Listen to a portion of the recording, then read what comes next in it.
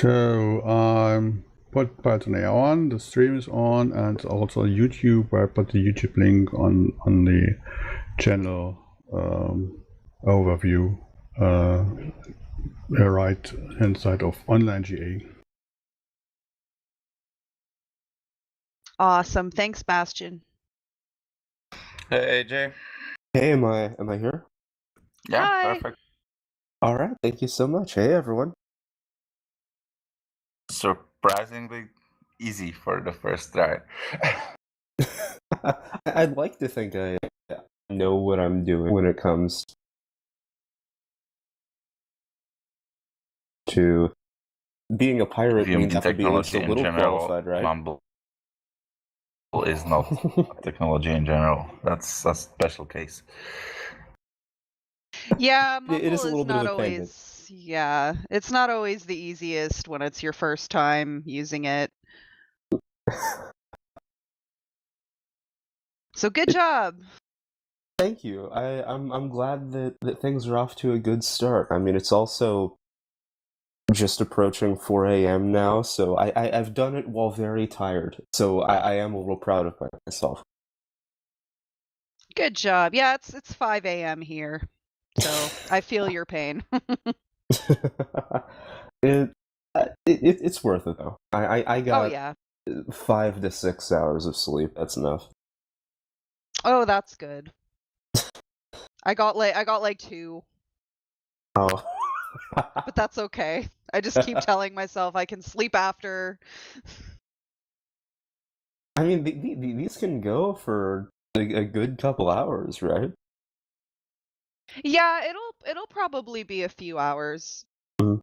It shouldn't take all day or anything, but yeah, we'll be here for a few hours.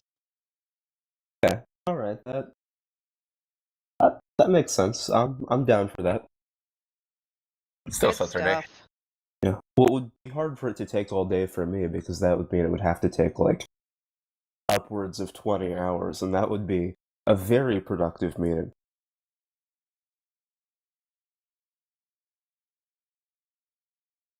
Or a Depends. terribly unproductive meeting. I mean, I guess it depends. Yeah, on your definitely Yeah. productive.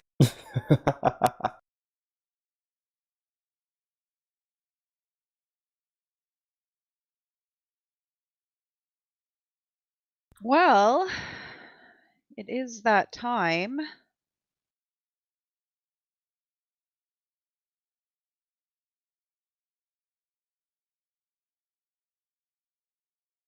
Oh, this is set up so strangely. Some of you are down here in the official delegate set.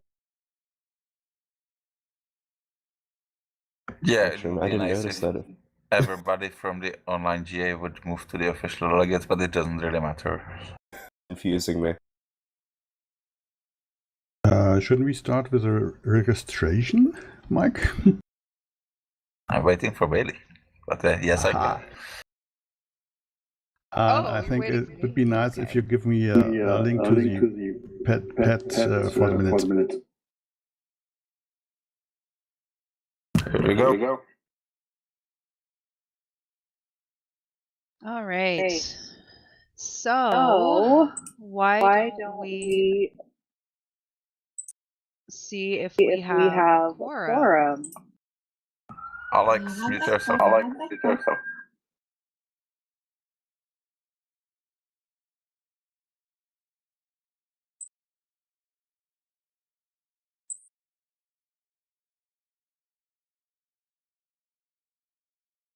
Hello, Exile. Hi there. Anybody hear me? Yeah. Yep.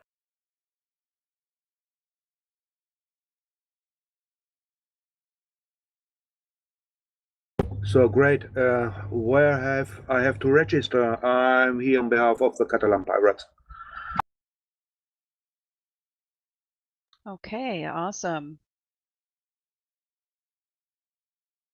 Oh, So Bailey, how you doing? Hi. Hi, I'm good. I'm good. Just yeah. We're just about to get started here, I think. How about yourself? Yeah, I'm okay. By the way, happy Canada Day or fourth of whatever. I think it's something like bank holiday in Canada today or yesterday.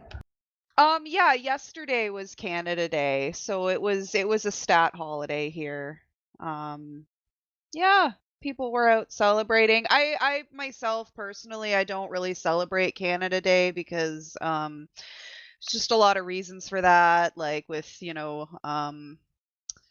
like indigenous issues and stuff and just the whole colonialism thing. It's in my opinion, there's not really a whole lot to celebrate. It's like celebrating genocide basically. But yeah. But thank you. I surely understand your point, but that's why I compared it to fourth of whatever in USA.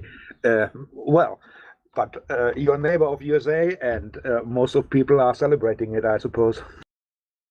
Yeah, we still go strong for the 4th of July in the US. I mean, in the US Pirates Discord server, we joked and called it Genocide Day yesterday because it's unfortunately true, but doesn't stop us from firing off fireworks and going outside on the grill.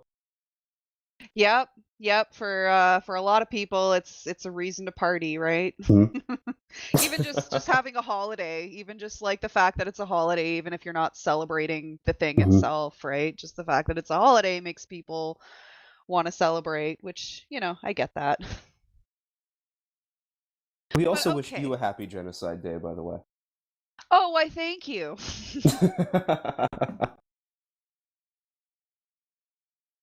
All right, so let's just get people registered here. So we have Roland from Pirate Party Austria. We don't, as far as I know, as far as I can tell, we don't have anybody from Belgium. Brazil, we are expecting Brazil. I don't think we have anybody here from Brazil just yet. We have Exile for Catalonia. I see that Mauricio just joined. Hello, Mauricio. So we have Chile here. We have Mike and Veronica from the Czech Republic. We don't have anyone from Estonia. We don't have anyone from France. We have Germany. So we've got Bastian and Tigby. We don't have anyone from Greece or Hungary. We have Keith from Israel. No one from Italy, no one from Luxembourg. We have Mark from the Netherlands. There's nobody here from New Zealand, either Pirate Party New Zealand or Internet Party New Zealand. We have Linda and Svein from Norway. We don't have anybody from Poland. We don't have anybody from Portugal. We have Alexander and Artyom from Russia. Nobody from Serbia, nobody from Slovakia yet, although we are expecting them. Nobody from Switzerland, as far as I can tell. Nobody from Tunisia or Turkey or Ukraine or Venezuela. If I have made any mistakes on this, please let me know. Rudolf from the New Slovaks just wrote that it's gonna be 5 minutes, and it's about 4 minutes since he wrote it, so any minute now. Okay, all right, that's great.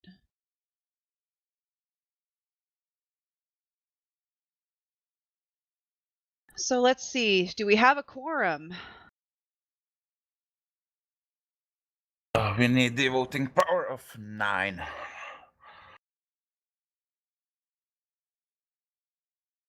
I think we're at 8 currently.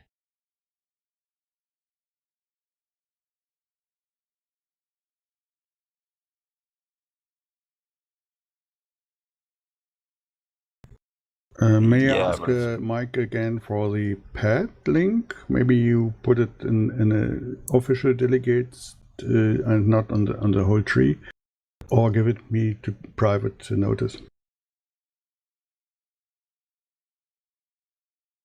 Can you see it?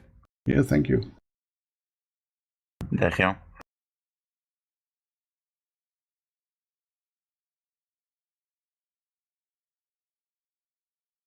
Yeah, I believe we're at 8. So with Rudolph, that will be 8.5, and we still need somebody else.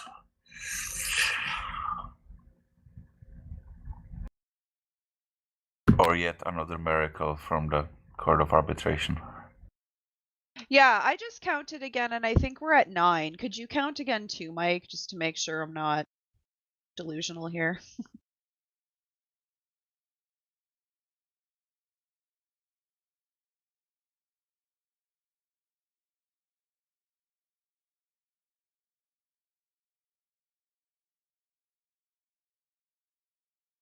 Okay, now I see 9. I have no idea whom I missed.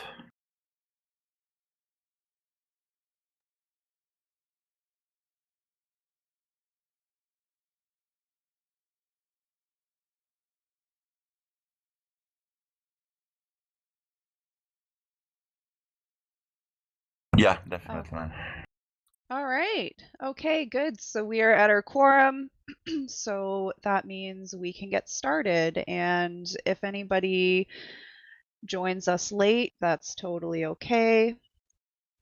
We've got the stream going. We've got the link to the pad in the chat. Okay. Good stuff, guys. So now we're going to officially open the General Assembly. So hello, everybody, again. Welcome to the PPI General Assembly, our mid-year General Assembly. Today is Saturday, July 2nd, 2022, and it is just about 10 minutes after 10 minutes after 9 a.m. Universal Time. Technically 9 minutes, almost 10 minutes. So after 11 Europe time, and then in Eastern Time Zone, we are at just about 10 minutes after 5 a.m. So thank you all for being here. It's really good to see you guys. Everybody should have a link to the pad. If you still need it, then just let us know. We can throw it in the chat. We are currently streaming through Pirates on Air. So thank you to Pirates on Air, who are also doing the recording. And this meeting is being streamed to the internet through the Pirates on Air website, and then I believe there's a YouTube link as well. So,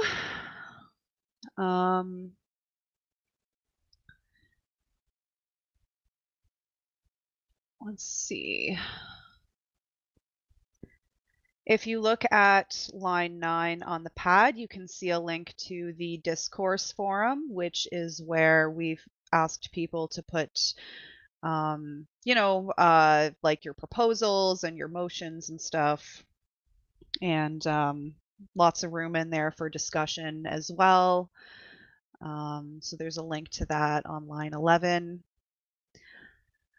And why don't we take an official roll call? We did this kind of quick just to make sure we had quorum to get started, but now we'll do an official roll call, okay? So I'm going to call out your party name, and then if you're the delegate from that party, if you just respond, say hey, or present, or whatever, just to let us know that you're here. Pirate Party Austria. Present. Good morning, everyone. Good morning. Pirate Party Belgium. Pirate Party Brazil. Pirate Party Catalonia. Present here. Awesome. Pirate Party Chile. Present. Excellent. Pirate Party Czech Republic. Present. Hello. Awesome. Pirate Party Estonia. Pirate Party France. Mauricio, could you do me a favor and just mute yourself? Just getting a bit of an echo is all.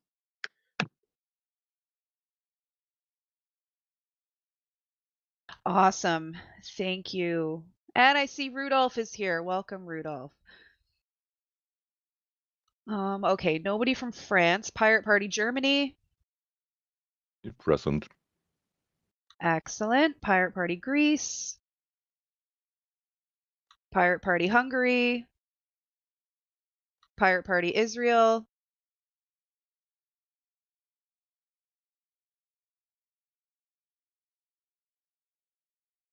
Did we lose Keith?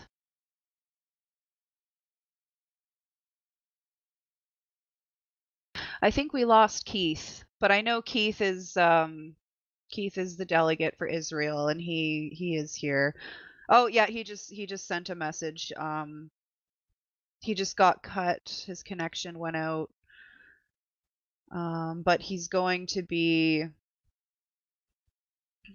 Yeah, Keith is having some trouble with his connection, but he should be back soon.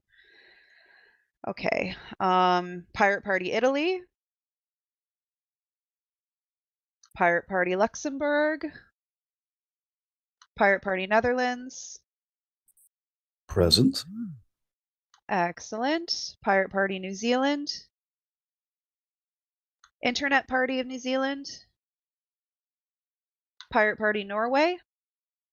Ben and I are present. Awesome. Pirate Party Poland. Pirate Party Portugal. Pirate Party Russia. Yes, we are here. Awesome. Pirate Party Serbia. Pirate Party Slovakia, the old one. And Pirate Party Slovakia, the new one. We have Rudolph here. Pirate Party Switzerland. Anybody here from Switzerland? Okay. Pirate Party Tunisia. Pirate Party Turkey, the old one. Pirate Party Turkey, the new one. Nope. Welcome back, Keith. Pirate Party Ukraine. Or Ukrainian pirate community. No. Pirate Party Venezuela. Okay. Well, we do have a quorum, which is good. We have 9. And possibly 10 soon. We'll see. Is there anybody here from any of our observer members?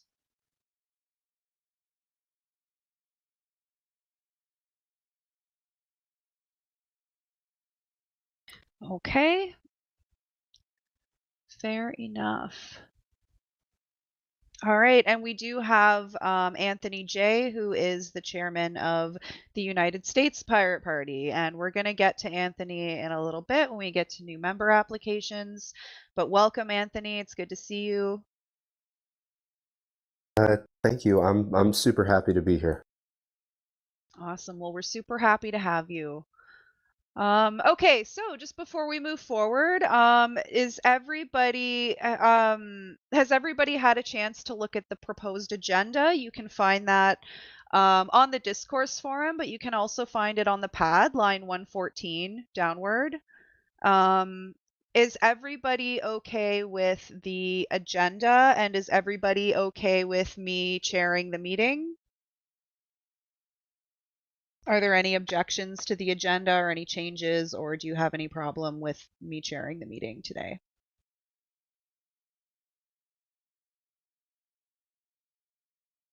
Okay, I'm not hearing any objections. Awesome. Thank you, guys.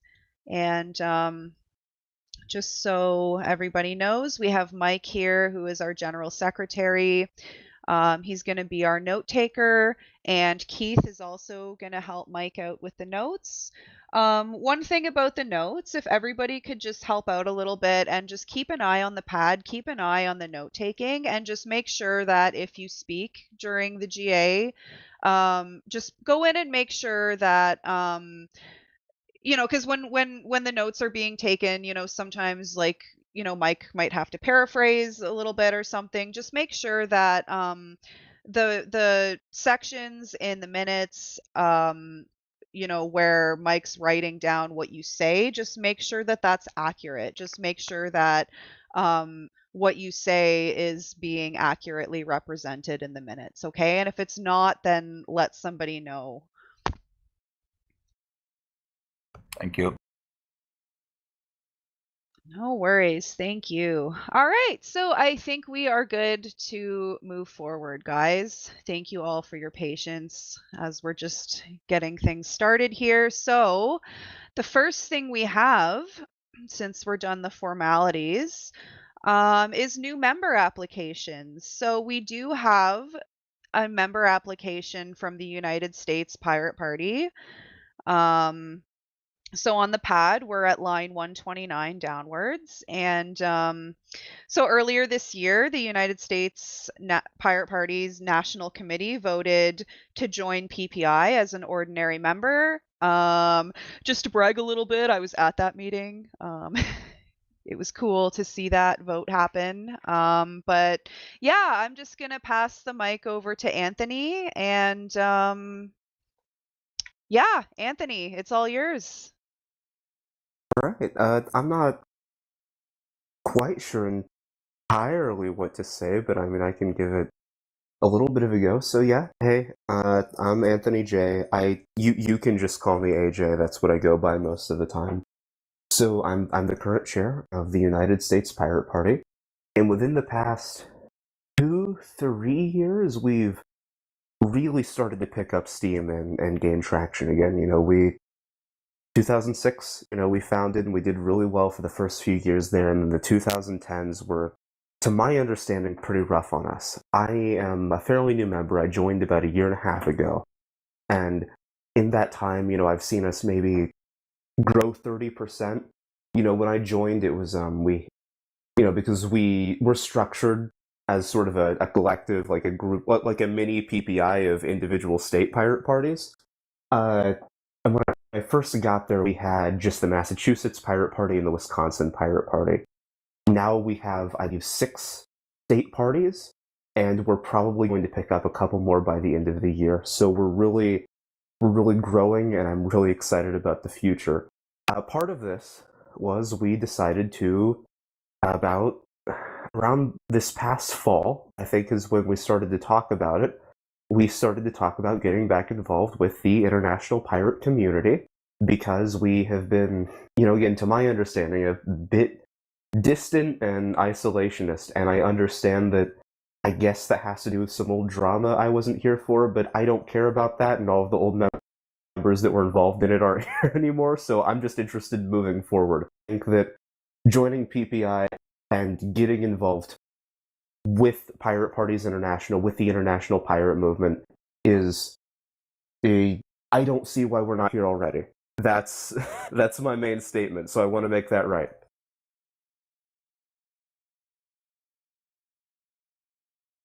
Awesome. All right, thanks, Anthony. So there's some documents that you guys can have a look at if you haven't already. There's, everything looks pretty public. As far as, line 142, there's a note here. All the information about the inner workings of the U.S. Pirates can be found on their very detailed wiki page. And the main ruling document of the USPP are their bylaws, and there's a link to that as well. So does anybody have any questions for Anthony, for AJ?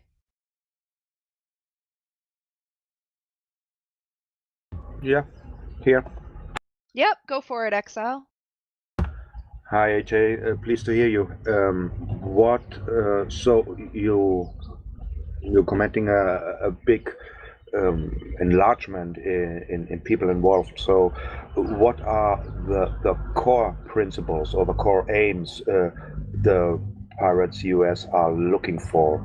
Is this only a certain group of internet activists, or are you going for a full program talking about environment and economics? Or where are the cores?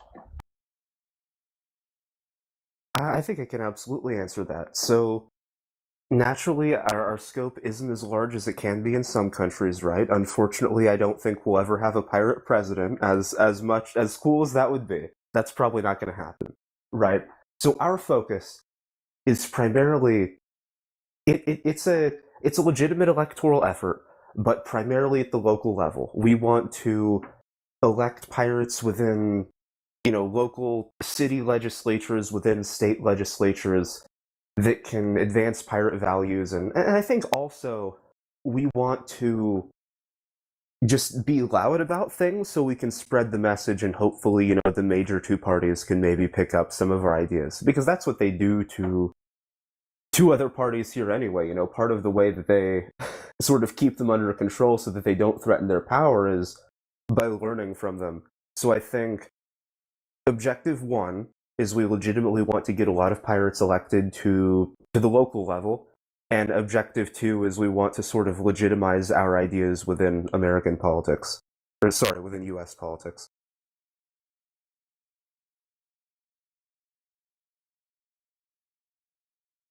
Awesome. Does anybody else have any questions?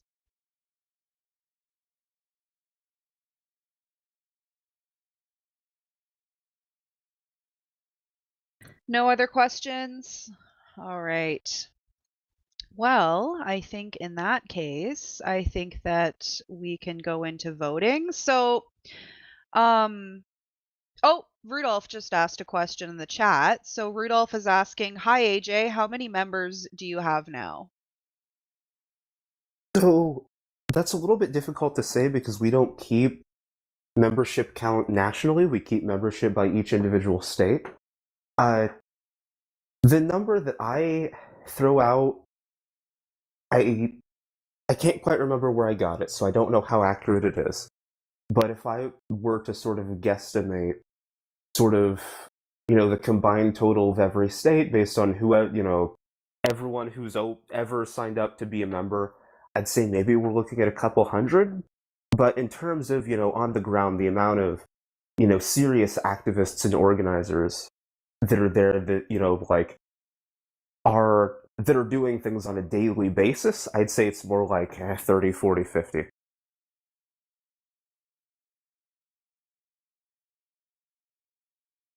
Okay. Chair? Thank you for that. Oh, Bastion? Yes, I put the link to the US parts in line of 155, so anybody can look what they are doing. Awesome. Thank you.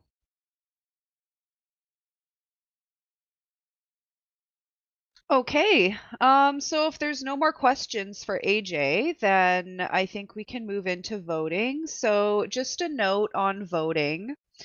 You can see above the official delegates channel, you can see that there's a little section called voting. And if you expand that, then you can see there's a yes, no, and abstain. So when it's time to vote, just move into whichever room is reflecting your vote. So if you're voting yes, you go into the yes room, obviously. And just make sure that don't leave the room until we say so. Just because we have to count the votes for the minutes, right? So just make sure that you stay in the room until we tell you to leave the room, just to give Mike and Keith and myself just a few, enough time to properly count votes. So everybody is welcome to go ahead and vote, go into whichever voting room you're going with, and yeah. And most importantly, just one person per party. Yes, that's another thing. Yeah, try to just keep it with one person. Such as Manuel party. and Maurizio being there right now, both of them. Yeah, guys.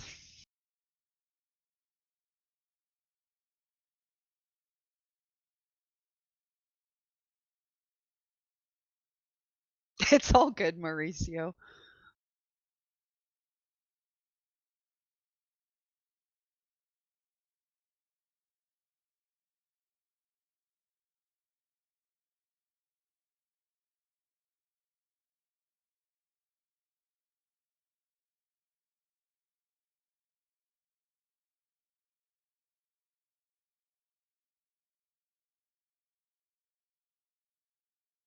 So if I see correctly, everybody is in yes. That's what I'm seeing.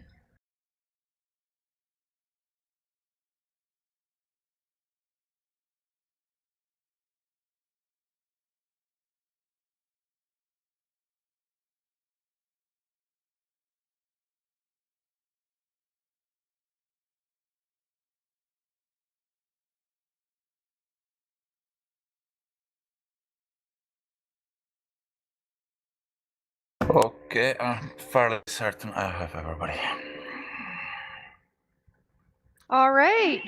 Well, it looks like we have a unanimous yes on membership for the American Pirate Party, United States Pirate Party. So that's awesome. Congrats, AJ and USPP, on becoming members of PPI. Thank you, everyone. I am really excited for the future. I think the Pirate National Committee will be thrilled to hear about this tomorrow. Well, that's awesome. We are thrilled to have you and welcome. And Anthony, now that USPP is a member, now you are considered an official delegate, and you now have a vote.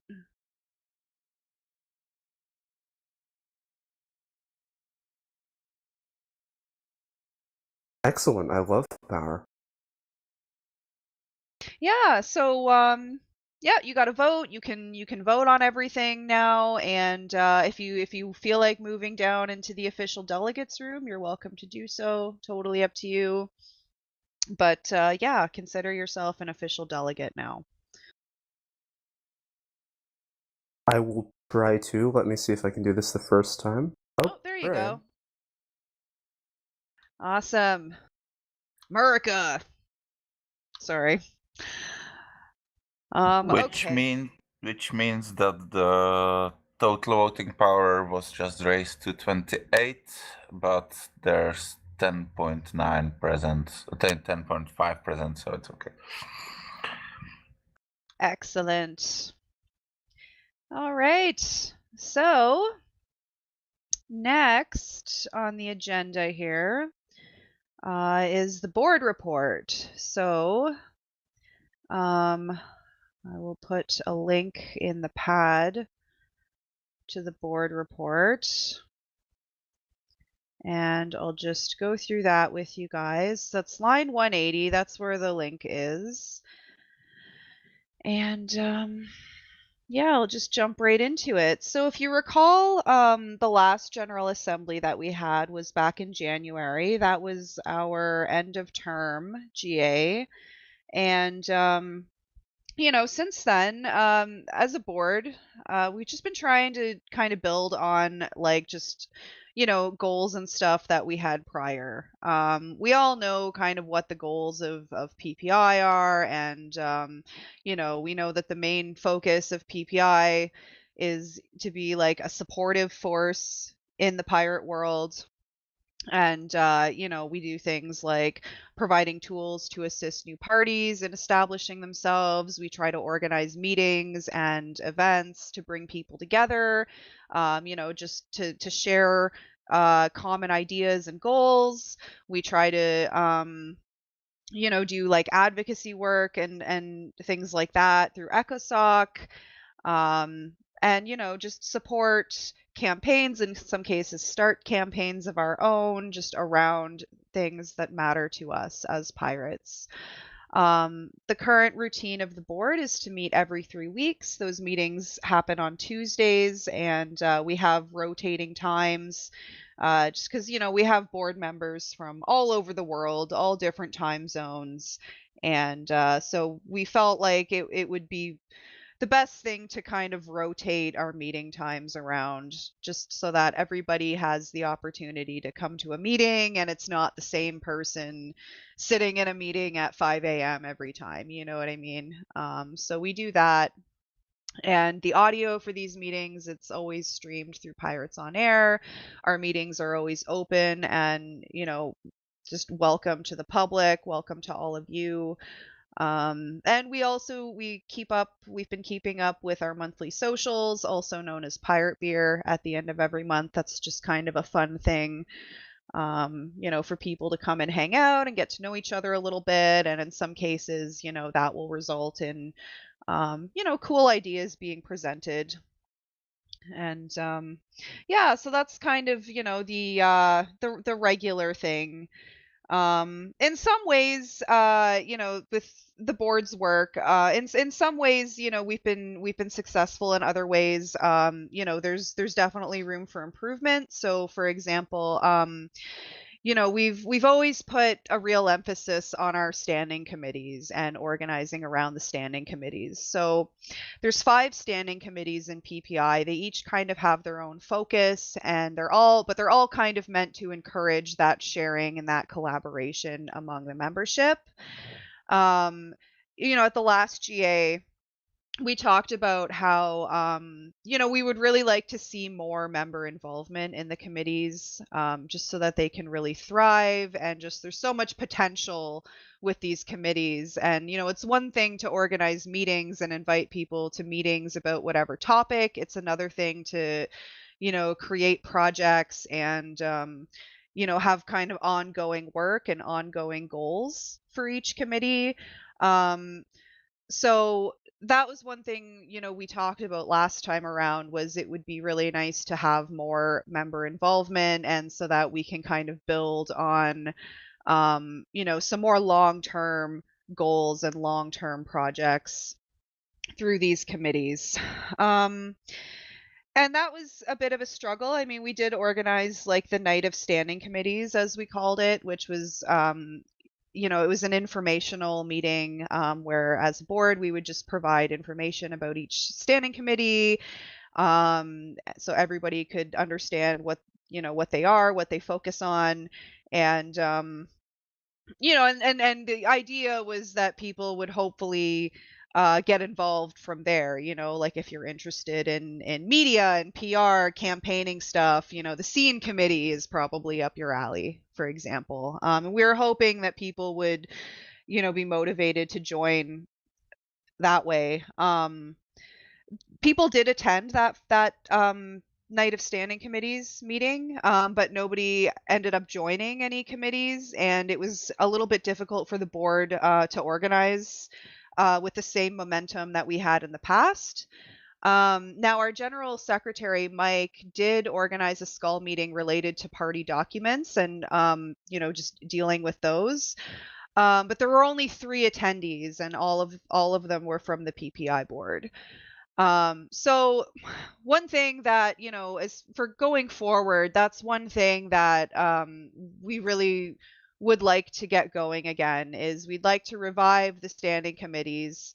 And, hopefully people can kind of get remotivated, and, maybe we can do those regular meetings again. And, if you guys have topics that you'd like to discuss with the international community, if you have anything that you want to talk about with other pirates and share your best practices on or learn about, bring them up to us, because, we would be really happy to like help organize these meetings around these topics. And like I said, just try and build that momentum again around the standing committees.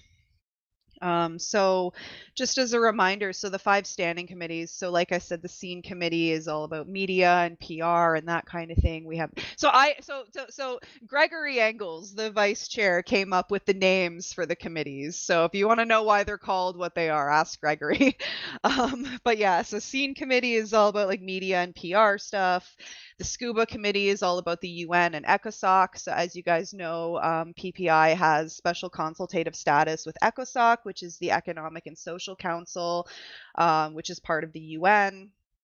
And so we can participate in those events. So the scuba committee deals with that. So if you're interested in the UN stuff, you definitely want to look at the scuba committee. And the scuba committee also deals with conferences in general, and there's a few of those which we'll touch on as well. The skull committee is all about just internal party processes, whether that's like Mike's meeting about documents, or if it's about statutes, or about IT related stuff, you name it. We also have the Scurvy Committee, which is all about finances. And then there's also a joint PPI and PPEU working group. And then as well, we have, so in March, several delegates from PPI member parties, as well as board members, came together to start the Pirates for Ukraine campaign after our Pirate Party Norway chair, Svein Morkdal, traveled to Ukraine and was delivering aid to refugees. So this was an ongoing effort to raise funds to support Svein's work, which mainly focused on delivering medical aid. And that campaign ended in May. And if I'm not mistaken, with the PayPal and bank account donations combined, I'm pretty sure it was almost, now Bastian, correct me on this, but I think we generated almost 1,000 euros. So we did that. There's some conference stuff as well. So PPI sponsored the Pirate Security Conference, which took place in June. There's the Think Twice conference, which is being organized right now. Maybe Keith or somebody would like to expand on that. Pirate Summer Camp is coming up in August. Gregory would be the person to talk to about that. Mike just attended an ECOSOC event in Vienna on like cybercrime. And Mike, if you want to talk more about that, feel free. And then Keith's been doing a lot of work on the PPI DAO, which is also going to be like a larger discussion later in the meeting. So something that hasn't changed is, we still have technical resources to support new parties being established. And, we still have the PPI clinics, where we meet with members from a new party. They kind of tell us what they need to establish themselves. And, with help from Bastian, we kind of, just see what we can provide for them to help them out. So we didn't have any PPI clinics this term, but that is something that's always available, and you don't necessarily need to be a new party either, like to ask us for any kind of support in that regard. So just something to be aware of. So I think that, there's so much opportunity here with what we can do with PPI and just through this big network of pirates. And I think that, going forward, there's a lot of ways that we can continue to expand on what's already been done. And, as we're always saying, like, we always want to hear your ideas. We always want to hear your feedback. Don't ever hesitate to come to us if there's anything on your mind that, you'd like to maybe work on with the pirate community. We're always open to it. And these things really work best when lots of people are involved and, people are sharing those ideas, and we can, really get everybody motivated to work together on these things. So, does anybody have any questions or anything related to the board report or the board of PPI's work this year so far? I have more of just a question about, so I can't promise anything, but I'm sure that if I, made these made the committee opportunities available to the U.S. pirates, some of them might be interested. So how would I go about getting the right information to people that might be interested in joining? So it's do you mean like do you guys have topics in mind, or do you just mean like Not really. I just, in general, there might be people that are willing to help out. Cool, yeah. I mean, really, all it takes is just somebody coming up with a topic, and we go from there, honestly. Like, we just, it's like we come up with a topic and then make an invite for it, get the invite out there, show up to the meeting, and that's the process, really. The challenge is just, And I know that like time zones and stuff like has to do with this as well, and just the fact that like people are busy with national parties and life and stuff, and people can't always show up to these meetings. But yeah, it's pretty straightforward to set up, and it's just a matter of sharing information and hopefully people being excited and motivated to get involved. Okay, thank you. That answers my question. Okay, good. Bailey, Yeah. it's Wayne. Is it okay? I just wanted to comment. Yes, the Pirates for Ukraine campaign ended, but the work is still ongoing, so people know that. I'm in Warsaw heading to Kiev at the moment, actually. So I just wanted to mention it, so they don't think that we are not working, because we are. Thank you. Oh yeah, thanks for that, Svein. Thanks for letting us know. Yeah, so Spain is still doing the Pirates for Ukraine work.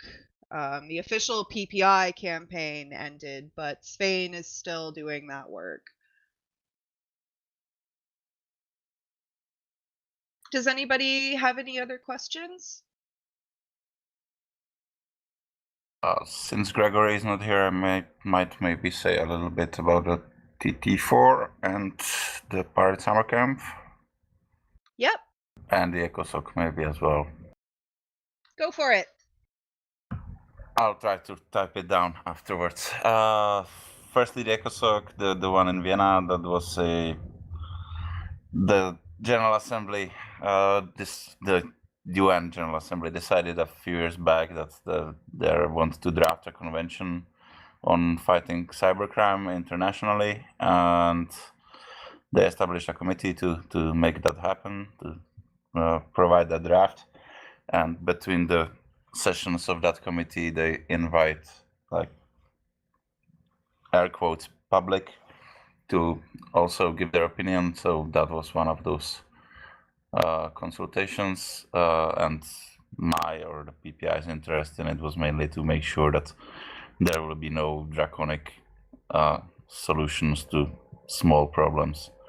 That human rights will be always held above the fighting crime. As far as the Think Twice conference goes, this is an invite for everybody, and if you know about any speakers very much in any field that concerns pirates, feel free to invite them. It will take place in Prague in August 6th and 7th, so in about a month. It's in a hybrid form, so it's going to be in person, but if somebody can't come, they can present online as well. It's going to be streamed. We have a theater booked. It's about for about 100 people, and it's going to be cool. And when we chose the date, it was supposed to take place about 2 years ago, but then COVID struck, and yeah, it's been postponed a few times. And now the board chose this date, so it would coincide with the Pirate Summer Camp, which is something that's being done every year for, like, I don't know, 7 years or something like that. And that one starts, it's 2 week long, and it starts on August 7th, so the second day of the conference. So when the conference closes, we just pack up everybody who goes there, 2 cars, and just go there. It's in Poland, but it's close to the Czech border, so from Prague it's like 3-hour drive. So everybody's also welcome to that. I will drop the links to the minutes as well for both. And now that we have the US Pirates, maybe if I think the New York party does exist, I'm not sure. Maybe you can provide also some people who would like to go to some UN events in New York, which we often struggle with. Geneva is fairly covered. I might cover Vienna, but if you would get, we also have people in New York, but there's never enough. Thank you. Awesome. Thanks for that, Mike. Any other questions or comments related to the board report?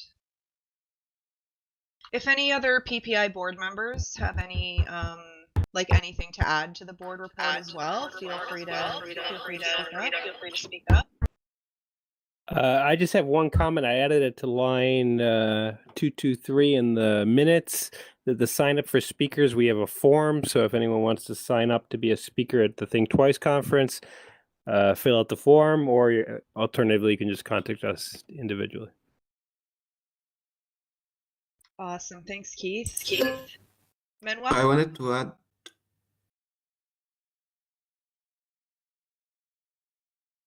May I, Bailey? Oh yeah, sorry. No, I was just calling you for your to speak.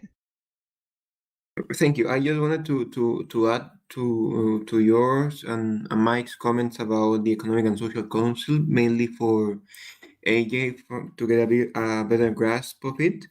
Within the United Nations system, there is a bunch of agencies dedicated to enhance international development and progress in general in economic and social areas, and they accept non-governmental organizations to supervise and contribute to those efforts as observers, and PPI has that status within the council. As Mike said, we have some work covered at the United Nations offices in Geneva, in Switzerland, and in Vienna, in Austria. And yeah, we have also a team in New York, but any extra help in that matter in New York would be appreciated.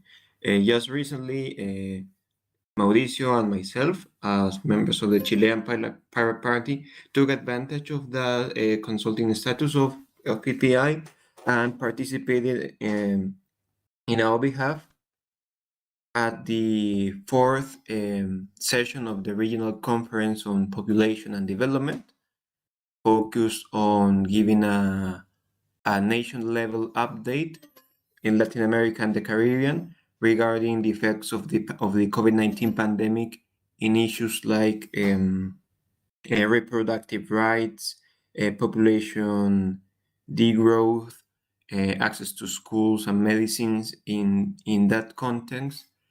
And we had the opportunity to hold some sort of accountability of the Latin American and Caribbean states on that regard, also as a space of networking with other members of civil society interested in that issue. So that's more or less the spirit of PPI participating on those kind of events, so that the pirate movement can keep a hold on those issues and get a grip on the documents and other products that come from those kinds of conferences. Thank you. Awesome. Thanks, Manuel. Exile, did you want to speak? Not really, sorry. Oh, okay. I thought you had your hand up. Okay. Does anybody else have any questions about the board report or anything you'd like to add? I just want to say, with everything else, just keep me updated. I'm pretty easy to get a hold of. Any way that the U.S. pirates can help that we have time for, we will help. Awesome. Good to know. Thank you. And yeah, like I said, any ideas that you guys have too, bring them up. Have to right now, since we're so focused on maintaining our growth and all of that stuff, I don't know if we're coming up with too many new fresh ideas at the moment, but you could probably borrow us for a couple hours, a couple days here and there. Yeah, cool. Sounds good. And yeah, it's good to have you guys here. Okay, so I think that brings us to the end of this section, the board report. By the way, guys, we only have one break scheduled currently, and that's the meal break. That's just because, usually, like, we've the last few GAs we've been getting through things fairly quickly. So, when we're putting the agenda together, it didn't really seem like it made sense to put a whole bunch of breaks in, just because we get through everything so fast anyway. But if at any point you guys are feeling like we need a break when there isn't one scheduled, then just say so and we can take a break anytime, okay? But I believe now we are at the treasurer report. So I'm going to pass the mic over to Bastian.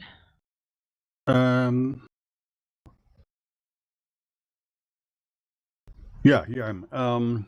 Thank you. I'm a little bit surprised that I have to provide a report because it's a midterm General Assembly. But nevertheless, I will do that, of course. At first, the PPI Board of Directors appointed treasurer from among its members. Since January 22, I'm appointed as temporary treasurer because nobody else wants to take over this nice job. When I get the necessary information, I put all the financials transparently on the PPI wiki since I launched that in 2014. But unfortunately, I do not have access to our bank account until today, so I have to rely on sending the bank statements.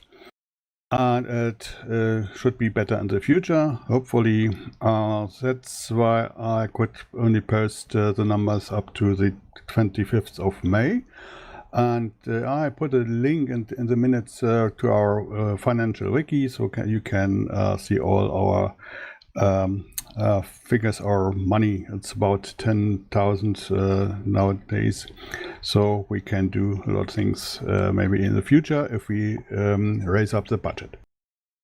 We maintain 2 PayPal accounts that I have access to, so this data is up to date and published in the PPI Wiki financial section already. For the Aid Ukraine campaign, as decided by the board, I created another certified PayPal account, which is now closed and continues as a general donation account. Because it's not so easy to get a PayPal business account which is certified by PayPal. You have a lot of things to do, and it would be a pity that we close the account for the future totally. Change the mail address of that account so we can use it for any further actions if you want. But that's up to the board. The Aid Ukraine campaign was closed, and having received a decision from the board to that effect, I transferred the entire amount on a third-party account at the same day as instructed. Bit surprised because this account is not verified, so I get a warning issue from PayPal, but I hope that the money is received there. Yeah, and I carry out all board decisions unless there is a serious legal reason to the contrary. So don't worry about that. If the board make a decision, it's we set up very, very quickly. We have another Bitcoin account on the Kraken platform, which is managed by Keys, and the account balance is on the wiki too. Nowadays, not so worse as in the past. Bitcoin is going up and down. And I also try to allocate membership fees to members. Each member which has a valid email address received a personal printout of their dues account to verify. I received some feedback, but not from every member. Sorry about that. And I tried to contact our lay auditors with my quarter reports, but received no response. In addition to my duties as a temporary treasurer, I take care of the smooth running of PPI's technology on a daily basis, and I'm chief editor of the Pirate Times, and that's my report from now. All right. Thank you, Bastian. Okay, questions for Bastian. I see that Desert Rolled is on the speaker microphone. Go ahead. Thank you. Since you're doing IT, also have a question. Is that all right? Yes. Pirate Party Austria filed a complaint on the 25th of May, so a little over a month ago. We find it kind of unsettling that 6 justices that are in the Court of Arbitration don't respond to this. So my question is, can you make sure that this email got forwarded to these people? As you can see in the wiki, there is a personal address for a Court of Arbitration. All members of Court of Arbitration have get the mails. I'm not allowed to control whether the email is done, but I tested this at the beginning of their office time, and I get received okay. I have no idea what's going on, but what we can do, I heard it today that somebody gets no mail. We can test it after that board meeting. General Assembly again, and that's the only thing I have to comment. And I received that thing for the Court of Arbitration too, because it's gone out to the board's address also. But it's a technical problem. If nobody has complained, we have no idea or we are not allowed to go into the mail accounts to check out what's happening. But now we will test it, and now we will see what's the problem is maybe.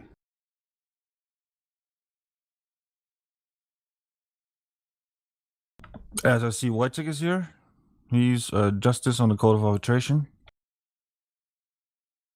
Yep. Hi, Wojtek. Hello, everyone. I hope I'm heard. I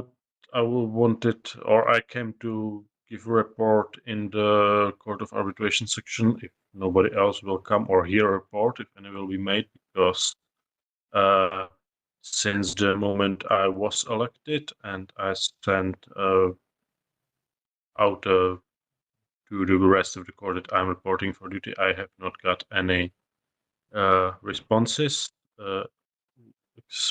except of that if something will occur, we will be summoned. So I was not summoned since January, basically. So there's that. So you can confirm that you never got that email? I never got any complaint or any summon to deliberate on anything. Thank you. Okay.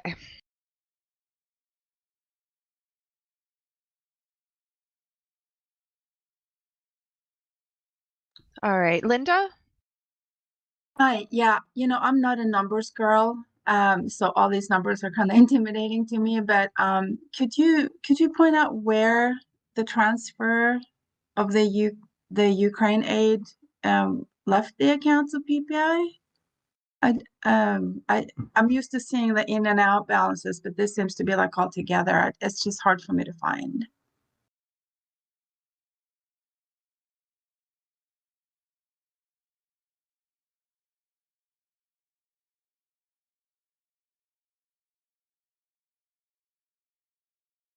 Bastian?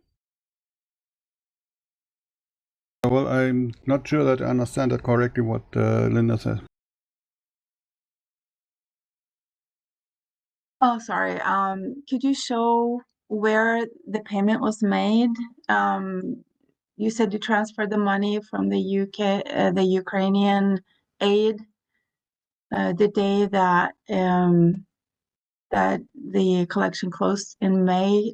Could you show where in the in the accounting that took place? Because I can't find it. Okay. Yes, I put that transfer receipt already on the wire channel, yes, I'm not allowed to. There's a personal data in it, but I can send it to you directly as a link on a private chat here. You can see that transfer receipt, and then you can find out where it's going. If you could do that, that'd be great. Thank you. And I just had a look into our mail admin ISP config. There are Ohad, Marcos from Germany, and not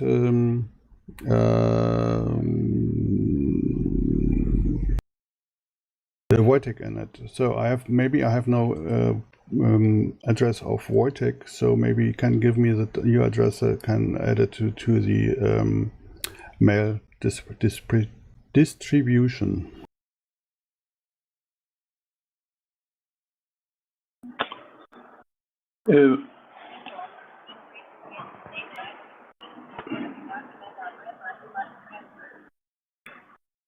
Okay. So Keith made a comment in the chat. He says that he has included a link to where the document on Redmine is for the funds transfer, and there's a link in the chat there. Svein, did you want to say something? Yeah, I just wanted to make one comment. On your website, the Pirate Parties International, there's the post about the Pirates for Ukraine. If someone just could edit away the link to the PayPal account from that article, I would be happy. So, and maybe just add that we have closed the campaign. Yes. You think that's possible? Yeah. Yep. Yep. Yeah. Of course. Yeah. Thank you.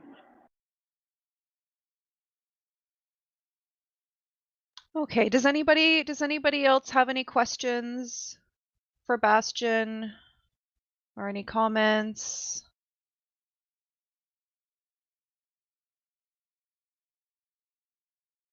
No? Okay. Bailey? Oh, yep. Okay, I see we got Linda on the mic, and then I think that was Exile. Yeah, it's just a technical question. You said you sent a link in chat to the information. I can't see any links in the chat. Okay. It went by a little fast, like I couldn't focus enough to catch all the details. So how you said we were going to get that information.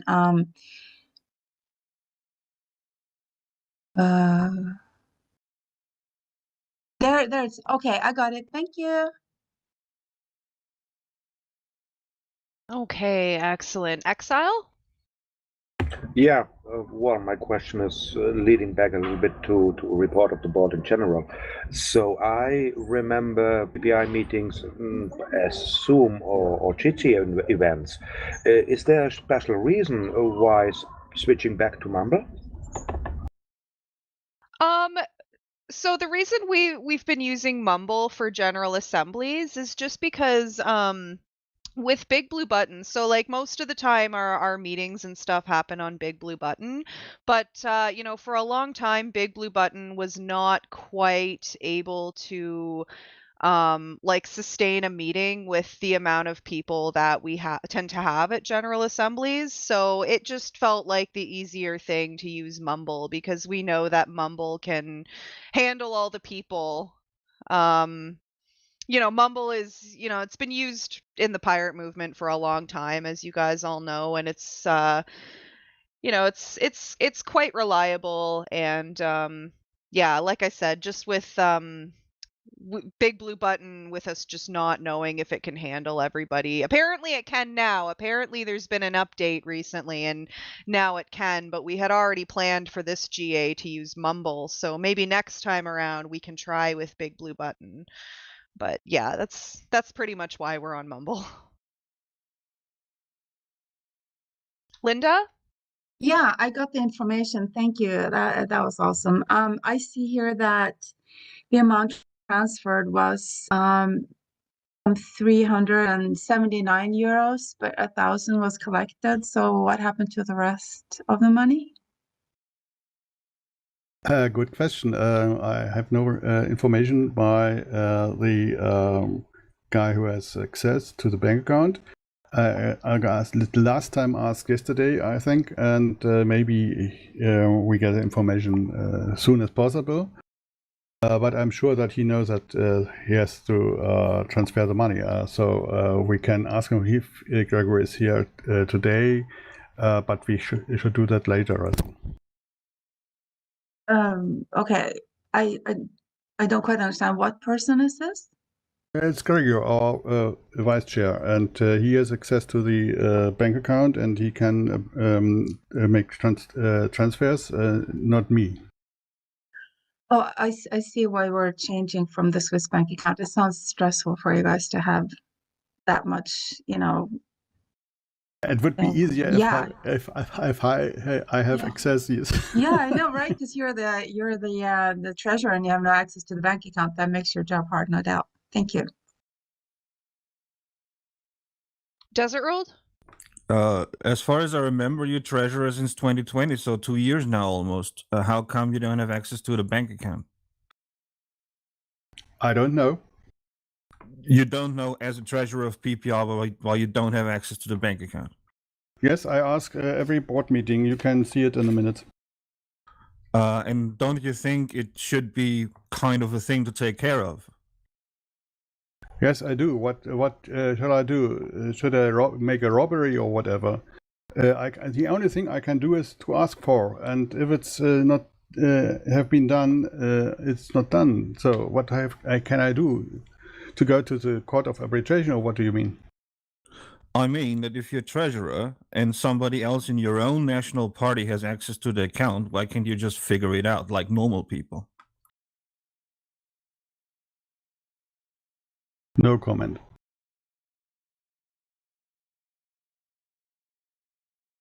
I mean, that situation confuses me as well, and I've said this a bunch of times too, but just because we were doing this thing where we were like mailing forms around and signing forms to give people access, and I thought that was like to give you access to the account, Bastion.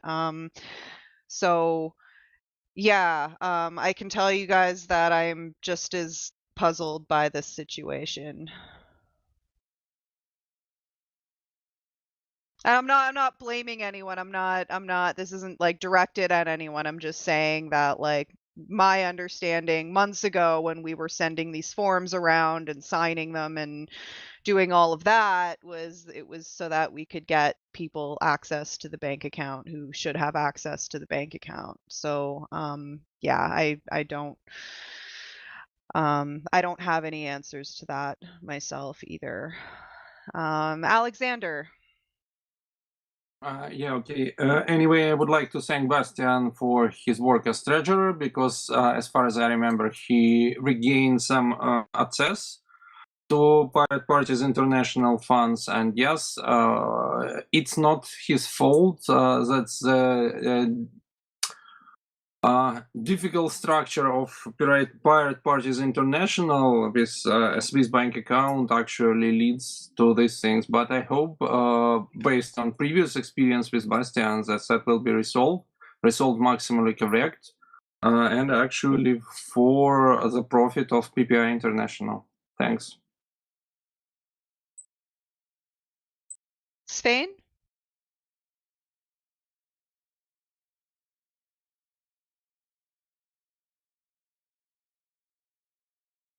Are you there, Svein?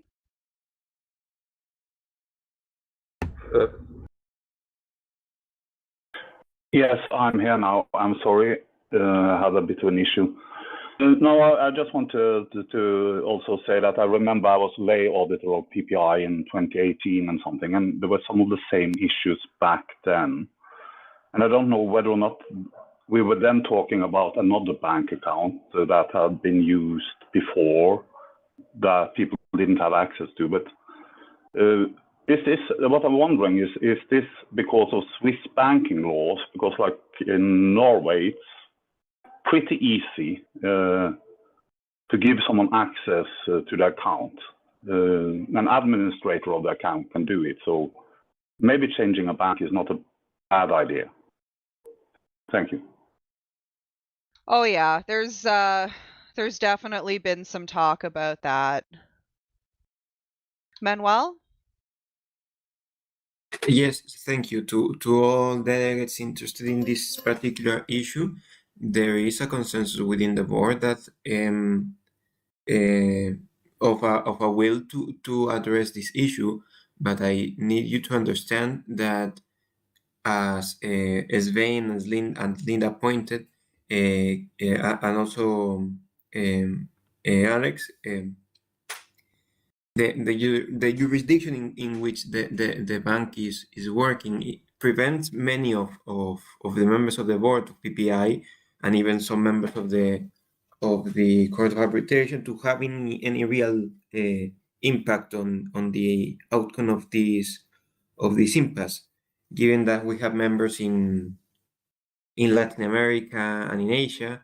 We don't really have any possible contributions or other than hearing from those who have more direct involvement in this issue, as well as suggesting us, as Svein said, to move the bank account. There has been some attempts these past months to fix this issue, but we haven't been able to have all members with a stake and admins to directly address this issue at the same meeting. So a chance to have progress, real progress in this issue has not been possible these last months, but we are still trying, as Bailey said, and maybe Mike will tell us afterwards. Maybe a reset of the financial structure of PPI is due, but we do have this issue in our top priorities, but we are trying to still figure out how to address it, given the international nature of the organization. Thank you. Thank you, Manuel. Mike? I wanted to raise this later as another business, but since we're already talking about it, yeah, I very much agree with Svein and Manuel. And we already spoke about it on some meeting earlier last month, the month before that, I'm not sure, that it's probably necessary if you want to change the bank to change our headquarters, which is seated in Switzerland. And the Swiss law requires us to have the Swiss account through which all the money flows. Therefore, changing the bank would require changing the domicile of the organization. And the consensus, at least at that poorly attended meeting, was that, yeah, it might be worth exploring and maybe move the headquarters to some country that we actually have some people in and where the banking laws are not so Byzantine as the ones in Switzerland, where it's no coincidence that saying that you have a Swiss account sounds strange to most of us, probably. Thank you. Thank you, Mike. Svein? Mike said a lot of things I wanted to say, like I would have raised the question, why do we have our bank account in a tax haven anyway? But when it comes to the international nature, I don't know how it is, but I've been working with this before and I'm still dealing with some accounts for different organizations. Like in Norway, if you are, and I'm not suggesting you move to Norway, that's another story. But is that you need to get like a D number from the immigration authorities, and then you will have all the rights as any Norwegians to the bank account. It's quite usual that you have foreigners on board of corporations and organizations. So it shouldn't really be a problem, maybe anywhere else, but in Switzerland and Liechtenstein and other places that I don't want to have a bank account. Thank you. Okay, thank you, Svein. Linda? Yeah, in the spirit of problem solving, since Gregory does have access, for the sake of transparency, which is so central to the whole pirate way of thinking, would Gregory be able to share the status of the Swiss bank account until we can get this account moved to a different country where the treasurer has access? I think that might be a good temporary fix so that we have full transparency in the interim. Yes, that's a good point, Linda. Thank you. Gregory is not present with us right now, but let's put that in the notes, and then this is something that should definitely get addressed. Maybe Gregory will join us today at some point, but if not, then like after the GA for sure. So Bastian and then Mike. Yes, there is an advantage that we have the bank in Switzerland, and we are a Swiss organization, because the bank takes care of our tax declarations. So we have to do nothing with the financial authorities. That's very easy solved in Switzerland. We have some experience with our headquarters. What a pity! What is a shame it is to fulfill the documents and so on. It's a lot of work to do. We have to do in Switzerland. We have to do nothing. Maybe it's therefore it's a good idea to have a Swiss bank account. Otherwise, we have to change our seat to another country, and then we can open a bank account there. But we are in a foreign organization, and we have to prepare tax declarations too. So let us discuss it in the board whether we can have a good solution for the future. But I can tell you, I'm a president of Pirates Without Borders, and we have also a Swiss bank account, and we have no problems at all with it. Thank you. Okay, thank you, Bastian.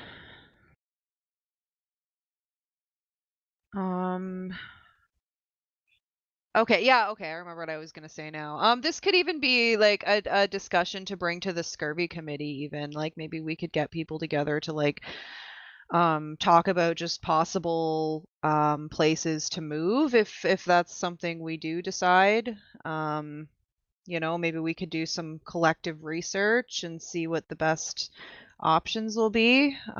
Just an idea. Obviously, we don't have to decide right here and now, but yeah, just throwing that out there. Mark?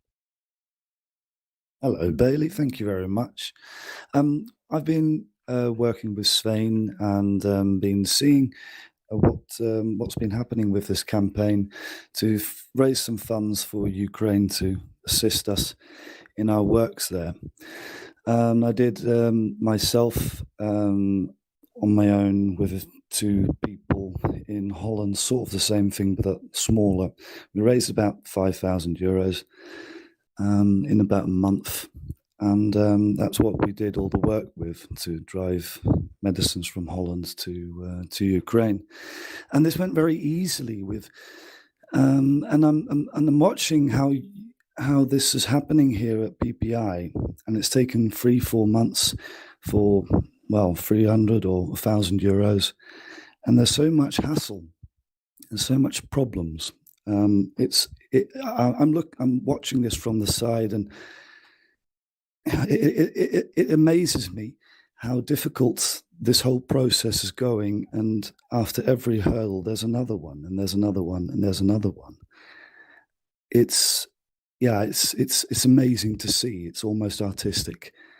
That's what I would like to share with you, and I hope we can resolve this really quickly, so that in the future, when we do something together, we can do things effectively, quick, and actually help some people instead of stagnate people doing the hard work. Thank you very much. Thank you, Mark. Mike? Yeah, I agree that, it was ineffective, it was slow, it was nothing like the work on the ground, and it was lagging behind, and it's a shame.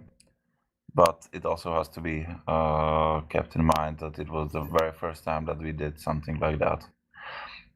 Even when I got the few €100 donation from the Czech pirates to the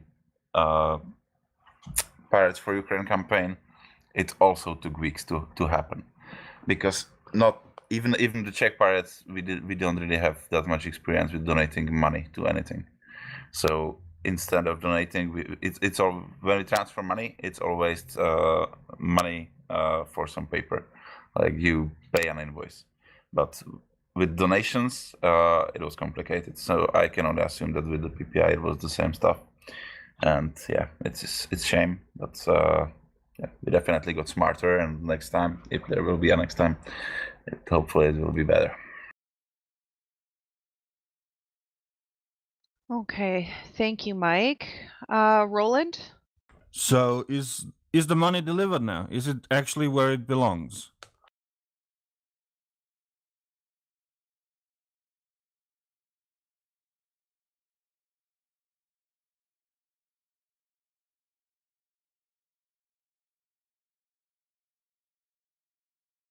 Well, I can try to answer a third time. The money from the PayPal account is delivered. You have a receipt. I have no idea what's going on with the bank account since 25th of May. I hope it's transferred, but the only person who can give an answer is Gregory. He is not present now. For the last time I say he is not present now. Thank you. And you can ask us several times more. It makes no difference. Svein? Yes, I wrote in the chat just what I'm now also saying, because the question came from Roll. I have received the money from the PayPal account. The money that were in the Swiss bank account is still not received, but I'm waiting patiently, and I'm spending them now, so I hope they'll come sooner or later.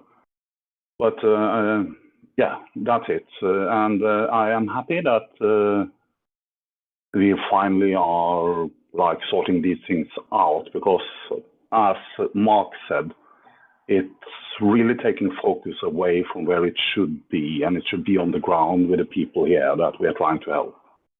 Thank you. Yep, completely agree with that. Mike? Just a technical question for the minutes. You said that you have received the money from the PayPal account. Did I understood correctly? Yes, I received them. Bastian sent them. I cannot remember now, but I have received the money from the PayPal account, but still not received the money that were held in the Swiss bank account. Yeah. But I can confirm, and I will confirm, and I can confirm in writing in the chat that I have received the money from the PayPal, but I'm still hoping that everything will sort itself out with the other money as well. So, and we are using it right here, right now. So, and I have receipts, and I'll send you everything when I have time. So I'm sorry. Perfect. I just didn't understand. You used the phrase "I can confirm," and I wasn't sure whether it was can or can't. So thank you. I will confirm that I have gotten the money from the PayPal account, or I am confirming. Yes. Thanks. All right, awesome. Okay, any other questions or comments or anything related to finances?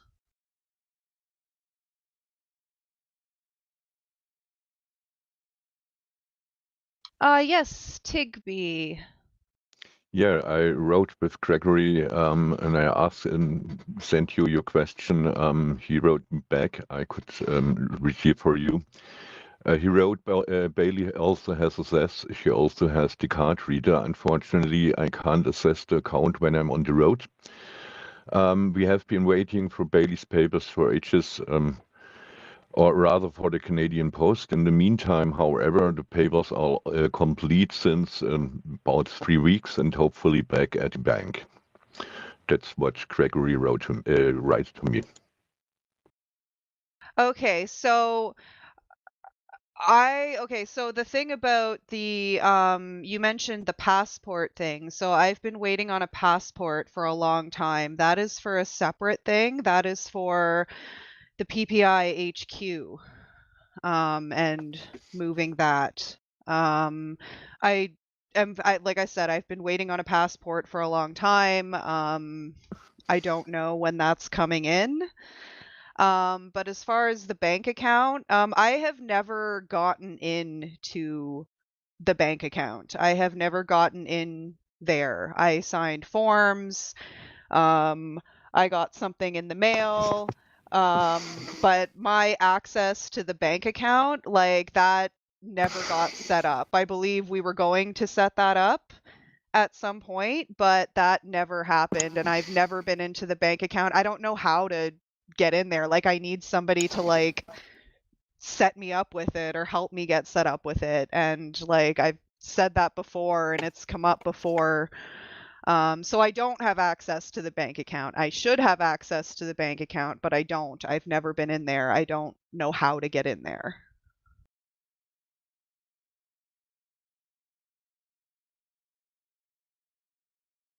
Okay, Svein?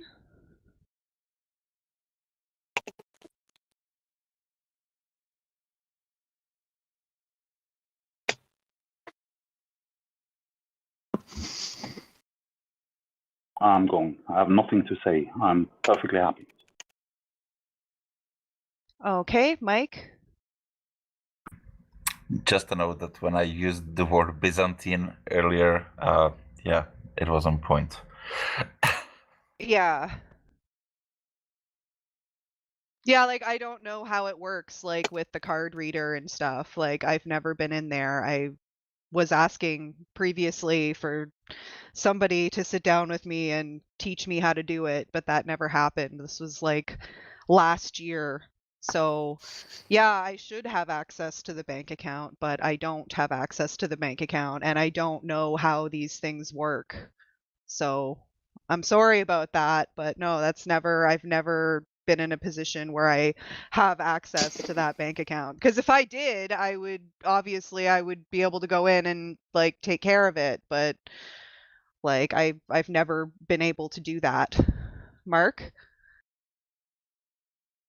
Thank you, Bailey. Is it needed that you have access to the bank account to have the money transferred, or because that's the impression I'm getting here, but I don't think it's correct. No, I mean Gregory should be able to do it. Like whoever has access should be able to do it.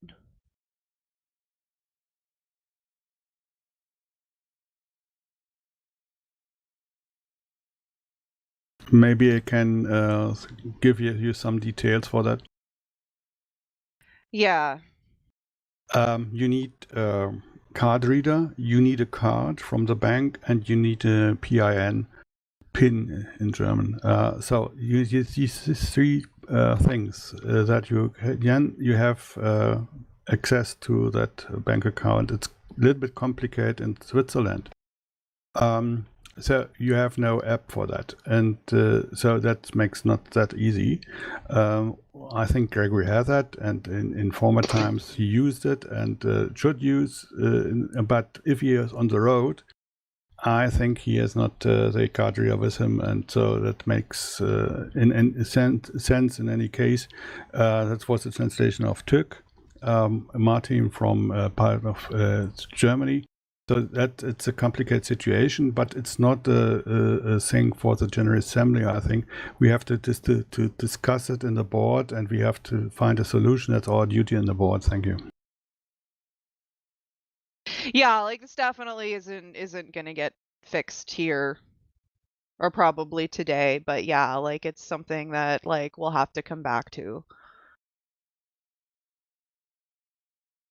And again, like if I had access to the bank account, like if it was that easy where I could just go in and do it, then it would have already been done. But yeah, okay. Mark? Thank you, Bailey. Well, for the value of transparency, I think it's really good that we're discussing this at the moment. And I think if someone has something to share more about this subject, depending on whatever perspective you might have, I think that would be really good to solve this problem for the future.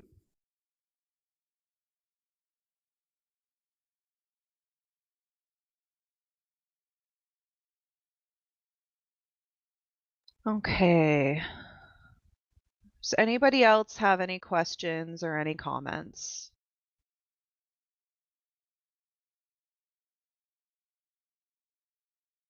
Veronica?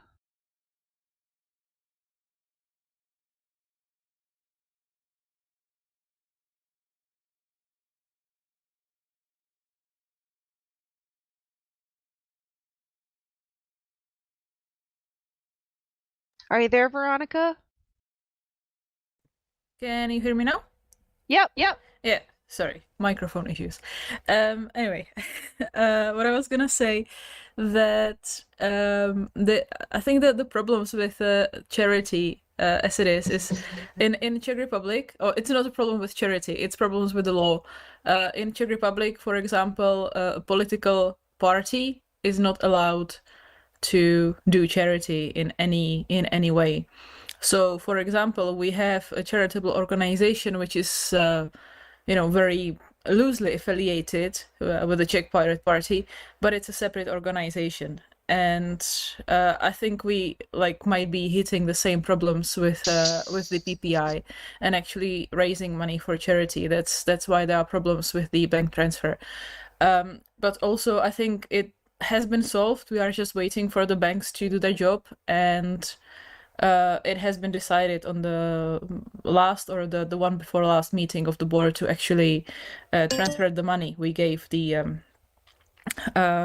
not order, but we made the decision to actually transfer it. So I think that should be sorted, for everyone, to hear that yes, it is being sorted. We're just waiting for the banks. And for the future, I think if we want to do a charity or raise money for a good cause, we need to look into ways how to do that better as a PPI. And if anyone has better ideas of how to raise money as a political party or international party, then that would be great. Thank you, Veronica. Svein and then Roland.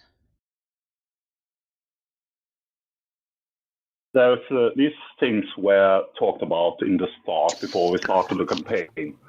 And we have the exact same rules in Norway when it comes to a political party and doing a fundraiser. So like you guys, you'll have a separate entity doing it for you. Like Norsk Folkhjelp, People's Help, Norwegian People's Help is basically a subsidiary of the Labour Party, for instance.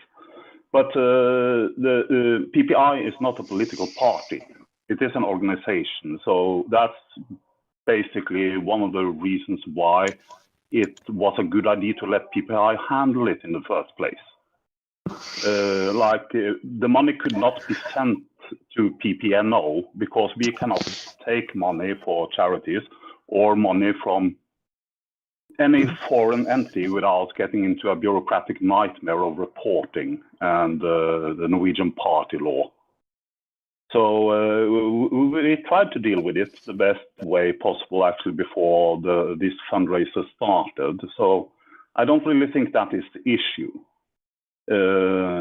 But yes, I agree. I think it's a learning experience for everyone. What I'm sorry for myself, what I think I'm a bit sad that it has taken a lot of attention away from what I really wanted to do. Like we have had buses going to Ukraine, bringing medical supplies down, and then refugees out. And we have more than 3,000 refugees that we have brought out from Ukraine, and more than €1 million in medical supplies delivered into Ukraine. And then this fundraiser have taken like 37 hours of my time, a full work week if I count everything. And I would rather have used that time on something more productive, to be honest. But I'm very grateful that we did it, and I think we should do more of it. And we should just learn from this and get ahead the next time it's needed. At least in Norway, the whole project has generated tons of good press that we haven't had for years, to be honest. Thank you. Thank you, Svein. Roland? Just want to point out that the reason the Pirates for Ukraine campaign put the financials in the hands of PPI was that they said, we're an NGO, it's not going to be a problem. So this was the promise that was made, and it ended up to be a lot of problem.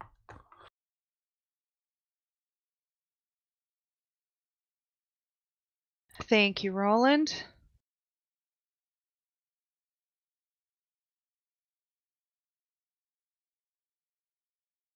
Exile? Yeah, I would suggest to have a break now, as we are now 40 minutes over schedule, and we started 10 minutes after schedule, which is rather unusual for pirates. Okay. Yeah, we can definitely go for a break after this. Does anybody have any final questions or comments or anything related to finances or anything we've been talking about?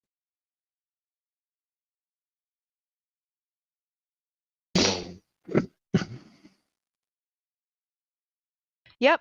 AJ?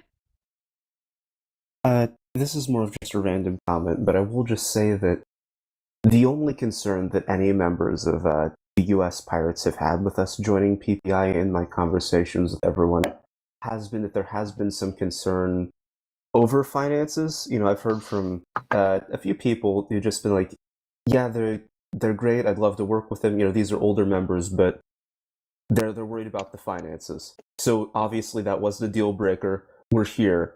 But I would like to be kept up to date on updates, because there are people within my organization that are sometimes a little bit nervous about PPI finances, and I would love to make them less nervous.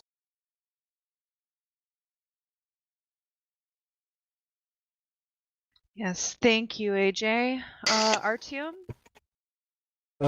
Yes, I've got one question. As you know, because of this whole situation, how we can do financial transfers because of maybe through crypto or any other means? Sorry, can you repeat that? Are there any alternative means for financial transfers? Because cutting off from SWIFT, etc., I think we only got crypto to do transfers, for example, for PPI. Yeah, so there's like the Swiss bank account, and then there's also the PayPal. So there's like the PPI PayPal account, and then there was a new account started for the Pirates for Ukraine campaign, like a separate PayPal account. And then there's also the like crypto account as well. Oh, okay, so probably only crypto is available for us. Yeah, it's like the Swiss bank account, PayPal, or the crypto. Yeah, I don't think I'm forgetting any. If I am, then somebody correct me. Okay, thank you. Linda? Yeah, just a question to the order. I see that under other business, we are scheduled to talk about changing the seat of PPI from Switzerland and also moving the bank account. So does that mean we're going to get to be able to vote on that and create a mandate for the board to follow up on that at the end of the meeting? Possibly. Possibly. It's something that we're going to discuss anyway. I know we've been discussing it a little bit now, but yeah, like it is on the agenda for later in the meeting. And we'll just have to see where that discussion goes.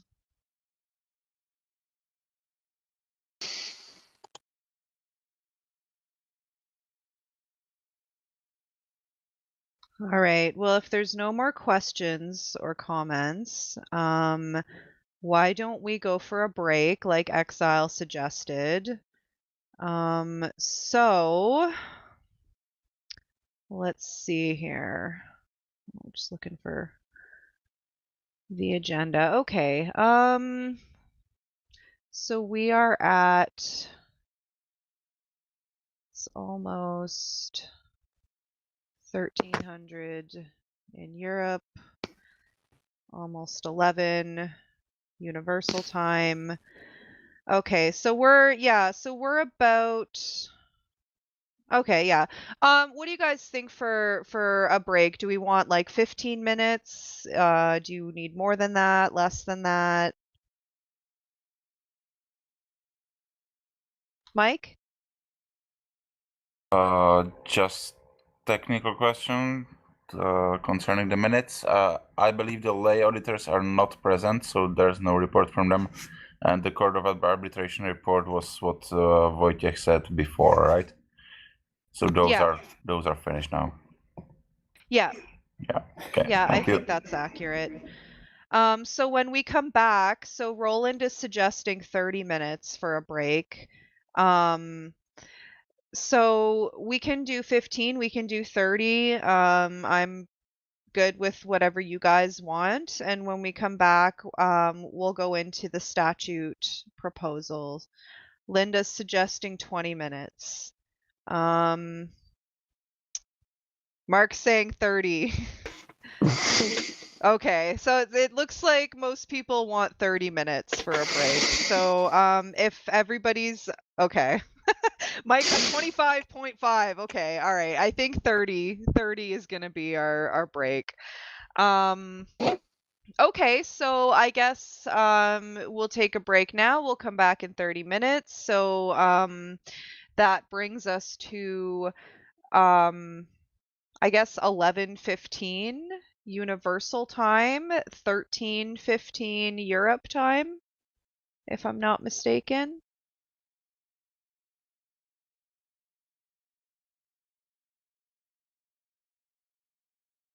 All right, so we will see you guys back here in 30 minutes. Enjoy your break, everybody.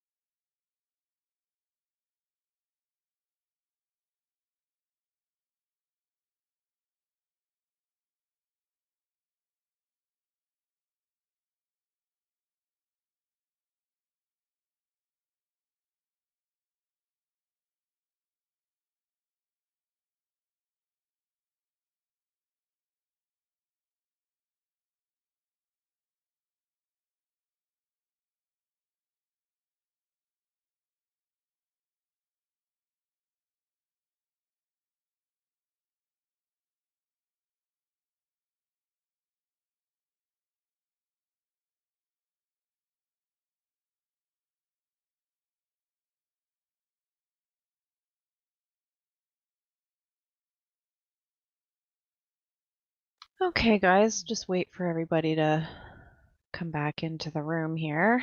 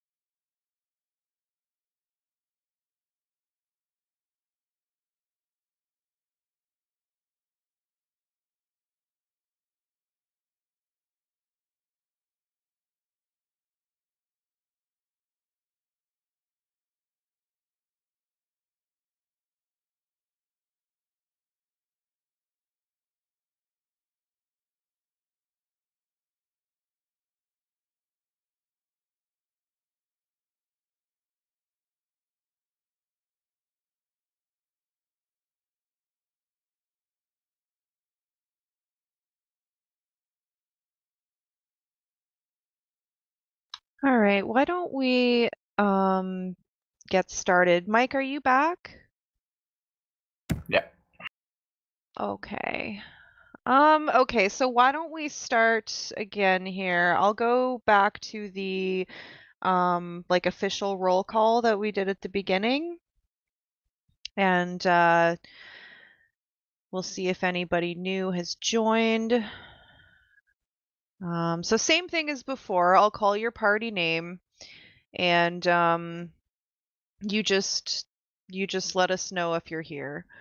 Pirate Party Austria. Present. Awesome. Pirate Party Belgium. Brazil. Catalonia. Pleased to be here. Excellent. Chile. We are here. Great. Czech Republic. Well, we know Mike's here. Veronica, are you here too?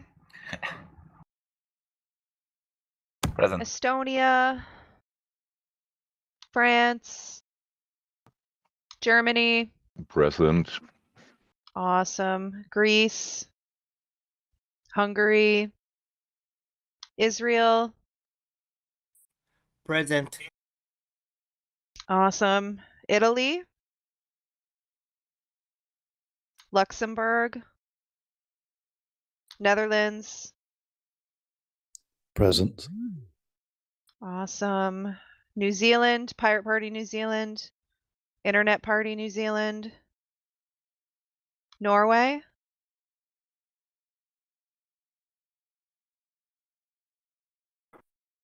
Yes, Norway is present. Both me and Linda is present. Awesome. Poland.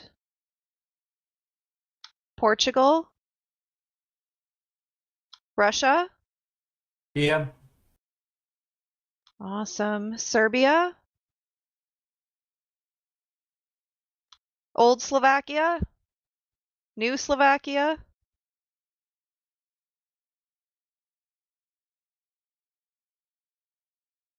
I see Rudolph is still in the AFK channel.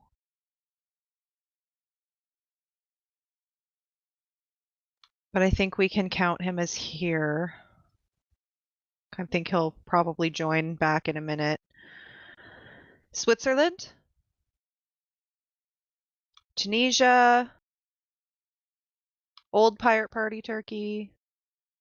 New Pirate Party Turkey. Ukraine. America. United States. I am present. That Awesome. sounds. It's fun to say. I am indeed present. It is fun. Do you mean Murica is fun to say? No, I just mean that, it's the first time that we've been part of a roll call, so it's a celebration. Awesome. Yeah. That yeah, I thought you meant at first Murica is fun to say. I Murica was is going to be also like, fun to yes, it say. is. It is fun. Maybe that was the wrong phrase to use. It makes it sound like I've said it before, but no, that this is fun to say because I haven't said it before. Good stuff. All right, last one is Venezuela, and I don't think they are present. Nope. Okay. All righty. So, do we have a quorum again?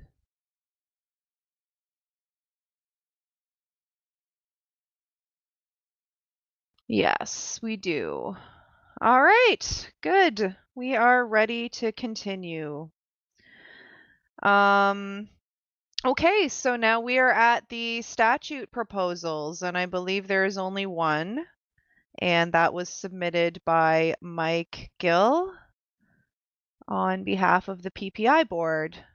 And okay, so I believe Keith is taking notes for this while Mike presents the proposal. Am I correct? Yeah, he's typing now. Okay. All right, Mike, it's all yours. Okay, everybody. So you might have already seen the proposal on the discourse. The main reason is Bastian already mentioned it before.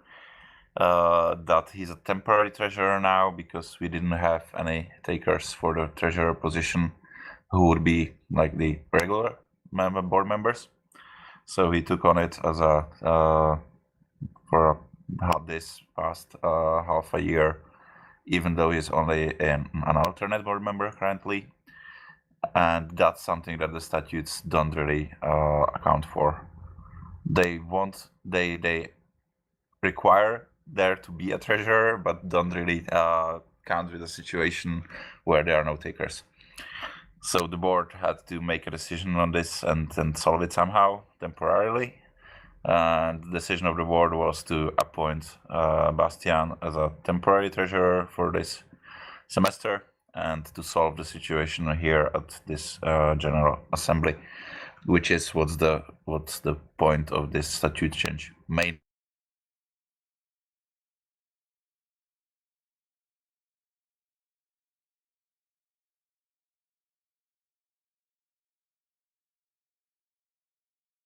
Okay. Thank you, Mike. So has everybody had a chance to look at the full proposal? If not, there's a link to it at line 380. Oh, sorry. Okay, so that's the link to like the Discord or the discourse proposal. Sorry. But line 385 also has a link to the Google Doc.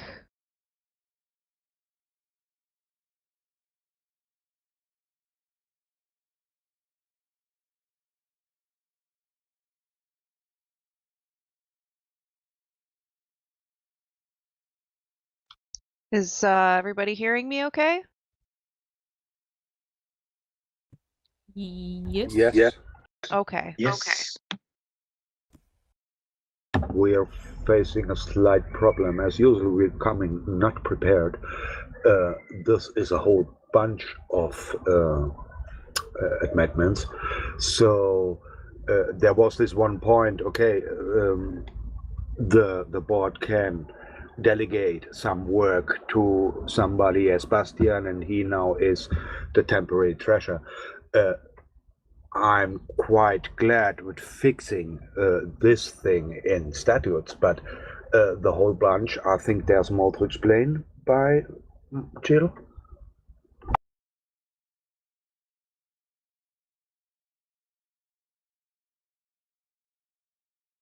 Wojtek? Okay, I discussed. I'm the one person that discussed this on the discourse. and I think the changes are mostly minor or some clarifications. I think if you take every one of you like 4 or 5 minutes to go through the table, you will understand that there are no significant changes. There are some clarifications on problems we identified years before, like what is the difference between position created by the board and office of the board. So I don't see any big problems. There would be another solution for the problem than changing the statutes, and that is to change the voting order or election order of the in the rules of procedure to elect the positions of general secretary and treasurer separately from rest of the board members. But I don't think it's a better solution because the membership of the board is really fluid as far as my experience go. Okay, thank you, Wojtek. Mike?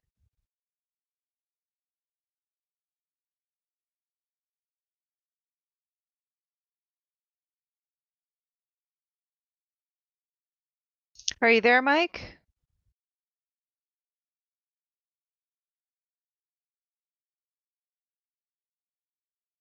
Mike, I think there might be some kind of issue because oh, okay, Mike's gonna restart Mumble. Yeah, I thought something might have been going on there. So we'll just give it a minute for Mike to rejoin.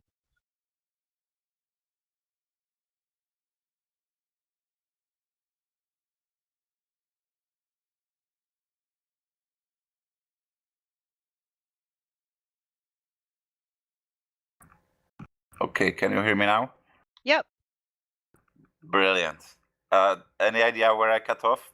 What did you hear before?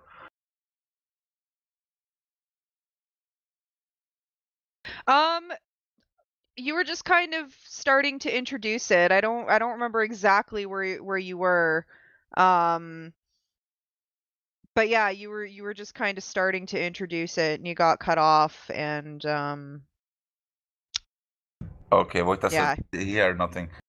It was a general introduction about why we're doing this. It's to solve the situation with the treasurer, which I believe somebody understood based on what Exile said.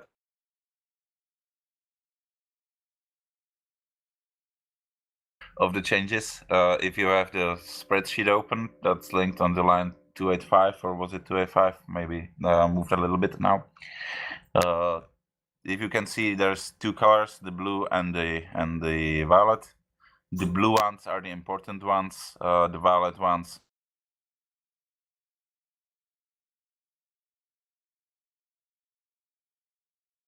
I think you got cut off again, Mike.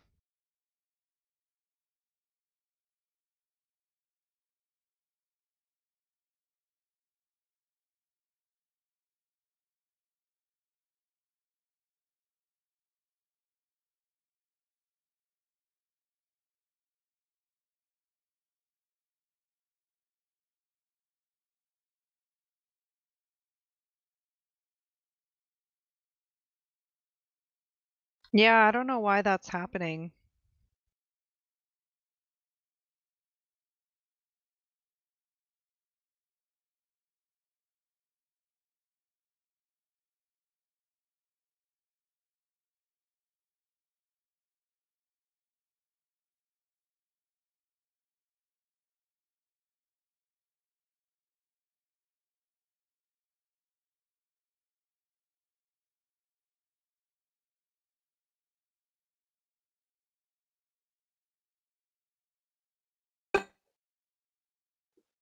Okay, can you hear me now?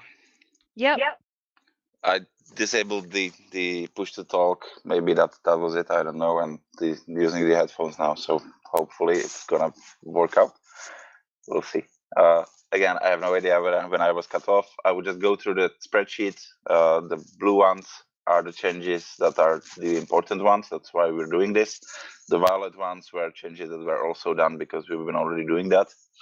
And the white ones are either no changes at all or something minor.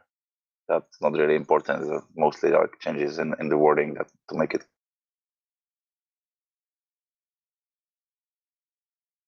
still hear me? Can somebody confirm, please? Yep. I'm gonna be paranoid from now on. On line 7 of the spreadsheet, you can there's a paragraph 12.4, and in the column E you can see the reasoning behind the change. In column C and D you can see the original text and the new text. And the reasoning behind this one, it was split into multiple sections because it was not really that clear. This is about how these positions are being elected. Nothing really changed. The point of this is for the alternates. Like this is the main point. So the general secretary and the treasurer, who are not elected by the General Assembly but are elected by the board, so they can also be elected from the alternate board members.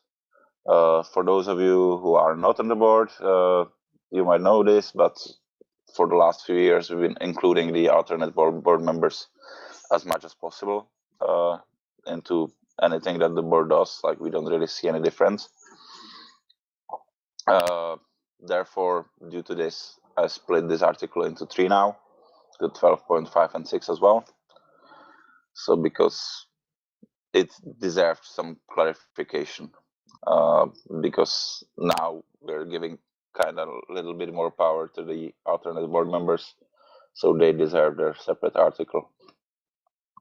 And if anybody has any questions at any point, feel free to stop me. The 12.6 mainly is there to clear that, because the original said something about holding just one position, and this is just to clarify that. 12.7, yeah, just clarification of the process of how the alternates are elected.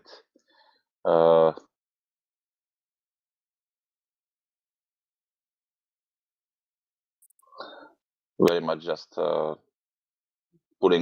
committing to paper the what we've already been doing for years, which is to include the alternates to the functioning of the board anyway. 12.9 is a newly added article to clarify the position of alternates during the board meeting, because it wasn't sometimes in the past clear whether the board member, if they're missing, whether they have to delegate their vote to the alternate board members, or whether that just happens by itself.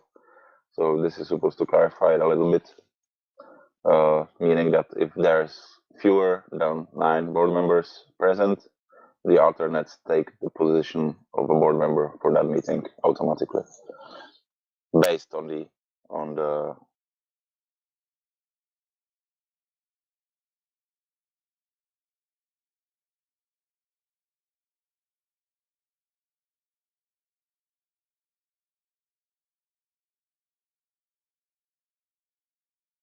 Oh no, did we lose Mike again?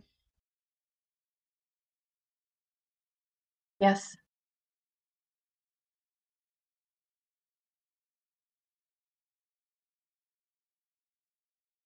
Nonetheless, I appreciate what he did till now, going a little bit through this text.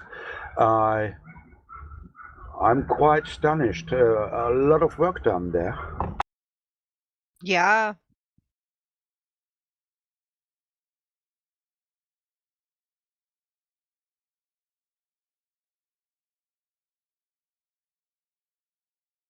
Yeah, I mean, it makes perfect sense to me, though. Like, first meeting. It seems that I just have to start every few minutes. It's just, yeah, I don't get Mike, okay, I'm wondering what's going on here, because this has happened to me in the past. I'm wondering, are you clicking, this might sound really weird, but are you clicking the minimize button on Mumble when you're going between windows? No. Okay. Because I've found in the past, I don't know what it is about Mumble. I don't know why this has happened, but if I like minimized Mumble, it would sometimes just like completely close it, and then nobody would be able to hear me, kind of like what's happening to you. But if I would just like click between the different like windows, like the icon for your browser versus Mumble, then I would stay connected. I don't know if it's the same thing happening to you, but I don't think so. might be something to try, just because I've had that happen to me in the past. Anyway, sorry guys, I just wanted to throw that out there in case it was helpful for Mike, but yeah. Continue.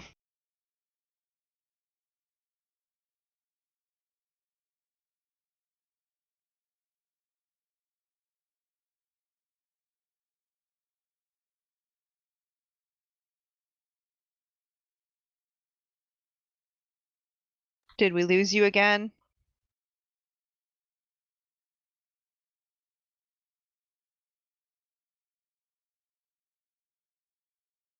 Yeah. Oh man.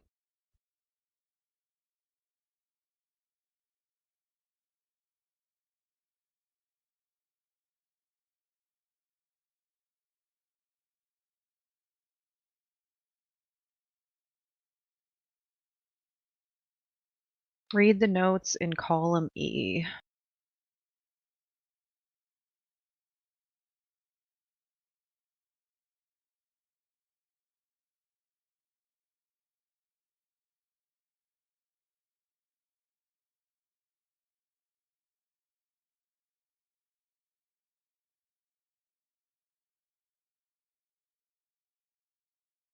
All right, Wojtek, Mike's asking if you wanna take over.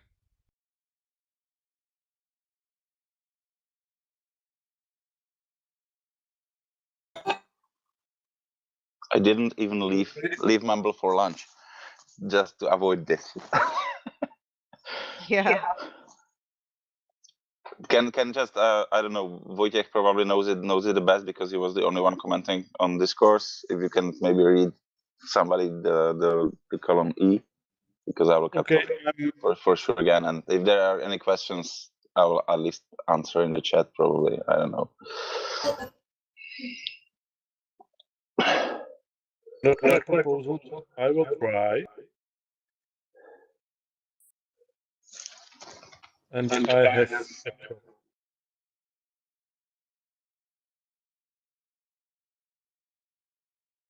Oh, So Mike, I'm here. I don't know if you hear me though. yeah, I was just gonna ask, you're not on push to talk right now, are you? There's just a bit of an echo.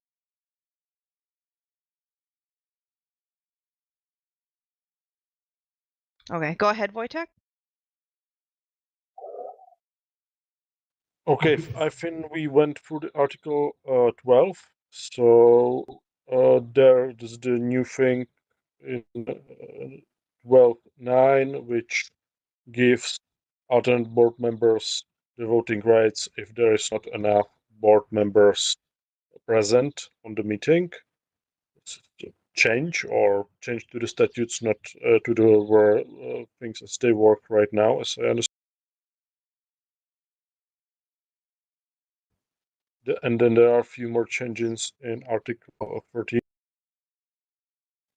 which mainly concern that the board meeting is public. It's in the Article 13/3.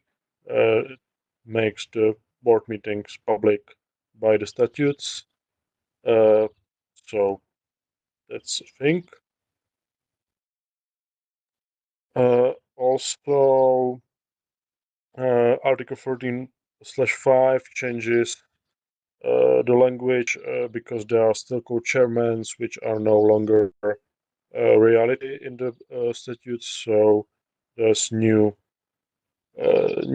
language that says that the board basically decides according to the rules of procedure who opens, convenes, and suspends and closes the sessions and meetings. My basic stuff and Article 14/7 again changes some language and gives according to the fact that they are voting and non-voting persons on the board, which some are alternates and some are board members. So, and shorten the deadline for publishing minutes. Nothing big, I would say. So that's it. So there are changes to the positions in the board. There are changes or clarifications to the fact that the board can create positions and that they can be held by anybody.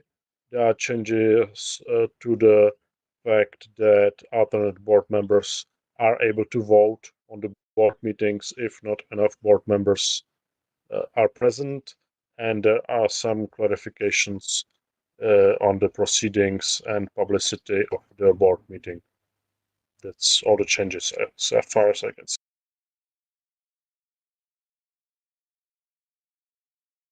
Can you hear me?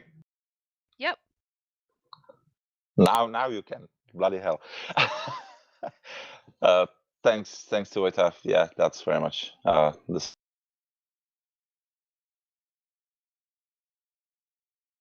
All right. Thanks, guys. So, does anybody have questions or comments about this proposal? Wojtek? Just trying.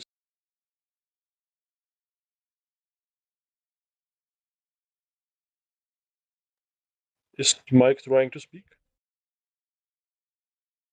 Mike?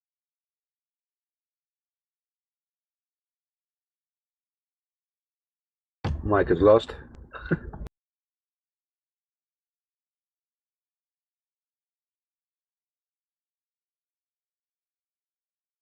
Yeah, I think we lost Mike again. Okay, I have a proposal. Don't change the channel. Anyone. Maybe this is what causes some interference. Yeah, I don't know why that happens. I just would have the first question, if not anybody else. Or let me go to speaker microphone, sorry. That's okay. Okay, so we lost Mike for now. So Svein and then Exile, and hopefully we'll have Mike back. I don't want to say too much just about these changes, but like in general, we've gone through the statutes of PPI and they are quite unclear on some points, and I think they would do well with a makeover. Like in the statutes, there's something about the general secretary being in charge of the finances and then the treasurer being in charge of the budget. And there are things like that. It doesn't really make much sense and should at least be clarified who is in charge of what and why. But we have not made any statute changes for it. We mentioned it in a letter to the PPI board. But I think not talking just about these changes here now, but I think it would be good for PPI to give someone a mandate to go through the statutes and come up with something that is a bit more coherent. Thanks. Yeah, just kind of work on maybe like an overhaul of sorts and just go through it all and see what's working and what's not and what makes sense and what doesn't. I think that's a good suggestion. Exile? Yeah, thanks. Coming back to line 10, other positions may be created by the board, as for example a temporary treasurer. My ask is there a chance to include in this changes of the statutes something like alternate members as temporary created positions by the board will have voting right in the board, as you well explained, the alternate members already taking the decisions within the board with the normal board members. Svein? Yeah, I just wanted to comment on what you said, and I think it's about time that you get a full overhaul of it, and these small changes that I know has been done several times because I've voted on them before. It's not really helping because you need to see the status as one document. So I would hope that PPI would, put some efforts into an overhaul, as you said. Thank you.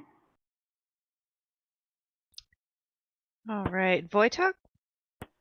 Well, first of all, I'm not sure if I catch the question, but there is now provision. It's the new Article 12/6 that gives the alternate board members rights to vote and to hold an office in a board. So that's there. First of all. Second of all, I understand. I will look about the finances and the budget. Third of all, I understand the call for some overhaul of the statutes, but before we've done some proposals some years ago, and then they were not adopted because they were too big, and the General Assembly didn't feel like they were ready to do that. And I don't know where it all ended. But if you want to do that, I think you need to have a discussion of the purpose of PPI, and the statutes should reflect that purpose and adopt a structure that supports that purpose. Yeah.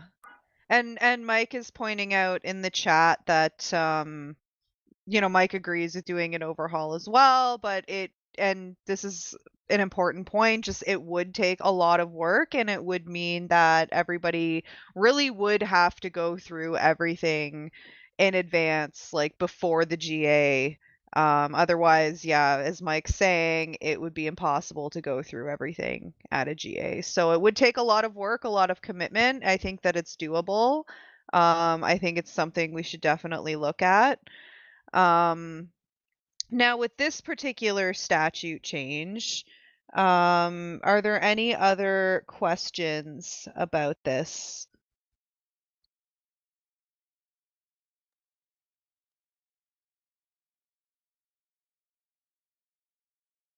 Mark? Thank you, Burley. I think, and if I only speak for myself, I actually don't really understand what kind of consequences these statute changes have. I think many people here don't know either. So, yeah, I'm not sure if it's a good idea to vote on this.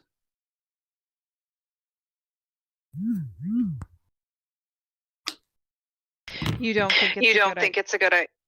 It's a good idea to vote on Mike's proposal today?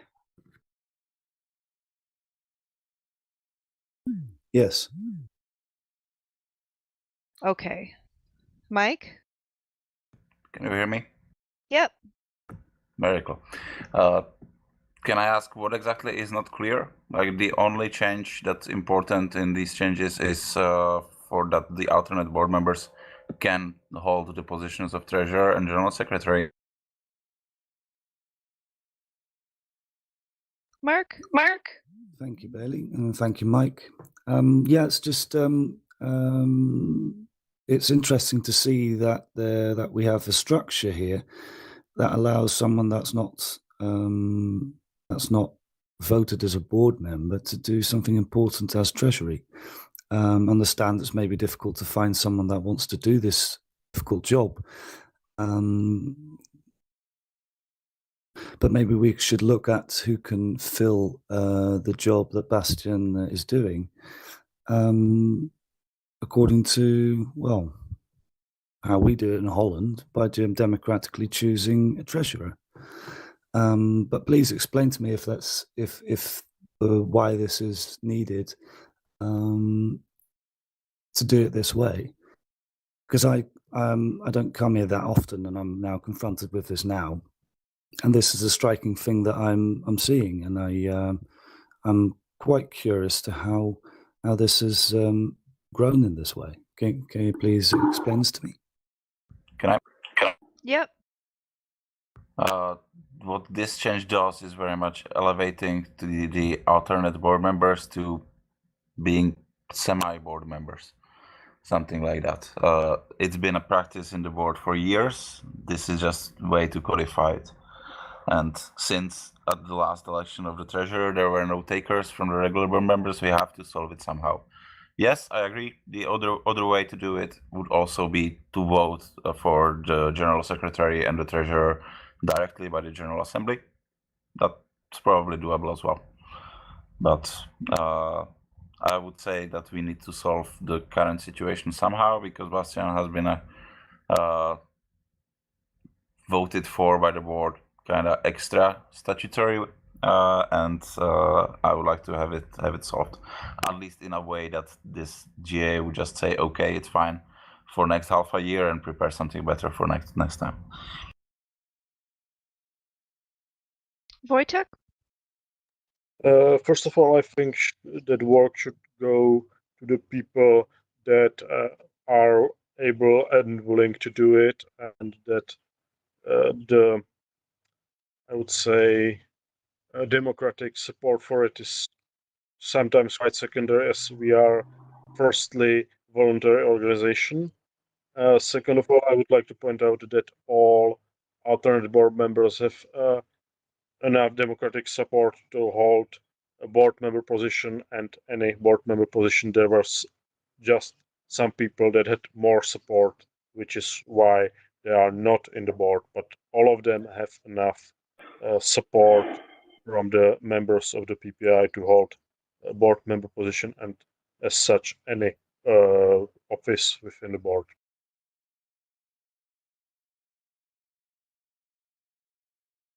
Mike? Can you hear me? Yep. Before I start, what Wojta said, maybe Exile is not aware, I don't know. The alternate board members are elected just the same as the board members are. They are directly elected by the General Assembly, so it's not that they wouldn't have legitimacy. Thank you. Exile? Yeah, I'm feeling a little bit like pro and contra micro, and I can understand the Dutch doubts about the way there is suddenly a new player in the board then. But coming back to our minutes in line 195, we got 5 standing committees, so there are more people involved in the whole board, and that's this. I'm rather pro the proposal which is made here, because the decision-taking process has to be, well, taking into account all people we have available. So I would suggest to fix this main point, as there is no chance to have a personal vote for a new treasurer of the PPI board, as I understand right now.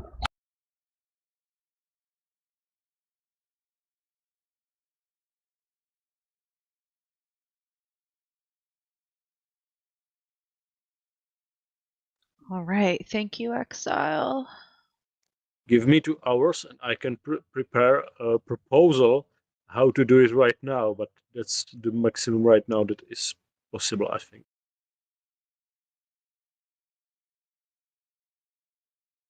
Okay.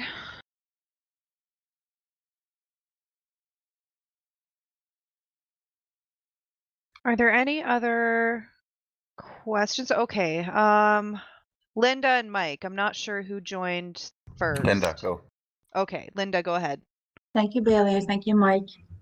I think getting the sort of statutes in line with established business practice makes sense, and as long as the standing business practice is based in the other statutes. Now that sounds kind of weird. I think what you need to look at is standard business practice being valid enough that you should change the statutes to support it, or should you change the practices because they were never supported in the statutes? The other point I sort of wanted to mention here is that I think as far as the board sort of creating other positions to run committees and so forth, that's a necessary authority given to them because that goes to the day-by-day running of the organization. I think, as has been pointed out here, the statutes have been vague for a long time, and so this is sort of a casualty of that. With who's responsible for what. When it comes to finances and transparency, if PPI is going to survive as an organization that people trust, I think it has to be devastatingly clear and concise and obvious to everybody the way this runs, not just for the sake of the membership, but also for the people holding that position, so that everything is follows predictable rules and is transparent so that there is no questioning anything for anybody. I think that would be a much happier place for everybody to be. So when it comes to making statute changes that directly affect something as important as Treasury, maybe we do need more time to look at it. If it comes to less important tasks like running committees and so forth, I think that's fine, but it should be pretty clear in the changes what we're actually doing here. Just for the sake of everybody. I mean, I would hate into a position as a treasurer, and then like Bastian here is stuck with, he can't even get into the account he's supposed to be responsible for, and he can't show us what he's doing. We can't see what he's doing. Nobody really knows what's going on there, and so this may look like it's sort of a pulverization of responsibility if you don't know better. Now, obviously, I'm not a technocrat. I don't understand this fully. I may just be putting into words what I'm picking up the vibe is here. Thank you. Thank you, Linda. Mike?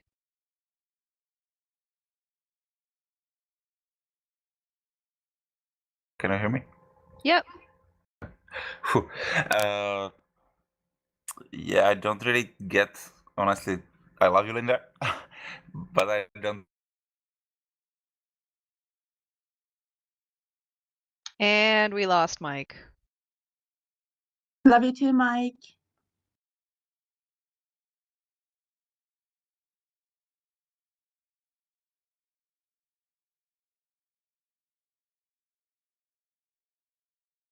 Mike, it looks like you got to reconnect again.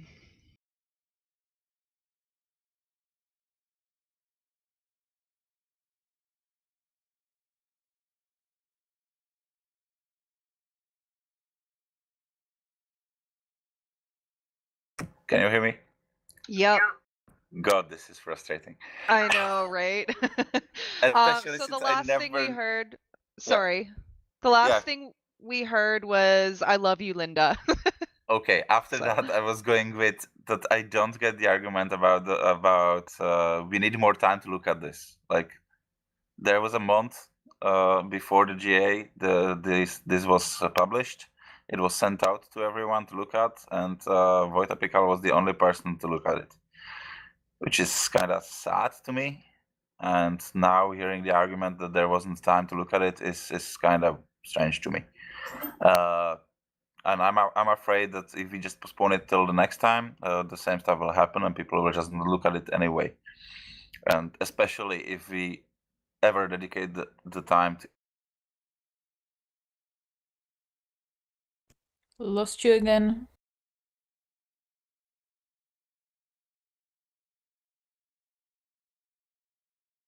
Well, while we're waiting for him to come back, let me just say that I have read what's on Discourse, even though, as I mentioned, I can't get in.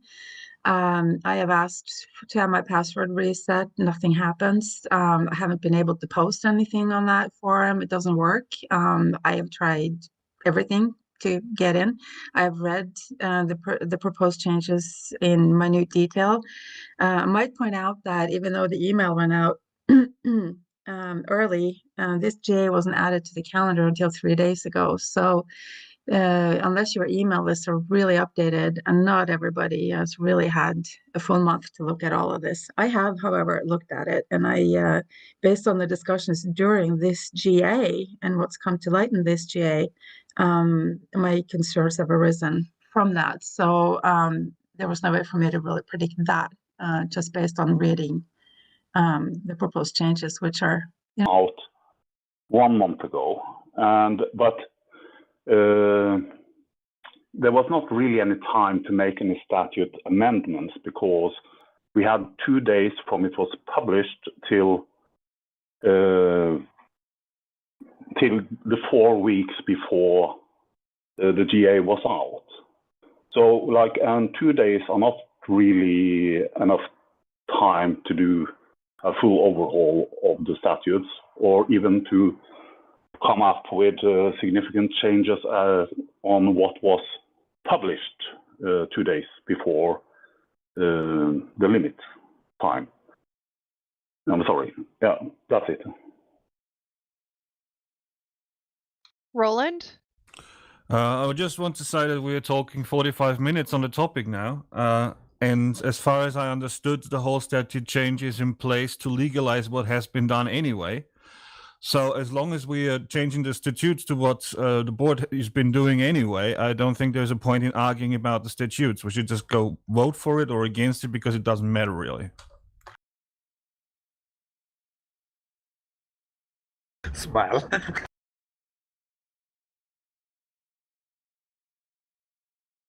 Okay. So, yeah. So as far as like, I'm hearing different things with like, so there's this proposal and then there's the idea for like a complete statute overhaul. The overhaul thing is not something that can happen today. Absolutely. That is like, that's going to take work. That's going to take people showing up on an ongoing basis and working together on this, and then being really prepared in advance before the next GA or whenever this gets done. So that's a separate thing. That's something that, yes, we can do that. We can look at that. But that's, like I said, it's a separate issue. This proposal today is the one that we need to vote on. And, you know, like Mike said, you know, the basic summary of it is, you know, to make it so that alternate board members are able to hold positions such as general secretary and treasurer. That's like the gist of it. There's, you know, a lot of changes in like the wording with the statute itself, but that's, you know, that's more or less what it is. So I think that, yeah, I think that if there's, I mean, if people have questions about this specific proposal, then absolutely bring those forward. But yeah, otherwise, I think we do need to go into a vote. And then as far as like the statute overhaul thing that's being talked about as well, that's something that needs to go to like a working group or a standing committee, and that's going to take time. So we're just talking about this specific proposal. So are there any questions, any further questions or comments about this specific proposal today before we go into a vote?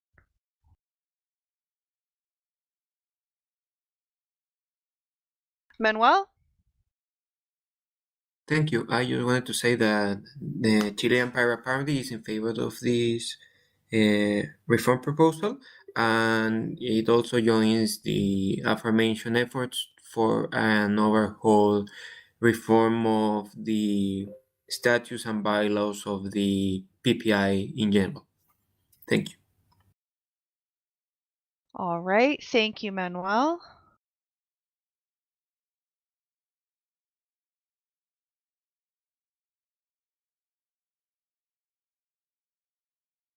Okay. Any other questions about Mike's proposal?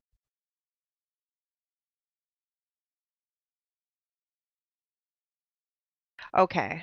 Not seeing anybody else wanting to speak up about this. So I think that means we can go into a vote. And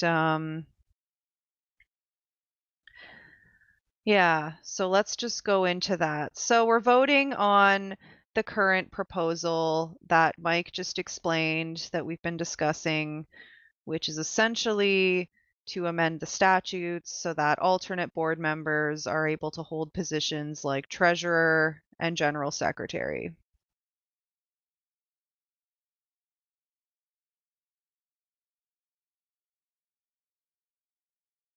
Yeah, Mike, technical note?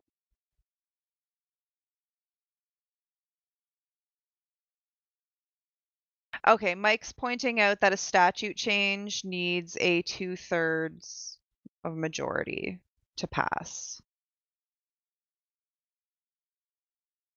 So yeah, you guys can go into the voting rooms if you haven't already. And just remember to stay in there until we tell you to leave, just because we have to log everything on the notes.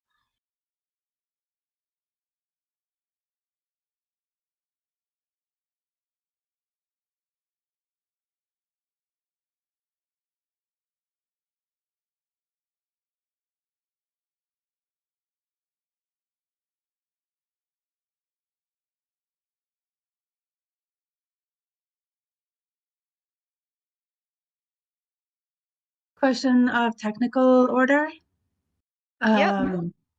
Is it still the understanding that if you vote abstain, then that is not counted towards the 2/3 vote, and it's as if you're not there? You have to vote either yes or no in order to be a part of deciding the quorum?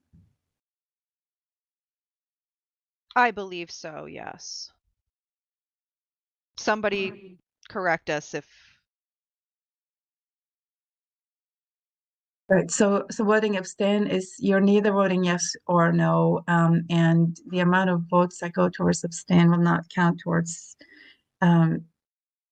making a 2/3 vote. Okay, Mike is correcting us in the chat. He says that it does count and that it counts as no.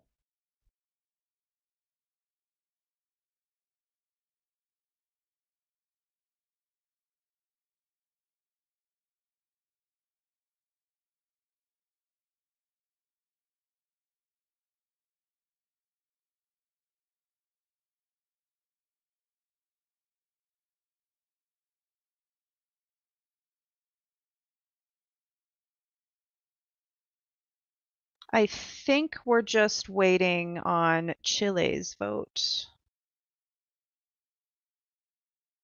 I count 10 votes. Oh, yep, you're right. Sorry about that.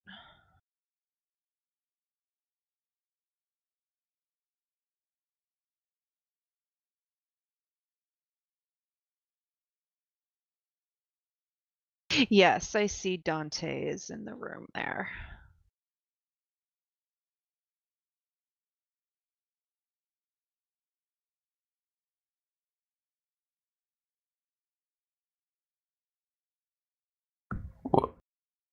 Can you hear me? Yep. Why wasn't I talking then? Shoot. Just to explain the procedure, the statutes say that for statute change, 2/3 of the voting power present, so that's everybody here, has to vote yes. So noes and abstentions count as noes. And I think Ohad and Keith are both Israel, right? Yeah. And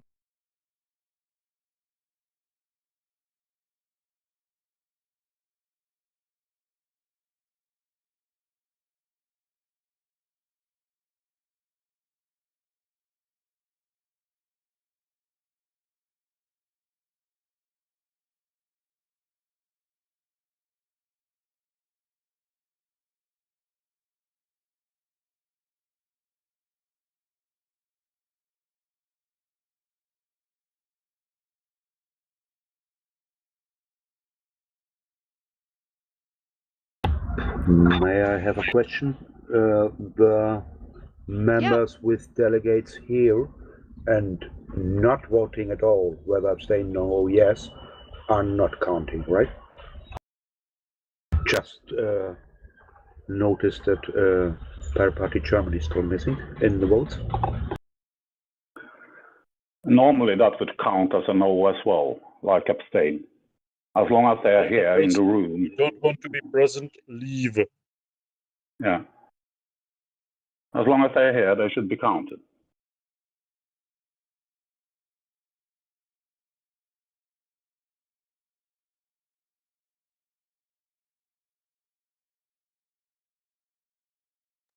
That's why we do roll call.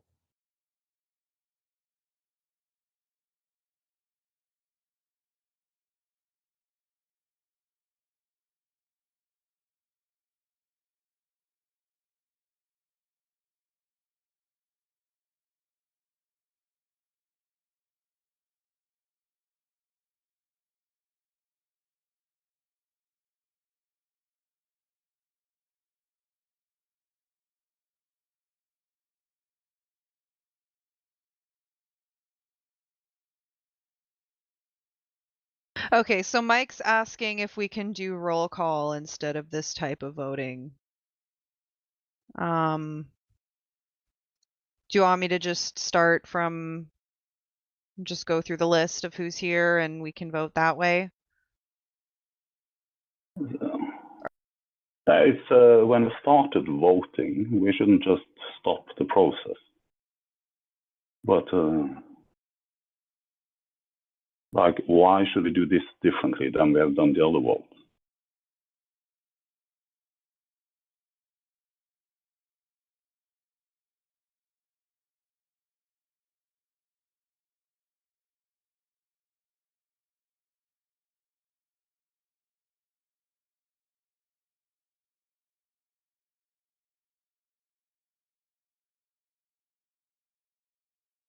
Dante is from Chile.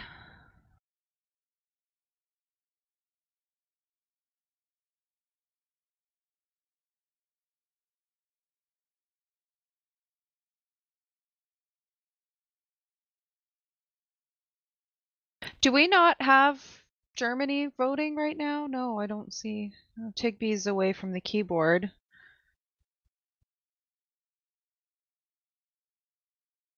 I don't think Bastion's present right now. He said he would have to step out.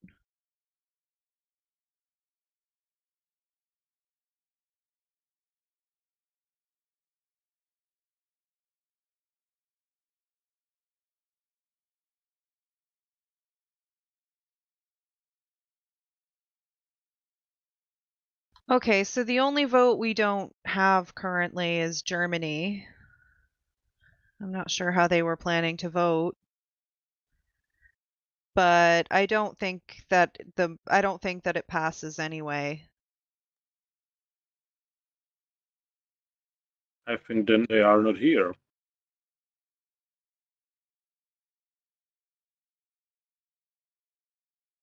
Okay, so the motion, so this proposal did not pass.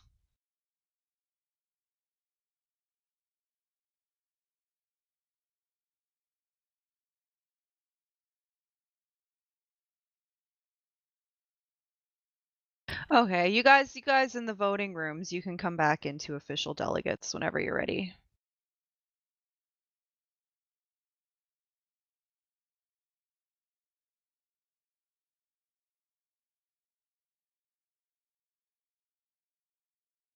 All right, Mike and then Manuel. Yeah, thank you. Can you hear me? Yep. Just to make sure. Okay, I don't care that it didn't pass, but we still have to solve the situation with Bastian. So I would really appreciate, especially from those that voted against the motion, any opinion on how to do that. Probably a vote that, yeah, it's okay, just continue until the next J. I don't know, something like that at least. Thank you. Manuel? Thank you. I just had a doubt because I was reading the rules of procedure of General Assemblies, and in there it said that abstentions are not taken into account when it comes to voting for a motion. And as an interpreting the rules for reforming the statutes under that guideline, wouldn't that mean that we have to change the tally of the vote of the just voted motion? Can I? Yep. Article 20 of the statute says that these statutes can only be amended by a vote of at least 2/3 of the voting power of the attending ordinary members of the General Assembly on a regular or extraordinary meeting called for this purpose, meaning that whoever is present counts towards the quorum for the vote. Yeah, voting in the statutes is complete mess, and voting in the PPI. Overhaul needed. Yeah.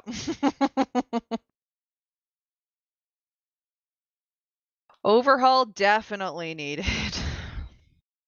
But I would say, based on logic and previous experience, that the special section that deal with amendment of statutes supersedes the general section on voting for sure, meaning that we need 2/3 of the voting power present. Yeah.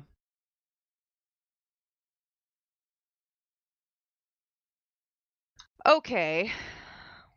So that did not pass, but it sounds like this matter in general is something that people are interested in and something that people want to address. So I feel like this statute overhaul thing is I feel like that's something that we should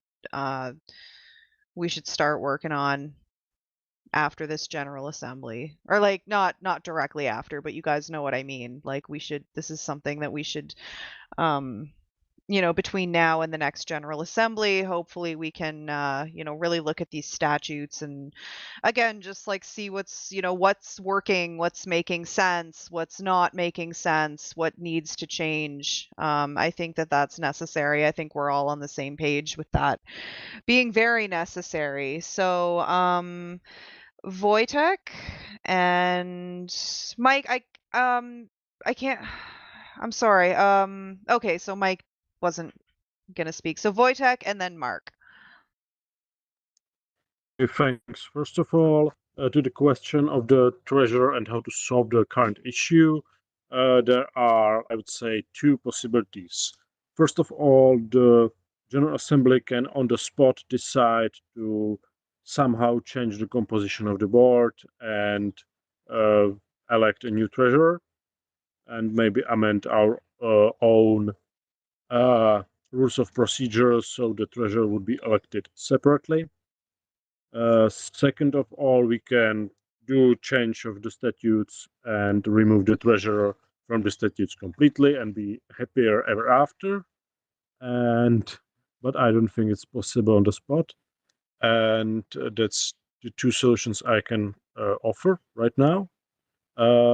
Second of all, we can also postpone the decision to our online voting platform for the General Assembly, which should be existing for 5 years now. And third of all, I think we should, or the General Assembly should actually task the board to appoint somebody from the board with leading the working group on statutes overhaul and deliver some results within 3 months, or we will not move anywhere anytime ever. Thank you, Wojtek. Mark? Thank you, Bailey. And I do appreciate all the work that everyone's been putting in these statute changes. It looks like you've been working on it for many hours. But it also looks like the whole statutes that you have here at PPI are stopping this organization of working as it should do, happily, instead of making these long meetings on little rules that we're making for ourselves. So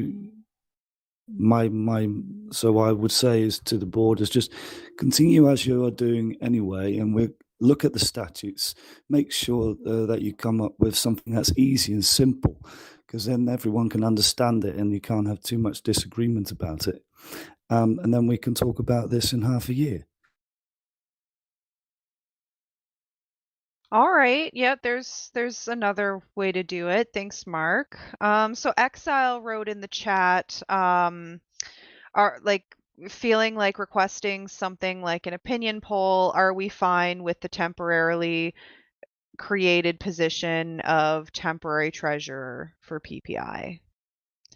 And then we have speakers here. So Mike just joined, and then Bastian just joined, and Mark is still on the mic. So I was reading the chat. I'm not sure who was going to speak first, Mike or Bastian. I was definitely before Bastian, if you can hear me. Okay. All right. Yep, we can hear you. So Mike, and then Bastian, and then AJ. As to what Mark said, it's kind of frustrating because what you said is true. It's a mess and it needs to be fixed. This was a partial attempt at fixing it, and it died on the floor anyway. I can't really imagine that we overhaul the statutes within the next half a year or something, and then present it to the GA, and the GA will just approve it because it will be easy to understand, and there will be no discussion over it. That's not how anything works here. It would be nice, but I would really appreciate if the discussion took place on the discourse in advance, and everybody just came there, read through it, and we already came to the General Assembly with a consensus on the final text. That would be nice. Sadly, this time that didn't happen, and the only person commenting was me and Vojta. So I really hope that next time when we send out that there's a statute change in the discourse, come and join the discussion. I would really appreciate if people actually join the discussion before just killing it on the floor afterwards. Thank you. Okay, thank you, Mike. Bastian?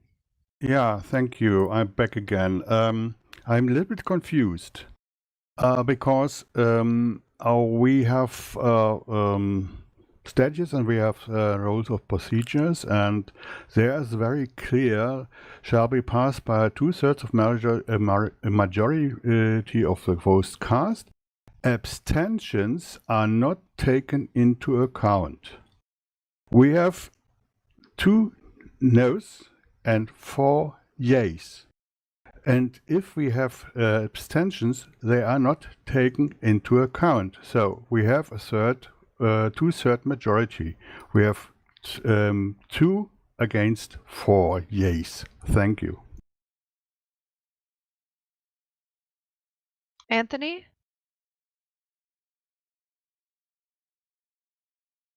I just wanted to say that in support of or in favor of any temporary fix that Mike needs to make this work, because we've had similar issues with bylaws and statutes in the US party, right? And the only fix that's ever made sense is, you know, we've started to rewrite things and it's worked really well, but in the meantime we've needed to put band-aids on things, right? And do temporary fixes. So even if we do need to rewrite things eventually, I see no issue with granting us a temporary fix if that's what we actually need to keep the organization alive. I think that makes perfect sense. All right, thank you for that. Okay, we got Wojtek and Linda. Again, I'm not sure who joined first. Lady first. Okay, go for it, Linda. You're such a gentleman. Okay, so if we're changing the understanding of the voting rules to what my previous understanding was, that abstentions sort of don't count for anything, you're just out of the picture, then we need to re-vote because people made this vote to vote yes, no, or abstain based on the understanding that abstain meant no. If we change the understanding, then we need to redo that vote. It's just a matter of, technicality there. Thank you. Thank you, Linda. Wojtek? Okay, I hear the Linda's call for new vote, and I think it should be taken into account. But I will react to Bastian first. The wording in statutes takes precedent over the wording in rules of procedure. Statutes have a higher legal power, so first of all, what is in the statutes counts towards vote on changing the statutes, and in the statutes it's clear is that from the voting power present, and anyone who is at the moment present is counted to the total voting power. So there's that. I understand that the voting on other things within PPI works completely different. I'm very well aware of that. I think that's wrong, but that's the reality that we are living in, or the constructed reality that we are living in. Thank you. Okay. Mike? Can you hear me? Yep. Always hard to start with that. Yeah, what I very much said because we had this. We both have a lot of experience with this, and yeah. Bastian read the rules of procedure. I didn't even go to the rules of procedure because the statutes in this case are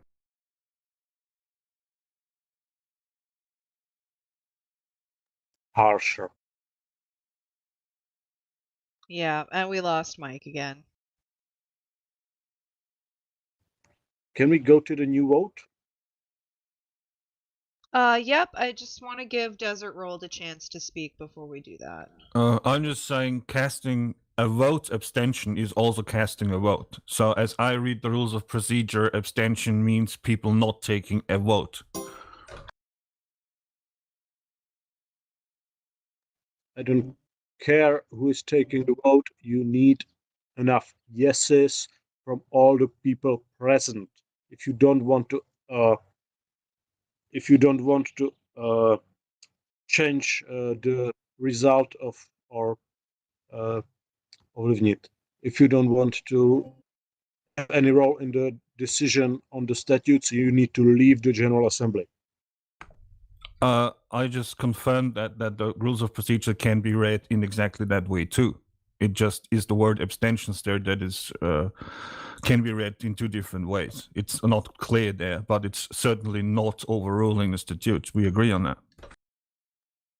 Okay, you can say that if you're abstaining, that you are leaving the General Assembly at the moment, but well, that's very specific reading.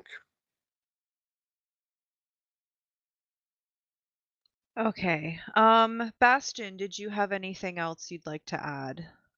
Oh, sorry, I'm missing. Go away from this room. Okay. Mike? Can you hear me? Yep. For now. For now. Yeah, I don't really see any point in voting.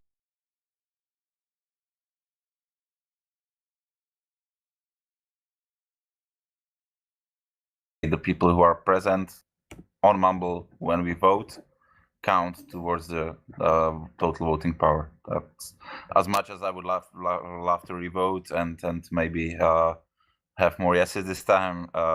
It just doesn't make sense. Okay.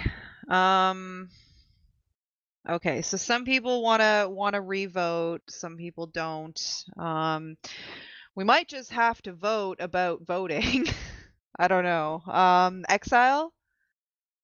Yeah, that would be my suggestion. Exactly, Bailey. Thank you. Mike, it seems to be a connection problem with if you're starting first, you're going away, then you reestablish connection quite in a brighter way. and more data coming through and coming back. So perhaps slow down quality from audio.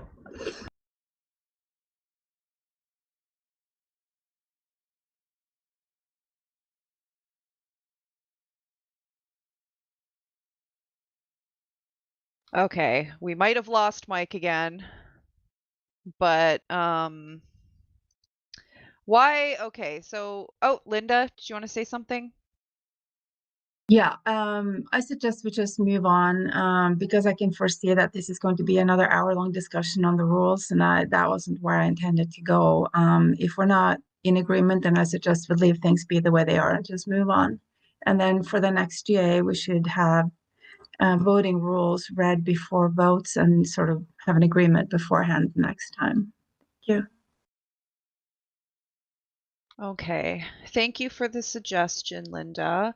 Okay, so we have disagreements here. We have, some differing opinions about how to proceed. There's the suggestion to have a vote about voting again.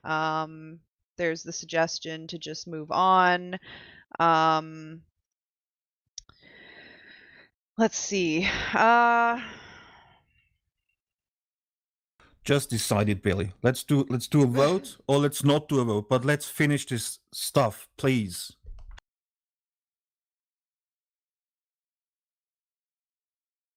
Okay. Can I have a funny proposal? Yeah.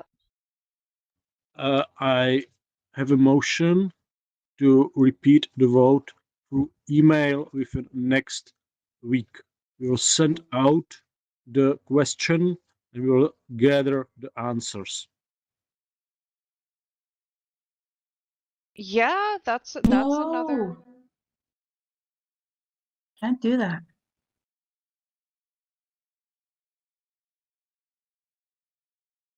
Okay, Tigby? I don't understand. We're not sure what an abstain will be. What is then the thing for revote this? First, we make sure what abstain is. Is it a no or is not a no? Counted or not? If this is not clear, a revote is the same. Selbe Ergebnis. Sorry. Same result. Thanks.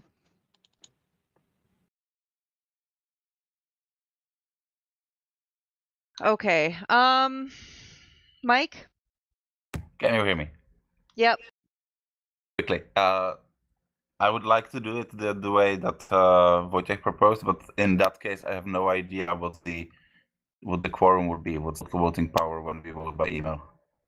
Just the people who voted? So the voting power of voting by email will be the people that will send any reply. Okay. I'm just concerned also that we currently have some problems with the emails not really being delivered, so it might not be that secure. Exile? Just a short suggestion for moderation, as there was already the issue if we should ask members one by one or not. So if this kind of voting with yes and no chambers in the mumble was questionated, as we were 10 votes, now it seems to be we are 11 votes, perhaps it would be better to re-vote and changing the way we're voting.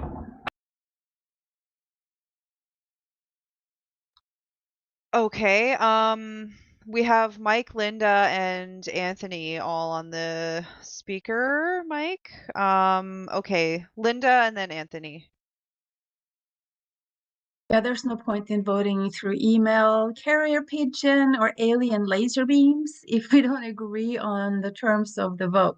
So, because we can't seem to agree on whether or not abstention votes count, I suggest we stick with the outcome we had, move on, figure this out for next time, because going back and forth, not knowing what we're doing is getting us absolutely nowhere, and there's no way to break that tie right now. Okay, thank you, Linda. Anthony? I suggest something similar. I suggest we either move on or we vote again with the different rules in mind, but we should probably pick one soon and just execute it. Yeah. Mike? I really don't understand what the disagreement is over how does abstention count. I hope you can hear me.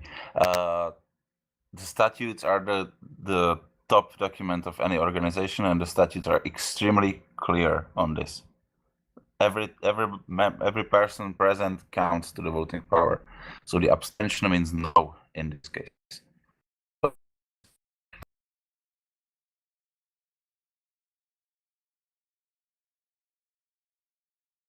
Manuel? Yeah, I just wanted to say that thanks to the explanation by Mike, I'm now clear about the upstanding rule within voting procedure in the EA. So my question from before is answered. I don't have any problem with the previous vote.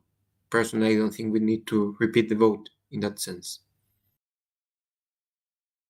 Okay. Thank you, Manuel.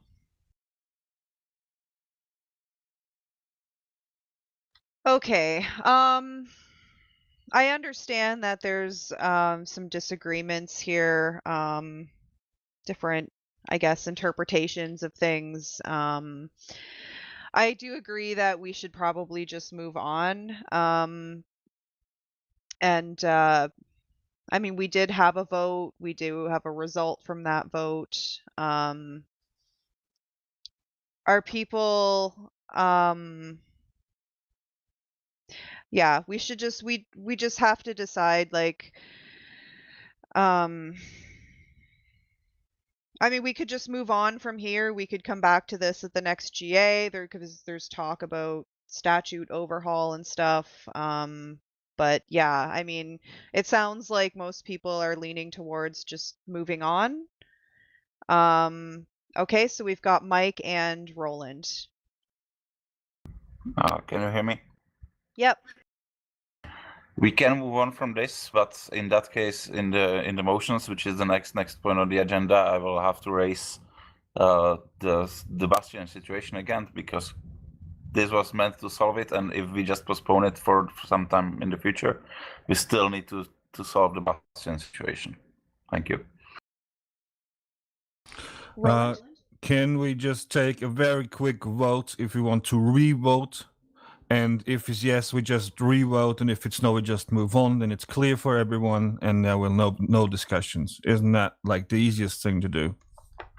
Yeah, no, that is the easiest thing to do. And I wish we had done that a few minutes ago. I wish I just said, let's vote on voting. So, okay, so now we are voting on whether to hold another vote for the statute proposal. So just go into the room, yes or no, and we'll go from there. But honestly, this is just opening another sort of problem, because is this something then that should be voted on with a majority vote, or a qualified majority vote, or a 2/3 vote on a new vote? Like, this is going nowhere. And we had a vote, and we should move on.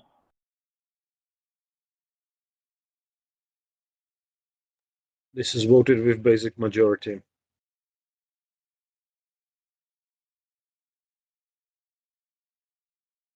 Okay, if It's you a haven't procedural motion. if you have Put on a not statute voted yet, amended, and it fell. And then we're going to have a re-vote on it. This just proves the whole point, that we actually need statutes that is working and that we are following. if you haven't voted, if you haven't joined a room to vote, please do so.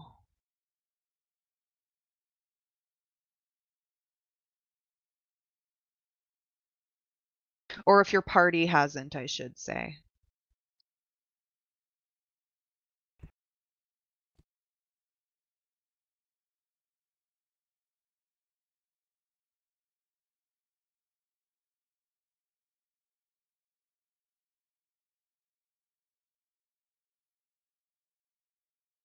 Okay, so we have 5 yeses, 3 nos, 2 abstains. So we revote.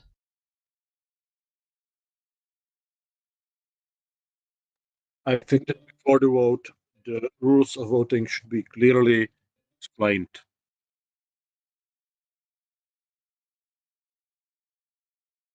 Yes. And if I may, please next time stay in the rooms long enough for me to tap it down. Thank you. It was just a straw poll, so it doesn't really matter that much, but next time it will matter. Yeah. To say that we were asked to leave the voting rooms by the chair, and we did, and I left to take a phone call, which I thought I could because it was settled. I didn't really notice barely asking you that, but everybody just left. Let's just move Can I on. guys. propose? Okay, I'm I- sorry that was my fault. I'm sorry, Mike. Can I ask that we do this statute vote by roll call? So we will establish who is present, and we will also establish who is voting how.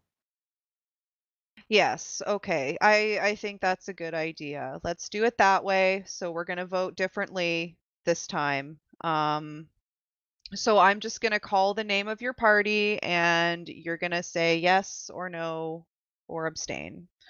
All right? Austria. No. Chile. Yes. Czech Republic.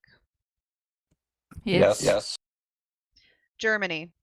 Abstain. Israel.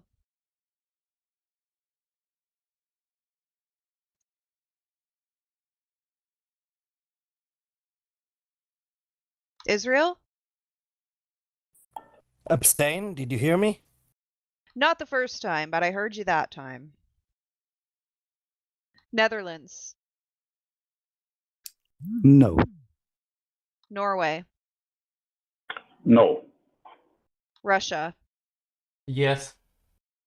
United States. Yes.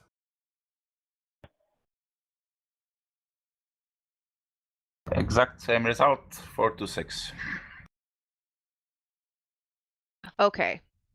So, Just a short question. May I vote Yep. also? oh, sorry, okay, I'm sorry. Yes, vote. Catalonia. In favor, yes. Okay. How long have you been here? The whole time.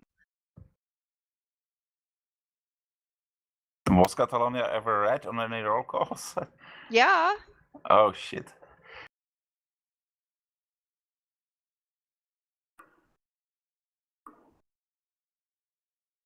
Is there anyone else who hasn't voted and wants to vote?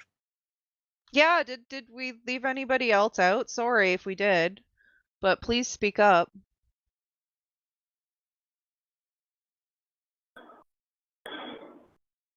Okay. I think we got everybody.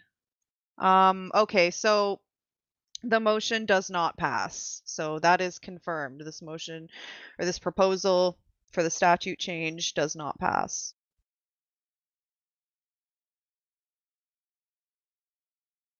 Now I know that process is I know this is really frustrating, but I do think that what we've learned from this is that yes, we do need a statute overhaul. Yes, we do need to really look at these things and we need to fix what's not working. And yeah, I hope everybody can show up for that. Tigby, what's up? I don't understand really. Bastian means that the abstention is not taken into account. I've looked in your wiki and the rules of procedure. I think that's the actual thing, and there will be noted it is shall be passed by 2/3 majority of the vote cast. Abstentions are not taken into account. So this result is a yes, because the abstain is not into the result. Or are the rules of procedure in the wiki not actual?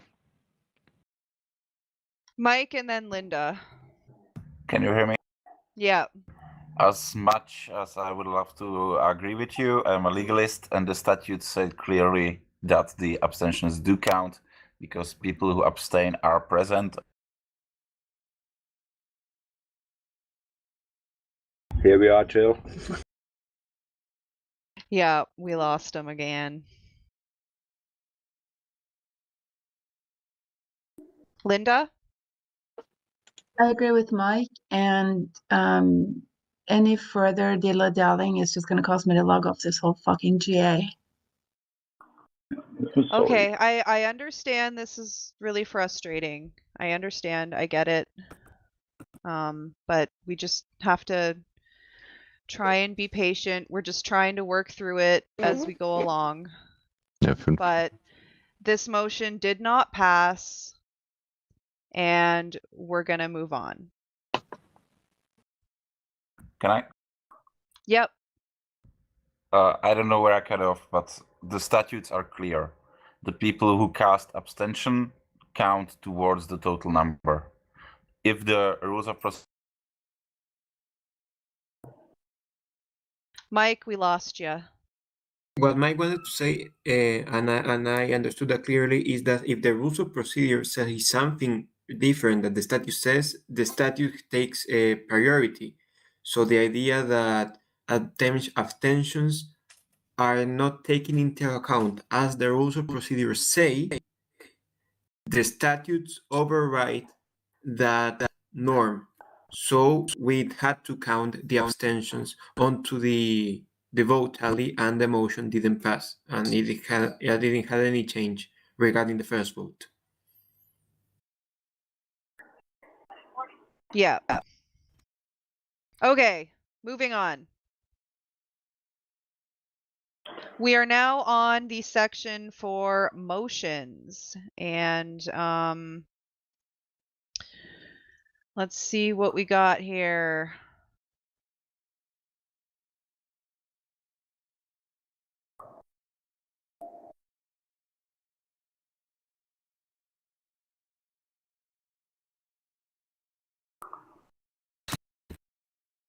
Okay, so looking at discourse, so the motions that I'm seeing, it's in the topics for discussion section, and the first one we have here is moving our domicile and bank account away from Switzerland, and this is proposed by Mike.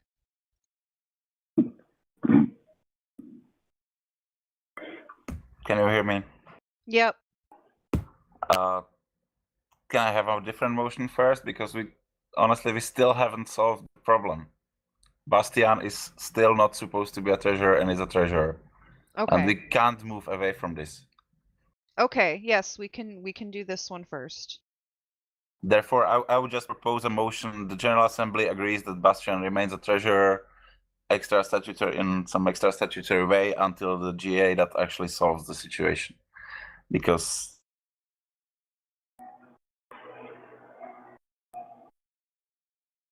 and we lost Mike. Okay, so we have Manuel, Anthony, Roland, and Keith. Thank you. If Mike agrees with me, I would propose I advance the motion and try to get 2/3 a majority, like to try to establish it as a temporary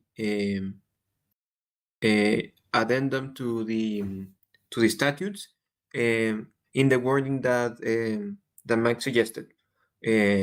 From now till the next General Assembly, or till the board comes up with a complete overhaul of the statutes, Bastian shall remain treasurer of the Pirate Parties International. Okay, thank you, Manuel. Anthony? I'm also just here to speak in favor of Mike's suggestion. I think that if a Band-Aid on this situation is what he needs, then we should give him that Band-Aid. Okay, thank you, Anthony. I think Roland is next. The thing is, we here in Austria have had a circular decision yesterday that we don't trust Bastian as a treasurer anymore because of all the matters that happened during the Pirates for Ukraine thing. I can go into detail about that later if you want to. So in this resolution that we said we will consider leaving Pirate Parties International if Bastian keeps being treasurer. So I thought if you're now voting on that, you should know that. Thank you. Okay. Thank you, Roland. Okay, Keith.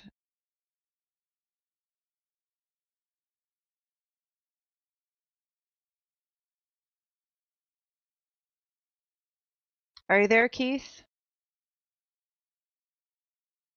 Yeah, can you hear me now? Yeah. I think this is an issue for the board. I think it's clear that the board is supposed to elect the treasurer among itself. And so I still think we can handle this internally. As far as this being an issue of having an outside person, Bastian, or anyone for that matter, they can serve as an assistant or a vice chair. That's not really an issue. It's just a symbolic gesture that we have a person who sits on the board that acts as the treasurer in name.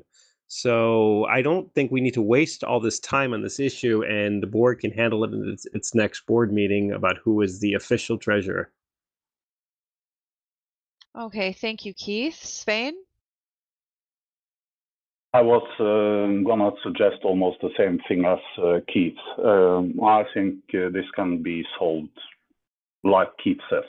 And then, thank you. Okay, so you guys think that the board should just solve this and we don't deal with it here.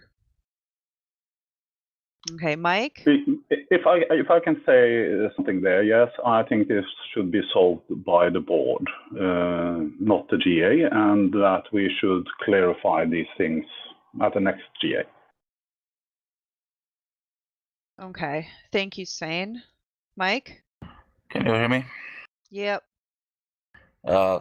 Sadly, this solution doesn't really solve the Austrian complaint, which Austria will always consider Bastian to be the treasurer. And yeah, I can only assume that they will keep complaining to the COA and the board. And I don't really see that as a solution.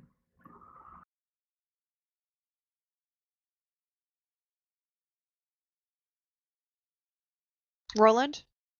The board has voted Bastian to be treasurer, so it's in the respect of the board to vote for another person as treasurer.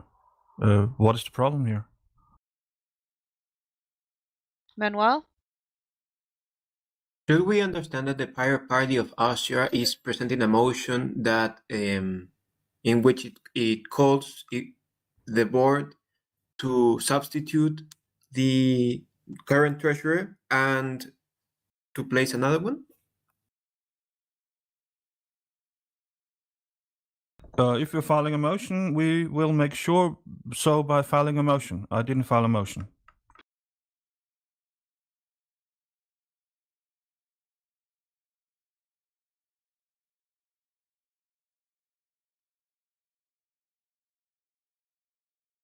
Okay. Linda? Yeah, I'd like to file an official motion that the board appoint an official treasurer among its board members. And then, of course, as previously stated, if that treasurer wishes to have a chair or somebody who works with them or under them, that is up to them. That's their prerogative. And that should be the solution until we can get more clarity. Okay, so we have a motion from Pirate Party Norway. Exile? Yeah, two technical questions I would have. First of all, is it possible to have something like, once again, a 10 or 15 minute break as we're writing something in motions for proposal to this GA now on the run. And the second thing I don't have clear, would it be possible that listeners going to listeners, official delegates going to official delegates, the moderation or the technical thing, Bastian has the online GA, so we can make clear our quorum, because we are here 15 or 16 different straits as I see, and some are doubled, and this is a little bit of mess. Okay. Svein and then Linda, I believe. We shouldn't really need to file a motion for this because the statutes are clear. And that's why we started the statute amendment debate in the first place. It is the board's responsibility to appoint a treasurer among its members. So if there should be any motion, it should be to change that fact.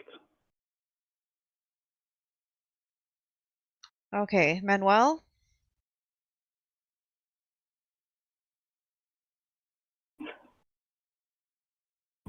I understand Sven's point. I think that it can also be concluded because of the previous vote that there is no confidence in the assembly to try to create now a mechanism to keep Bastian as treasurer. Naturally, I would say that maybe we could vote on a motion of no confidence on the treasury, and then that would give a mandate to the board to change it. But I think that I was previously agreeing more with the motion presented by Pirate Party of Norway, just to make it clearer. But I still think that Sven's position is coherent. Just like a formality, I would use the Norwegian motion to clear it out. Thank you. Svein? I don't think that we need a vote of no confidence. I don't think so, honestly. I think that we should give the board just the time to set things right in a way. They wanted a statute amendment to write the fact that a non-board member is the treasurer. So I think they should then come up with a motion that we can vote on to, as said, that Bastian should be still the treasurer until the next GA or something like that. Or they could do as Keith and I suggested, rectify it at the next board meeting. And I don't think this should be about person. And for me, it's not about person. It's about just the fact that things should be according to statutes. Thank you. Anthony? I will say, I think I'm also starting to lean towards letting the board take care of it, because it sounds like this can get pretty complex. There are all sorts of, other things people are suggesting, and, other opinions people have about it, how this should work, or, that personal concerns and things like that. And it is starting to make me wonder if maybe the board is just better equipped to deal with all of those and give us an answer. Okay. Thank you, Anthony.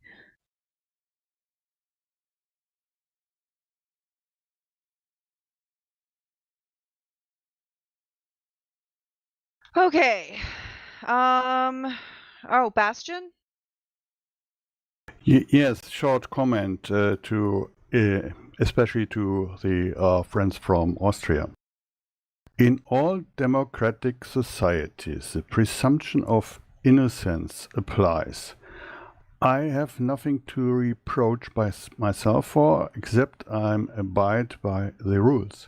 Let the Court of Arbitration decide which facts are relevant. Just mentioning my name 76 times in your file, in your case, is not a fact. Thank you.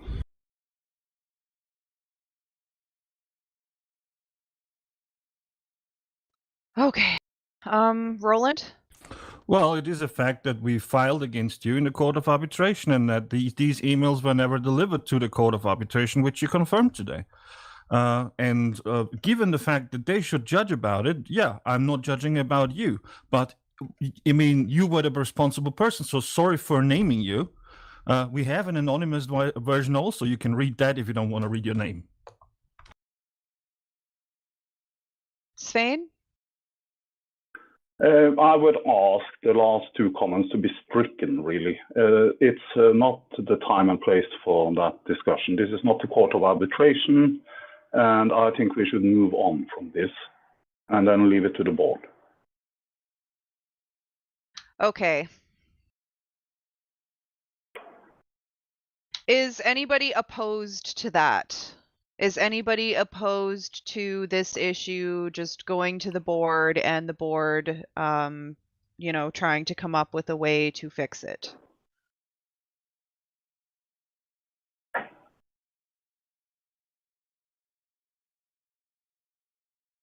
Okay, I am not hearing any objections to that. So this is something that the board will have to deal with.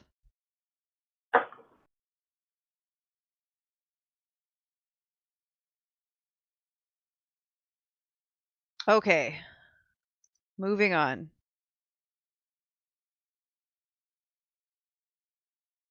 I believe that brings us to Mike's other motion about moving our domicile and bank account away from Switzerland. Can you hear me? Yep. I think we already discussed everything there is.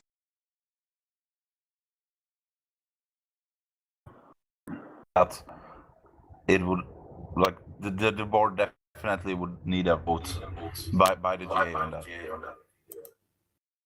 So if somebody feels that, yeah, we should vote on this and let the board at least discuss this option until next GA or something, we should definitely hold a vote what to do next. And I'm definitely inclined to moving away from Switzerland because it sucks. Yeah. Okay, does anybody have questions or any comments about this? I know we did talk about it earlier in the GA. Bastion? Yeah, I'm not sure that's a good idea to move away from Switzerland because we have to be registered anywhere. And it is very easy to be have a Swiss society. So we should discuss that very intensively, maybe in a board meeting or in a open discussion for everyone. I see it from the technical point. The problem with the bank is a housemaid problem. We can solve that. I told you before, as the president of Pirates Without Borders, I can say that's easy with this post finance to solve the problems if you have a guy who is acting for that. We have a guy that's Pat Mechtler, and he does a good job in that. Maybe it depends if you have not even a office in Switzerland. It's quite problematic if you have only a mailbox. or a post box, that's not really an office. So that we can solve, so we should think over that. We move that. In any case, you need an office. Can you mute yourself, Manuel? Thank you. In any case, you need an office, whereas people are living and so on, and we should solve that problem first. If we get some offers for that, who is doing the job for us, yeah, we can do that. But we have to found a new society in the other country. And it's not so easy like in Swiss. So that's my point of view, but we have to discuss that, of course, and we have to prepare a motion for the next GA. Thank you. Okay. Thank you, Bastian. Keith and then Linda. So I don't think we're ready to vote on this, but I want to bring up the very important point that we are still registered in Belgium. According to the United Nations, World Trade Organization, and basically everywhere else we've registered as an organization that is registered in Belgium, and we are. I know we had an issue with taxes in Belgium, and I believe, but we are still registered there. We also had an issue with a bank account in Belgium that went defunct, and we had trouble restarting a new bank account. But we need to explore the opportunity to reopen a bank account in Belgium where we are registered and we should be located. If we want to move to a different country, that's fine, but we never actually technically moved to Switzerland. We just opened a bank account there. Okay, thank you, Keith. Linda? Yeah, thank you, Keith. I'm glad you brought it up because I was wondering the same thing. The address in Switzerland is some kind of criminal attorney's office when you look it up. But I think if there was an easy fix to get access to the Swiss account, we would have had it a long time ago because this has been such an ongoing issue. So I no longer believe that that can be fixed. I've lost confidence in the Swiss banking system. So I think we need to vote on moving. I think operationalizing the move is just a natural consequence of that decision if it's a positive one. And we should definitely reach out to anybody in the pirate community that has knowledge about how to establish working bank accounts that will not give us this amount of grief. Thank you. Okay, thank you, Linda. Keith, did you want to respond to that? Okay. Manuel? Thank you. I think that if it places any of the official delegations, one of you could place a motion towards the position that either Linda, Bastian, or Keith said about the situation. Do you believe that we can fix all these troubles while staying legally in Switzerland, or should we focus all of our efforts in organizing, in keeping our organization in Belgium, or should we research another alternative for that matter? Even if this is a process that will take some time to produce a better result, I think that it corresponds to the official delegations to adopt a position by filing a motion and rallying behind it. Thank you. Thank you, Manuel. Svein and then Bastian. Just also, once again, I'm quite agreeing with Keith here, because I know that in the statute it says that the seat of the organization is in Switzerland. And this is something I would like to ask, because I don't feel it's clear. PPI and PPHQ, is that the same organization? Or is it so that PPI is registered, as Keith says, in Belgium, and we have another organization than in in Switzerland to be able to open a bank account. Thank you. That is correct. Bastian?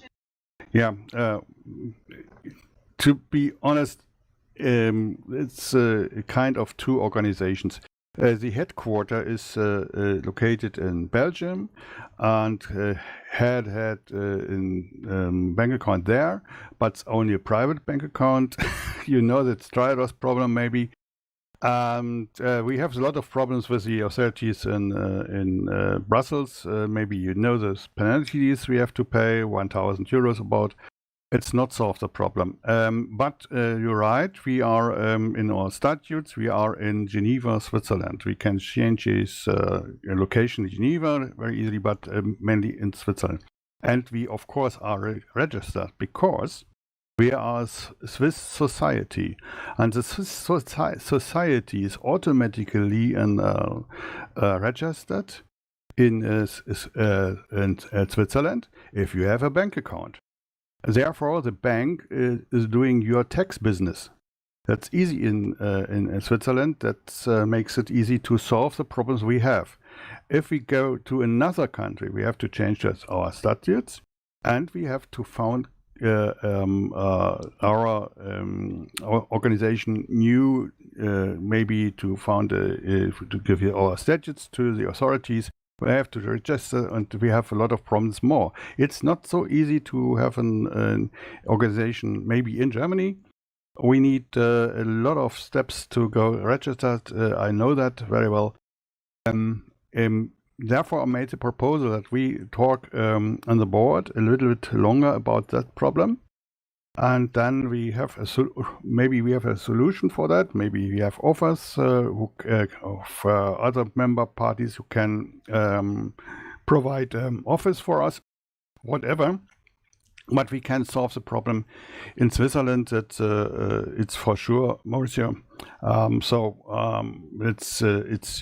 There are some kind problems in the board. I think we can solve, and then we can solve that problem in Switzerland. And we need an office in Switzerland. It's not this lawyer is not very active. We know about that. And we discussed that problem very often on the board. Maybe we should take it more seriously, and then we find a solution. Thank you. Oh, I changed it.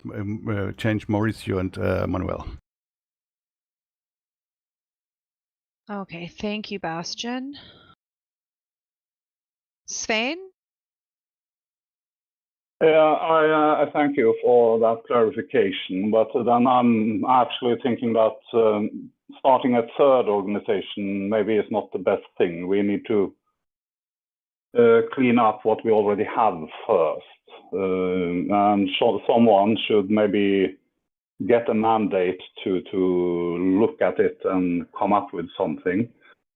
Of course, the board can do it, but maybe we should involve more people that have the knowledge about at least Belgium then, because then I think it's important that we solve these things. I had forgotten totally about this, but I remember there was something going on there when I was lay auditor in 2017 or 2018 or something. But honestly, I've totally forgotten all about this. Thank you. Okay, thank you, Svein.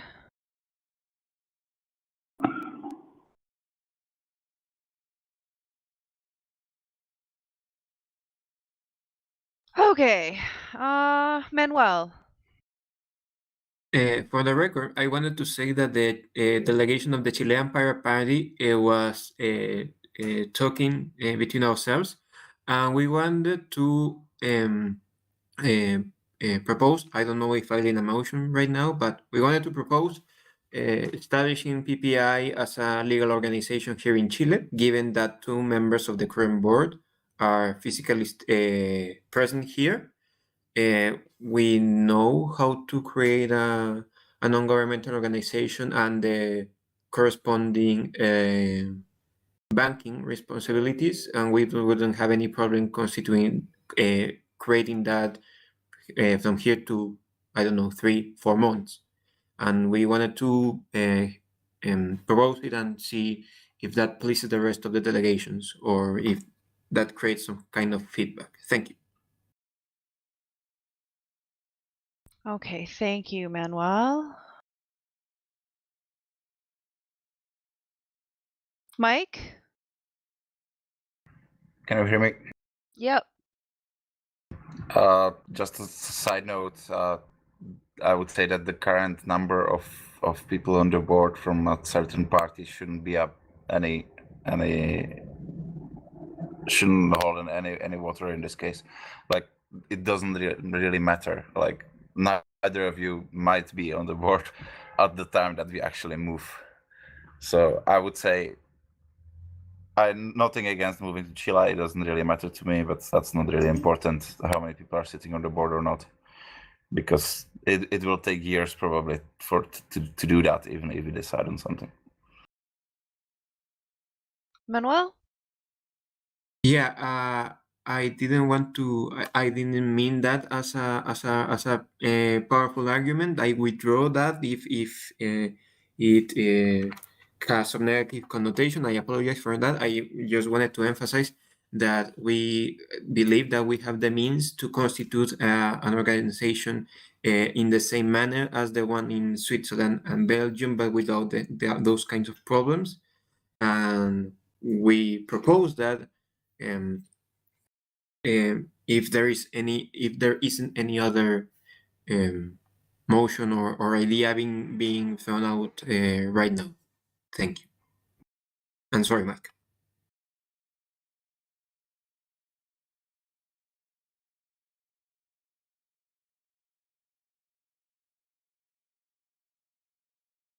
Okay.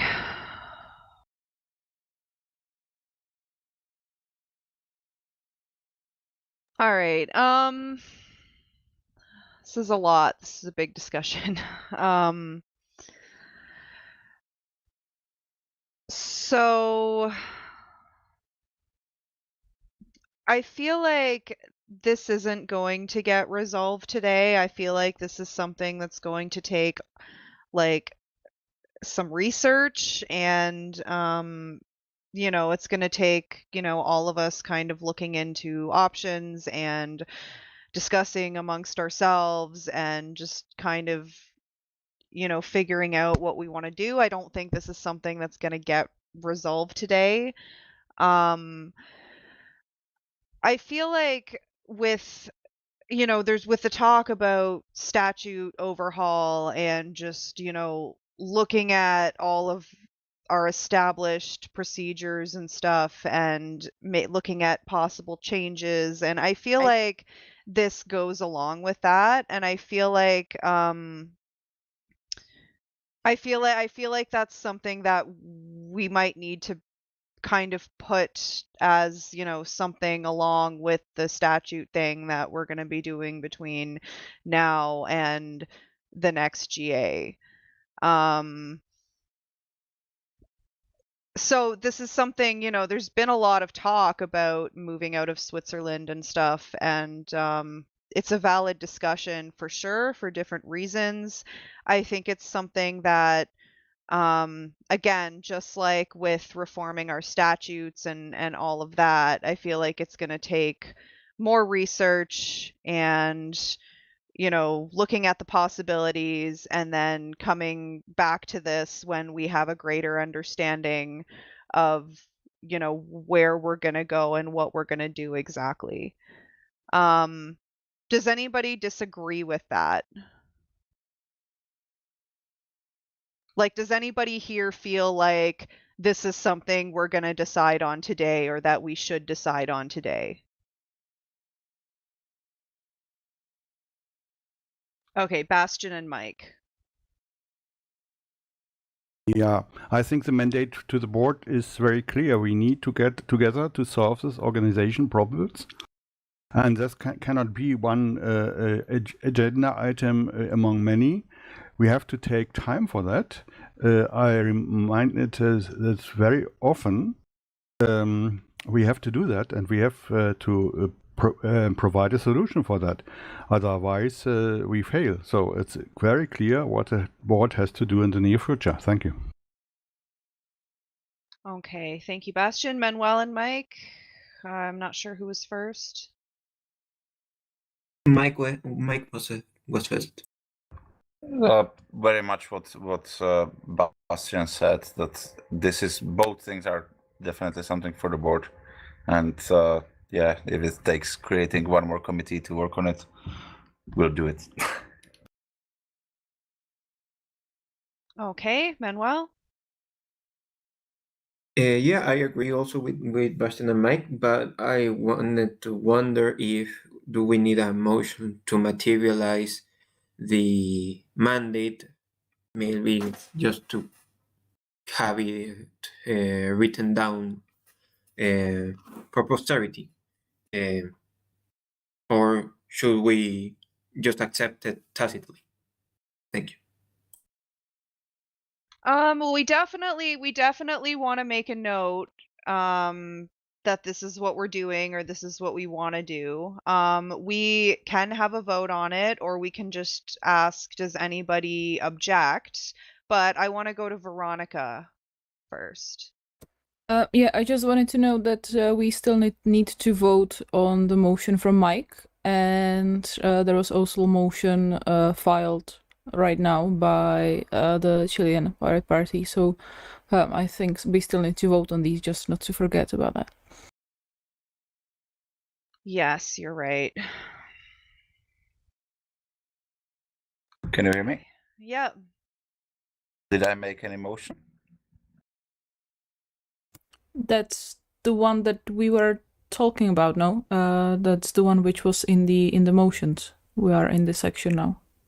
It's not motions. This is general discussion. So it was just like a kickoff. Okay, sorry. It was just it was presented as a motion by Bailey. Sorry for that. Well, in the agenda, we're on the part for motions, but on discourse, there's not really any motions submitted. There's just points of discussion. So I kind of put them in the same category, I guess. Yeah, okay. I'm not sure who's next to speak. Sorry, guys. This is just a lot. This is just all the back and forth. This is just a lot. It's starting to become a little bit heavy on my brain right now. So I apologize if I'm kind of losing my spot here and there. Svein or Mike, I'm not sure who was first. I guess Svein.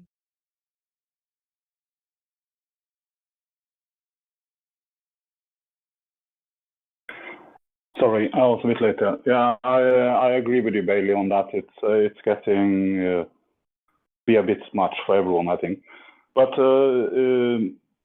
we could maybe just have a vote on that the GA are asking the board to basically fix these issues and give us a report back at the next GA. I don't know. Short and simple. Yeah, yep, that's something we could do. I would be in favor of that myself. What do you guys think? Are people in favor of that? Or is anybody opposed to that? Mark? Yeah, I like the idea. Let the board do it, because I think they're the right place to do it.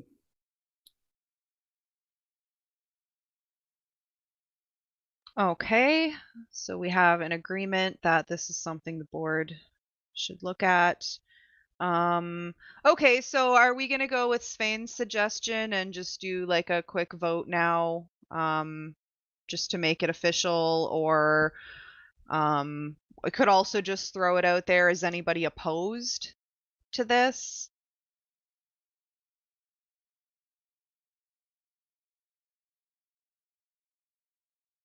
I'm not hearing any objections.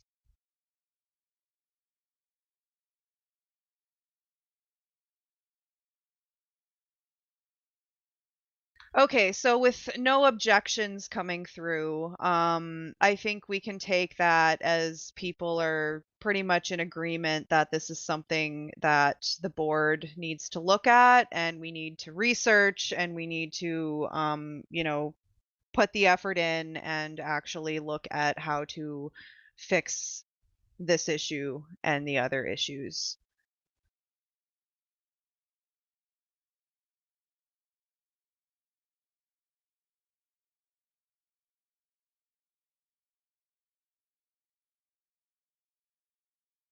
So Keith was just suggesting in the chat that maybe we take another break. How do you, I know Exile also suggested that a little while ago. I apologize for not bringing that up. Do you guys want to take a break now?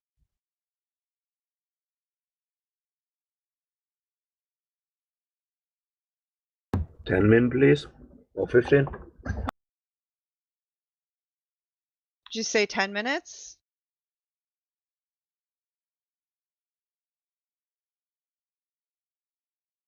$15? We can do 15.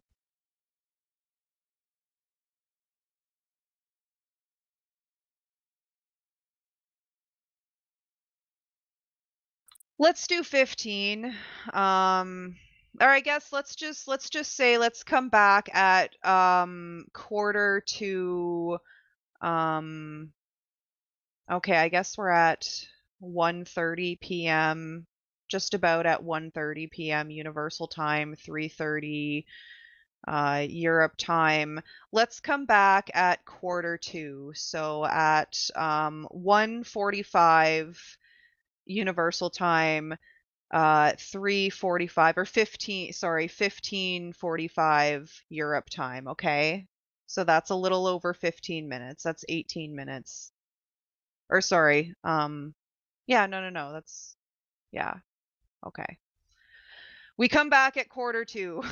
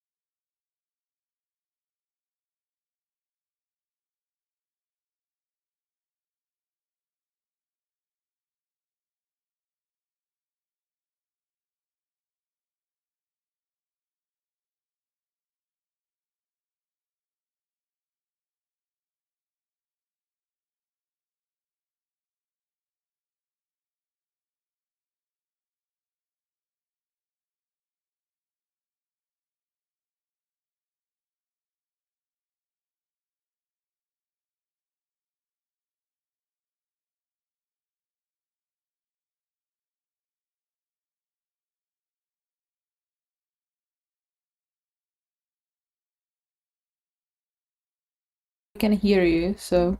Yeah. It always takes a few seconds to fail.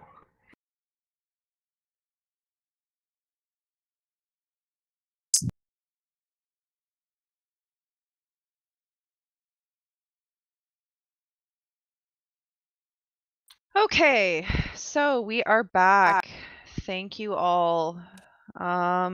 Okay, so let's just real quick, I'll go through the list again, and yeah, just same as before, I'll call your party name, and then you just let us know if you are present.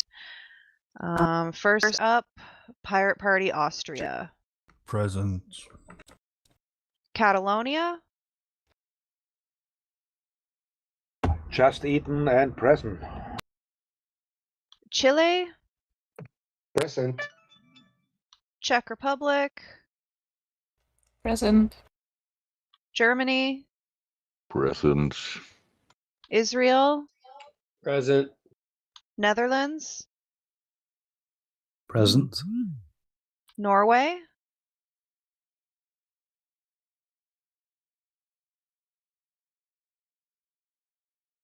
Norway is still on the phone. Okay, I can see Spain's in the room. Russia, Present. America, Present. all right. So, looks like we've got everybody. Okay. So, thank you all. We are in the home stretch, guys. Let's just hang on a little longer and we can get through everything. We just have a couple more items to go through and then we're done. So the next thing we have here, again, we're in that, it's motions / points of discussion. And the next thing we have here is the Think Twice conference. So this is Keith's item. So I'm going to pass the mic over to Keith. Okay, so this is, I guess, our whole team, which is Mike, Veronica, and anyone else. That we have the Think Twice conference coming up in about a month. It's taking place in Prague, but we're also going to have online speakers. We need to get out the message for speakers or panelists, and we have a form, or you can contact us individually. So I'm going to keep this short and put the link for the form into our minutes. And if any of you who would like to speak or be a panelist on this conference, please sign up and please share it. That's it. Thanks. Awesome. Thank you, Keith. Are there any questions about Think Twice?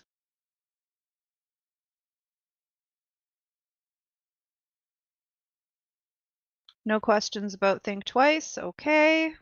Just let us know if you guys have any questions about that Well, later. I have a question, but I'm trying to move myself into speaker. Sorry. I got okay. yeah.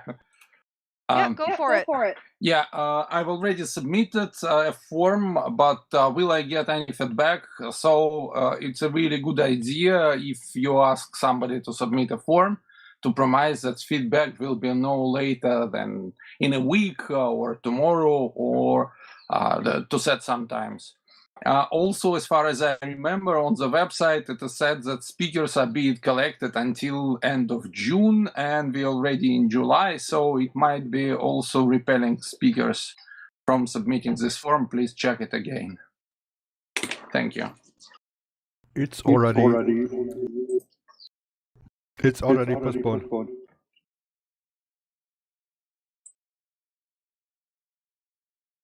Okay. I was away for a moment. I thought maybe when I came back you had a roll call. I will just say that I'm here. Okay, yeah, we did do a roll call, but we could see that you were in the room. Okay, so Keith was just talking about Think Twice. Do you have any questions about Think Twice, Svein? Or anybody? Look at it, but we will, I'm sure, and then we'll give feedback to Keith. But I don't have any questions right now. there's a lot of things going on, you know. So. Okay, fair enough. Veronica? I'm just looking at the website, and in the call for submissions section in terms and conditions of paper submission, it still says Tuesday, June 28th. So yeah, that web page needs to be fixed, I guess. Or I don't think I have any cookies saved, so you know I just reloaded it and it still says June 28th.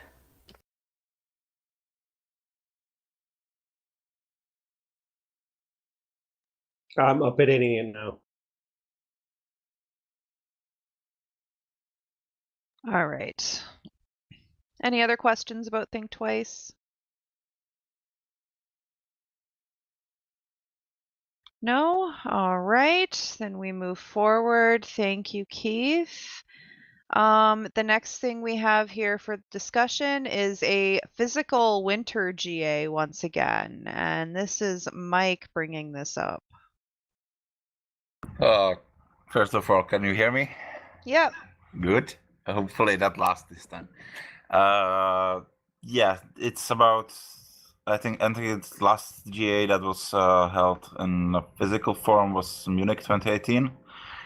COVID stopped us from coming back to normal ones. I think unless COVID gets out of hand again in the autumn, as it did for the past 2 years, we might come back to the physical GAs again.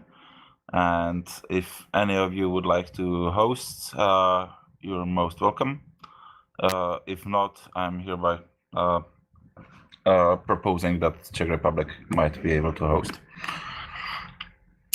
That's about it. Thank you. All right, cool. Thank you for that, Mike. Does anybody have anything to say or ask about that possible physical GA next time? Yeah. Bastian?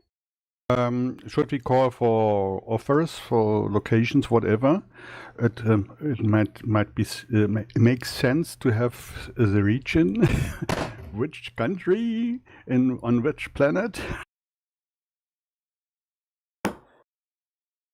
Yeah. Let's have a GA on Jupiter. I think that would be fun. No, seriously though, no, I think, I don't know, in my opinion, I'll just like share my opinion about it. I think it would be cool to do something in person again. 'Cause yeah, it has been a few years, and you know, I think it would be a fun thing for us to get together and you know, just do something actually in person, not just online. Now, that said, the nice thing about online is that, you know, when it's just an online GA, it means everybody's online, and there's a sort of equality there in that everybody is, you know, participating in the GA online as opposed to some people being in person and others being online. And I know that in the past with hybrid GAs like that, there's sometimes issues with remote delegates not being heard in the same way as those who are participating in person. And I just think if we are going to organize something in person, we have to not only accommodate remote delegates, we have to, like, the whole thing, the whole way that we do it has to be built around the fact that we have remote delegates. Like, we have to, like, put the remote delegates first in a way, because there's a sort of privilege when you know, a bunch of people can get in a room together and be present like that. You know, it's you know, it's a lot easier to be heard when you're sitting there in the room as opposed to online. So I just think if we are going to do that, we have to be very careful, and we have to be really on top of our game as far as making sure that people who are participating remotely are being heard and are able to participate just as much as the people sitting there in the room. And we have to be able to, for example, stay longer if the remote delegates need more time for something, we don't just cut it off because there's a dinner reservation or something. So again, I like the idea of us, doing something in person, but we have to do it right, and we have to make sure that remote delegates are being treated like goddamn royalty during that process. Mike? In case that would happen in Czechia, I can promise that will be on the front of our minds, or if that's an expression. Yeah, that's really my only hesitation, is just the fact that it can be, kind of unequal when you get some people physically present and others just participating online. So if we can do that part right, if we can, if we can make sure that that's not a problem, then personally I don't see a problem with us organizing something in person. Does anybody else have any thoughts about that? Anthony? I was just going to say it might make it easier and more possible for some of us who are not in Europe to actually make a physical GA if it's given more notice than just the next one, right? That's my suggestion. Like, if we were going to do this 2 GAs from now, the USPP might be able to send someone in person, I don't know. But it's more likely. Yeah, and that's another thing that we have to keep in mind, is that it's much easier for, for example, if a European country is going to host the GA, then it's a lot easier and more doable for folks from European countries to travel to the GA, whereas some of us are on the other side of the Atlantic. So with that in mind, there will have to be extra notice. We would need, because usually it's like we would announce the GA at least 2 months in advance, right? If we're going to do a physical one, it needs to be more than that. Like, we have to decide, like, now, basically, or not, maybe not now, maybe not like right now, but in the next like month or two at the latest. If we're planning to do that, then we have to make people aware. And that's also a good point about it. For people who are living further away, next GA might not be so practical, but maybe the GA after that. So this is something we would have to, these are all things that we would have to consider. And I see Bastian, Alexander, and AJ in the speaker room. I'm not sure who's first. Me, I guess. Okay. Yeah, we have better tools now. We have these video conferences, and so we can make it easily a hybrid conference. We have we had in the past, we had a problem to get the remote delegates with a huge impact to have then proxy and whatever, but we can do it like we are sitting in the same room now. So it makes very easy to have a hybrid meeting. And nevertheless, we have to go to any continent, and so we have remote delegates anywhere. So it is a must for us that we have hybrid conference. We can make it better. We have the next from the PPU as a council meeting in Belgium, in Brussels. So we can show how it's working, I think. Yeah, and but that we can meet us in physical as humans is a good idea for the near future. Maybe we find a place for the winter GA or for the next GA, but I think we need that all, that we can see and feel us. Yes, Okay, thank you. Also, in these times, well, even in pre-COVID times, for huge international conferences like IGFs or ICANN meetings, which are moving all around the world, there is always an option to organize a so-called remote hub. So if it's difficult to travel to another continent, but it's much difficult to travel to neighboring country at your continent, there could be a place to have a physical meetings of different people. I understand that US and Chile are in a bit different Americas, but maybe in this case it would be reasonable, especially if, for example, the main GA will move to Australia or New Zealand or United States, to think about possibility to have remote hub for physical participation somewhere in Europe. So let's think about it also. All right. Thank you, Alexander. Yeah, and I mean, I like the idea of like, even if not everybody is traveling to the specific place, if people are able to travel, even just to hang out together and attend the GA together from different locations. I mean, that's cool too. But yeah, it's something to consider. It's something to look at as a possibility. Is there anybody here that thinks it's a horrible idea and we should just stick to online? Like, is there anybody who's just completely, for whatever reason, just completely against the idea of doing an in-person GA?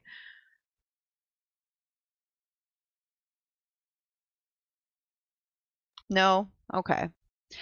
So yeah, that's thanks for bringing that up, Mike. So let's see how things go with with the COVID thing and whatever over the next like couple of months, and see where we're at, and see if anybody wants to host, and who knows, maybe our next GA will be an in-person one or a hybrid one. Okay, moving on to the next item, we have the DAO update from Keith. So you guys would remember the DAO discussion from previous meetings. Keith, you want to give us a little update on how that's going? So we had a decision at our last GA, and we presented we're going to have an internal DAO as being something that we would use among members to vote on things between general assemblies, or we would have like an external thing where we would let members of the public donate through crowdfunding and this type of decision making. And the GA voted for both. And since then, we've tried to make some progress. We've made probably more progress on an external DAO, like the public can be involved in, and doing some crowdfunding and stuff like this. But we didn't make any progress really in the internal DAO for the main reason that some of the members, we had skepticism of whether they would really use it, whether you all could keep the keys, your wallet addresses, and use it for voting, because if you don't use it, it kind of goes to waste. We've experimented with a few different blockchains and doing it a bunch of different ways. I'd like to see it happen, but I also would like to hear some commitment from our members. And this is just a point of discussion. This isn't a motion that, well, hey, you guys should mint this on the blockchain and we could have our voting, we could vote on different types of issues that way. Or we should just, keep experimenting. Another project we've made is to make a platform that any party could just copy the voting platform and use it for themselves any way they want. It would just be a service that we created for all the different parties. So I just wanted to hear some feedback from our members about whether you would like us to implement a DAO voting system for PPI among our 30 members. Again, in the last year you said yes, but since then I haven't heard anyone interested in using it.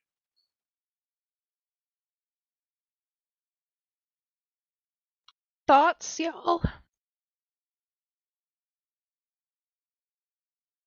All right, we got AJ and then Exile. I think Exile joined first if they want to. Oh, okay. Well, once again, I would split in two separate questions. One is, this DAO has something to do with Opera, this free software to vote, which European pirates used in their last council meeting. And the second question is, regarding discourse, as we heard. I understand discourse is not for voting, but the arguments were trying to put there here in the PPI frame. So wouldn't it be better then to go also with the argumentation into this DAO tool instead of only having it as voting tool?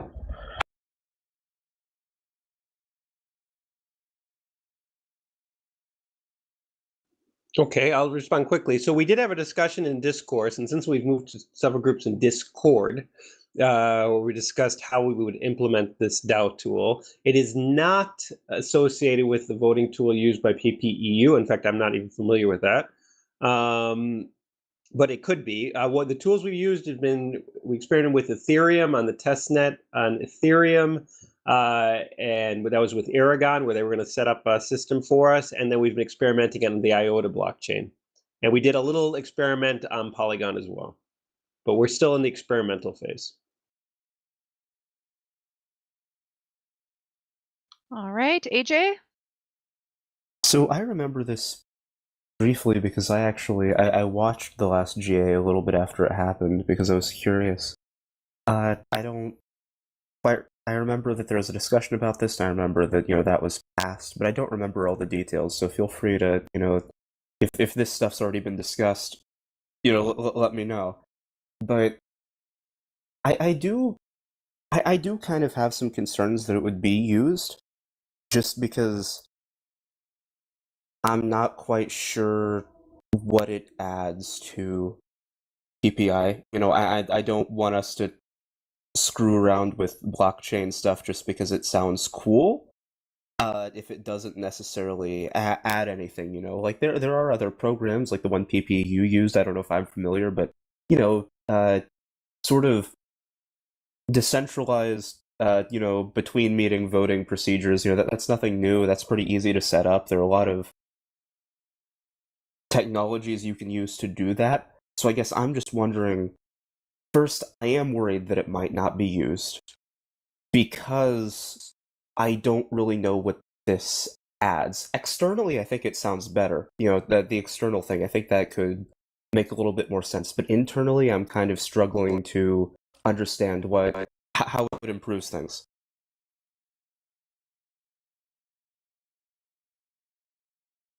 Okay, I'll respond really quickly. It's also a question. I don't know if it will improve things. It sounds to me like we initially voted it was a good idea, and then talking with members individually over time, that some who have skepticism over it kind of make their voices heard. So it could be true that, and as far as externally, yes, it seems like as far as a crowdfunding campaign, as far as a way to motivate outside participation in PPI, just symbolically even, that it might have more opportunity. And again, the third option has presented itself as well as just a platform that we can offer to any organization that just wants to adopt it, that we just build a platform. And that seems to be what we've been doing recently on the IOTA blockchain, that anyone can just kind of adopt this system and use it for their own political party or organization. If anyone, and again, one of the reasons we didn't move forward to mint it on the Ethereum blockchain costs funds. So, it's like a one-time fee, but we didn't do it because we didn't have enough members that really said, hey, we want to use this.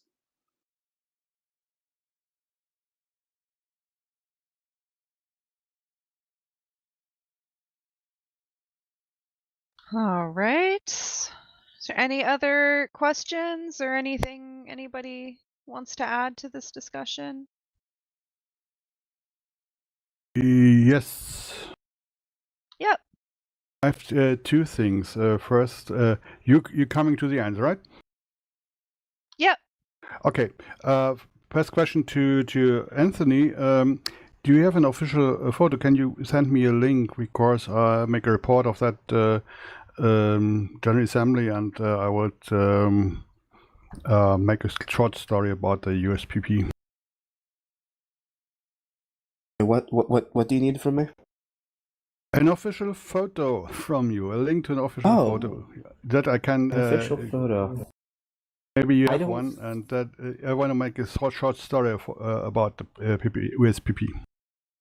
I might have to look and see if I still have a good one. If not, I am updating that soon, but just keep in touch with me and I'll get that to you soon. Okay, fine. Secondly, you see me on the board list, so you get my email or whatever, or Telegram, whatever. So, let me make a short remark to this nice General Assembly today. I take the liberty to pointing out that our colleagues from Austria are already trying for the third time to discredit members of the Pirate Party of Germany. I recall the Unicorn affair, the accusations against Alexander Kohler, and now against me. This is remarkable and sustainably destroys the cooperation between our members and between the board members. And obviously, somebody has too much time on their hands. So maybe we can fix that problem for the future. Thank you.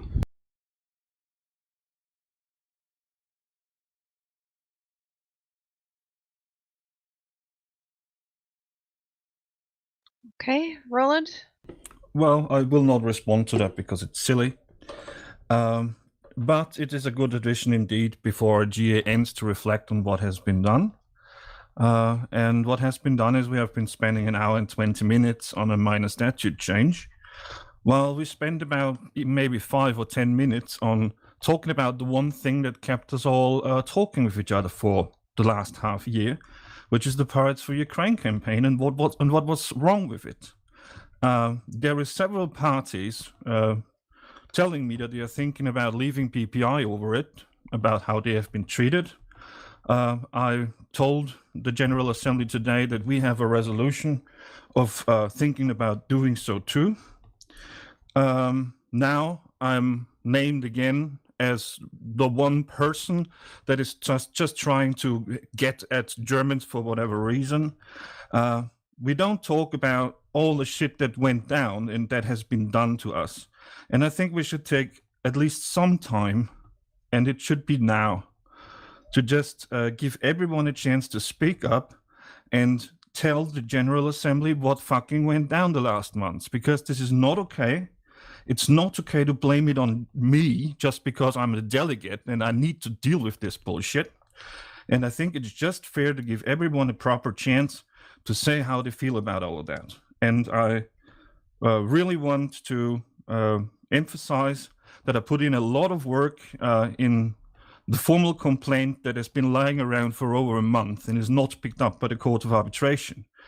And to everyone to pick it up and read it and then judge for yourself. You don't need to trust me, you can just look it up. Thank you.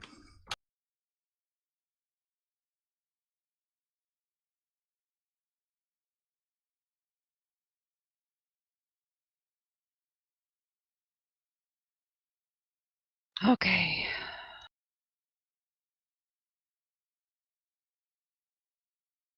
Exile? Yeah, coming back to the suggestion I made in the chat here in Mumble, I would like to point out, Bailey, you've done a marked job as moderation. Thank you for your patience. I think that everybody here had the possibility to speak up, and I can really imagine it's a tough one having these discussions today here. Okay, thank you, Exile. Spain? Yes, we've had a short and brief board meeting in PPNO in the break, and I was just waiting to get a confirmation on, not a motion, but like a declaration from the PPNO, and I see now is the time to say it because this discussion came up again. As mentioned to the board of PPI before, PPNO has had an internal discussion about PPI and the PPNO membership. We've had that discussion since last year, but I personally have postponed an actual vote on the matter. The majority of the board wants to recommend our next GA to formally leave PPI. The last stop has been the handling of the Pirate for Ukraine campaign, and the fact that PPNO has not received an answer to our formal request to the PPI board about answers. PPNO lost confidence after the PPI board meeting at the 2nd of June and the things said there from members of the board. And we feel it's not possible to regain confidence as long as our concerns are not heard and our letters are not answered. And that's from the board of PPNO. Thank you. Okay, Mike? Note by the minute takers, can you copy that to the minutes, please? Because it was impossible to write down because it was fast and yeah. I want it to be correct. Thank you. I will send it to you, Mike. Okay? Yeah, sure. Yeah, I have it here now. I just got it.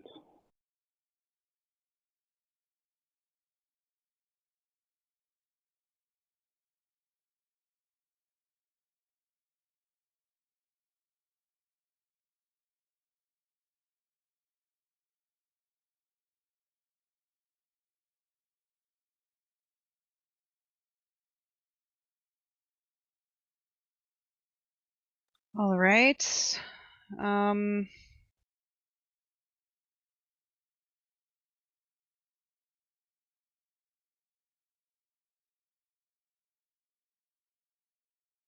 Yeah, I don't really know what to say, honestly.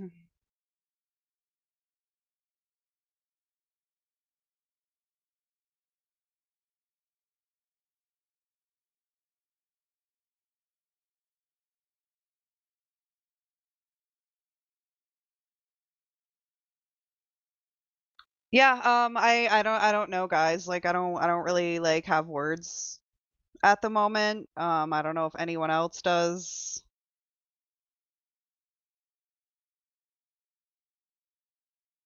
I have a lot of words, but if people are not interested, then I will just keep to myself. Well, no, I mean, if anybody who has something to say should say it, I think. Like it's I don't think this is something that can just get opened for just like can just get opened and then it doesn't get talked about. Okay, Keith, you're saying I can just comment as a board member who wasn't part, I believe, of the June 2nd meeting, but in general has been following up on this issue as best I can. We realized this was an issue after a certain amount of time passed, and I think there was a need for a quick resolution, but unfortunately the board that meets, on an irregular or every 3 weeks, couldn't act so quickly and still has not resolved this issue entirely. I'm going to put the link to the Redmine decision that we started to document everything that's going on. It looks like we still need to have all of these funds transferred. We succeeded in transferring half of the funds, but in general, we're getting to a point where everything falls on this board of volunteers, and we do need more people assisting to make sure these issues get resolved quickly. We're going to keep doing our best to make sure we resolve any issues that come up, but this didn't need to be such a traumatic issue. It sounded something really simple that unfortunately just dragged out and got a lot of people feeling upset about it. And so I really do hope we can learn from this and improve on it. But I'm going to put the link to the issue in the minutes. And I do really hope that we resolve this and learn from it and don't let it destroy ourselves. And as far as not responding, we will respond as soon as this is resolved. At the moment, we just didn't have anything to respond with because it wasn't resolved.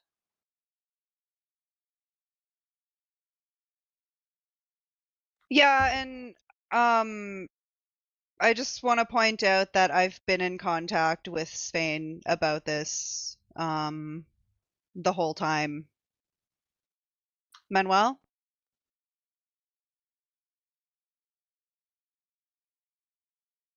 Thank you.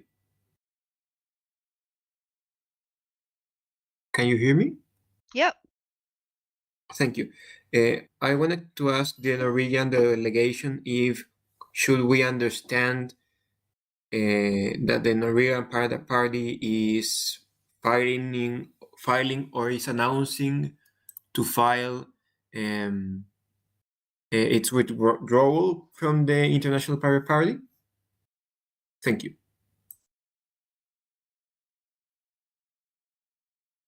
I guess I can say something. First, Bailey, yes, I know we have been in contact, and it's been a pleasure as always. And really, this it's not about the money. I tell you, a lot of people think it's about the money, but it's not, because we, together with the people we are working with, we have spent millions. So, like €1,000 doesn't make much difference, but it's really appreciated. And when we started this, I was actually thinking that this is a very good thing that could get us closer together as a community, as pirates, standing up for civilian lives, humanitarian aid, not taking part in the conflict, and not even choosing a side, because it was all focused on civilians on the ground, innocent victims. When it comes to the question from Manuel, I think, no, we are not, because we have it in our statutes that we are a member of PPI. So to formally withdraw from PPI or ask to withdraw from PPI, we will need to have a vote on our GA on it.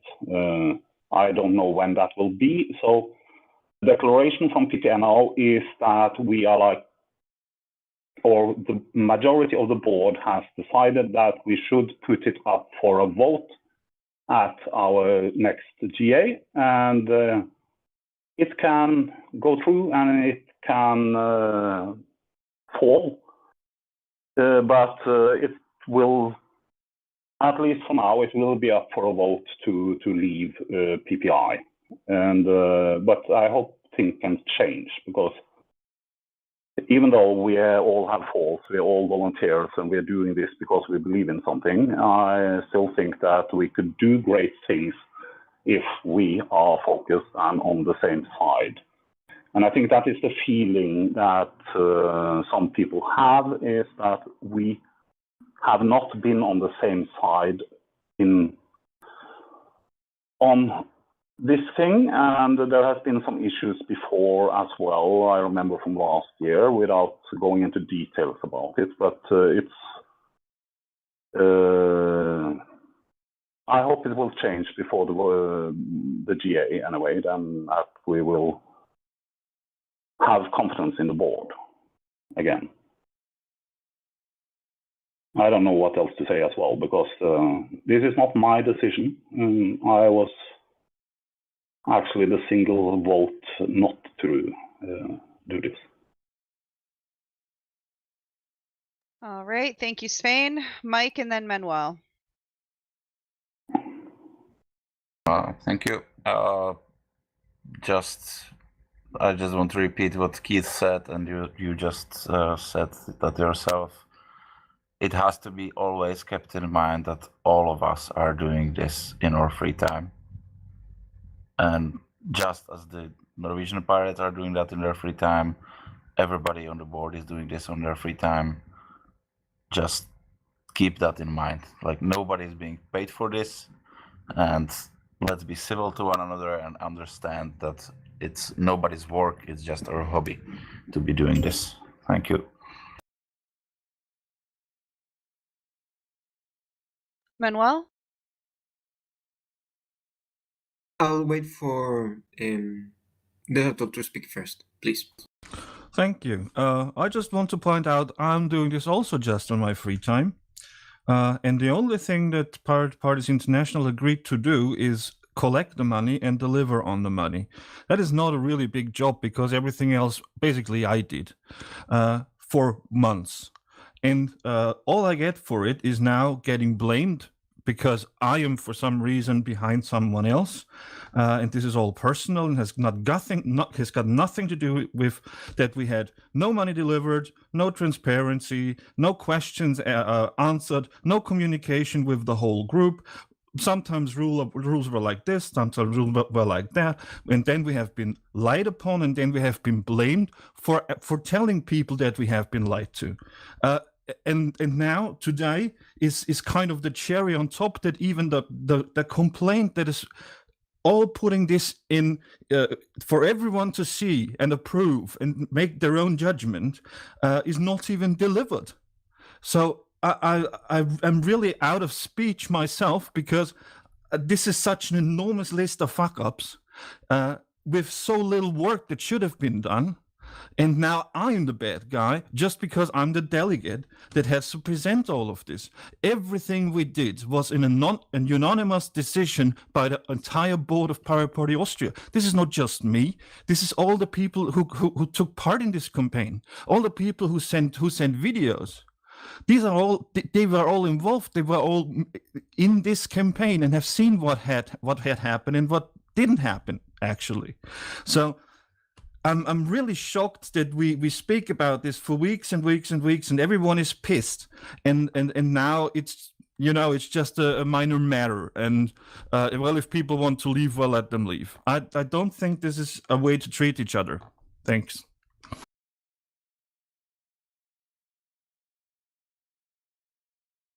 Manuel? Thank you. I just wanted to say first that unless explicitly said otherwise, any claims by members of the board here in the General Assembly outside of their roles within the board are personal opinions and do not necessarily represent the rest of the board. I think we need to combine what Keith and Mike have said with what Sven said about the purpose of the international. While I respect the position of the Norwegian board of trying to produce another international organization representing pirates, this is not the first time that there have been objections from member parties to the actions within the International Pirate Party. And having in mind that we are a group of people with the confidence given from our national parties to try to push this organization forward in the name of the pirate movement, it is rather upsetting to see such a lack of proactive collaboration when the instances are given and are always available for that collaborative effort of pushing forward the goals of the party. I think that now there is a consensus, for example, to reorganize the rules through which the PPI works and where we are legally based. But at the same time, we cannot maybe count on the contributions of national parties till the next General Assembly. For example, in what Keith said, that can be seen, for example, at the work of the standing committees that were created as a way of bringing national parties together and pushing certain areas of pirate work forward. With all of this, I'm trying to say, if there are really, as many delegates have pointed, issues with PPI, I would really appreciate it if those same parties, not delegates, those same national parties, can help the organizations fix those issues once and for all. If they see that they are not being heard. I'm really sorry for that. Each member of the board can take responsibility for those kind of impasses. But at the same time, I really believe that those show a clear path forward to solve them. And I think we would really appreciate your support and help on that direction if we still share the common objective of pushing the pirate movement and having the PPI as a tool for that goal. Thank you.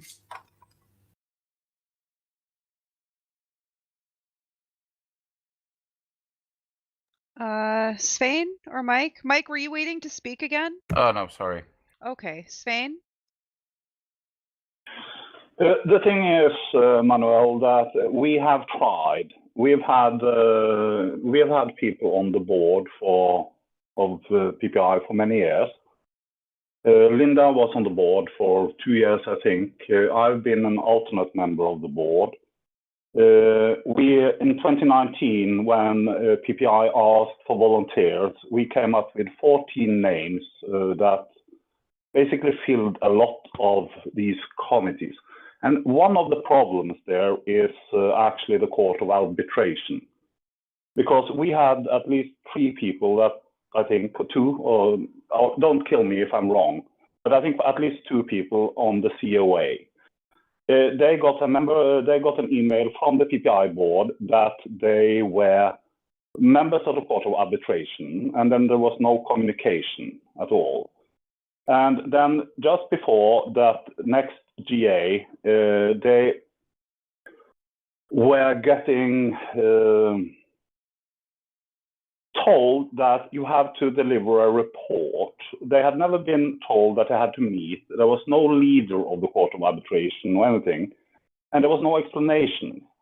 And that goes around with other people as well. We were trying actually very hard to support PPI. We were getting it out to our members that we want you to join PPI. Let's build this international movement of pirates. And it was a huge, huge disappointment because there was no communications from the board. And actually, when it came up for discussion, like what happened with the Court of Arbitration, the answer from some of the board members were that they should have met up. It's their fault. They should have understood that they should just meet and then fix everything themselves, vote on who is going to be the leader, and then follow up on this thing. So it's not falling on us. The fact of the matter is that they got one email that was sent to this group. They didn't even have the contacts of the other members if what I was told is correct. So, like internally, we've had actually a lot of problems with PPI and why this and why pirates and why should we be a member of PPI. We have believed that things would be okay, but now we have lost faith. And it's not up to us to regain that faith. It's up to PPI to actually show that these things, we are taking them seriously. We are fixing them, and we want you to continue supporting us like we are supporting you, because we don't have that feeling. The majority of the board doesn't have that feeling. Thank you. Mike? I'm trying to think of a way to say this and not being rude in any way, but the General Assembly meets every year in winter to elect the executive, which is the board, and the judiciary, which is the COA. And then the COA never meets. They get the contacts on each other, and you now blame the board for them not doing anything and not having instructions on what they're supposed to do. Like, is it really the role of the executive to say to the judicial branch, which got elected and they wanted to run for those positions, what they're supposed to do? Like they were running for those positions without knowing what are they doing, or like I don't really get the argument how this is the board's problem. There's a lot of problems with the PPI that are the board's problem, but this one is definitely not one of them.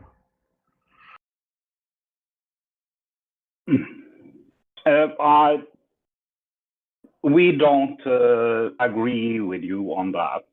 The thing is that we were asked to come up with volunteers to fill different positions. We did. And you can say that it's not the board's problem, really, then it's the GA's problem. Because they were never told that they should meet and that they should constitute themselves and decide on the way forward. Normally, like if you are elected to something and there is a board there, you'll have a mandate. They didn't have a mandate. And I'm just using that, the COA, as an example. The problem was that it was a general thingy, like they felt that they wanted to do something, they wanted to volunteer, but there was no communication. So it's a communications issue, I think. Like, and I am not blaming anyone. I'm just, like said earlier, I'm the delegate that is here. I'm also the chair of my party, and I am delivering my party's concerns about the running of PPI. It's not personal. Thank you.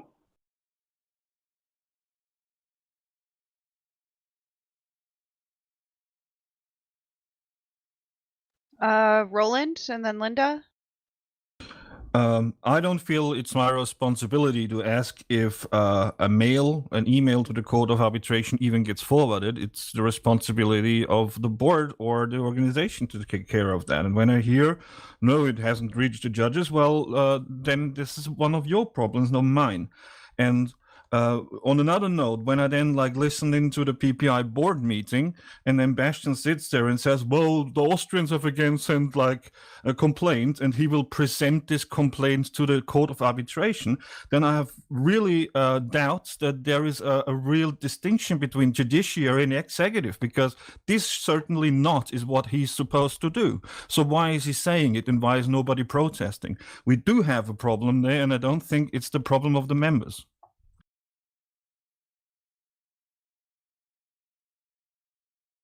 Linda? Yeah, I apologize. I had to leave earlier. I think the Pirate Party of Norway we want to love PPI. We want to be a part of it. We want to make a difference. We want this to be international. We want the committees to work. We want the board to have optimal, power to help the membership. And I guess it's reached a point of frustration that things are perhaps a little immovable sometimes when there's feedback. I don't know how many times, for example, we've mentioned that the names of the committees are, a problem. I really don't want to invite the members of PPNO to a BDSM meeting. You know what I mean?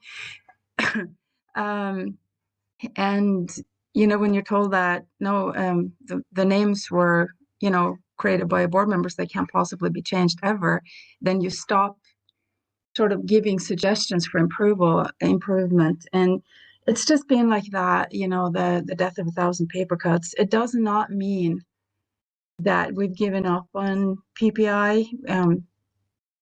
We want this to work. We're not just sitting on our butts and complaining and whining and not having tried to help or tried to be active, or gosh, I spent a ton of time, that, and I think it could be great, but in order to be great, I think know that you're loved, know that your efforts are cherished and appreciated.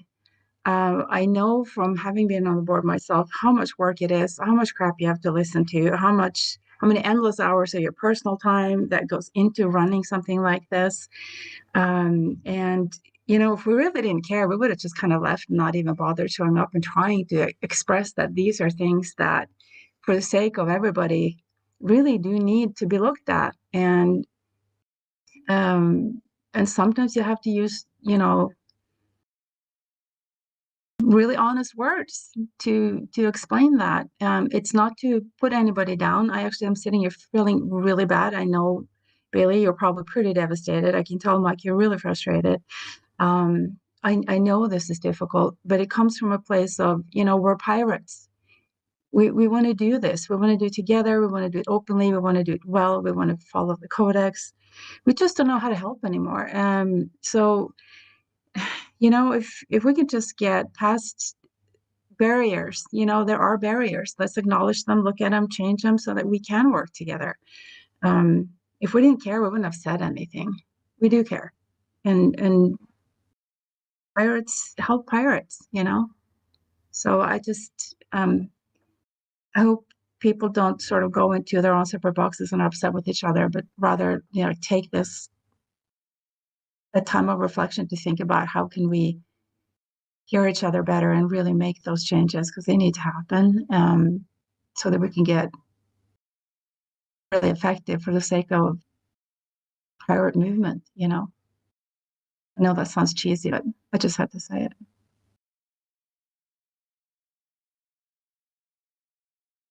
Okay, I think Bastion is next. Maybe you think right. Roland just gave us just a perfect example of how to spread false facts. I did not say in that particular board meeting that I would send a complaint to the Court of Arbitration.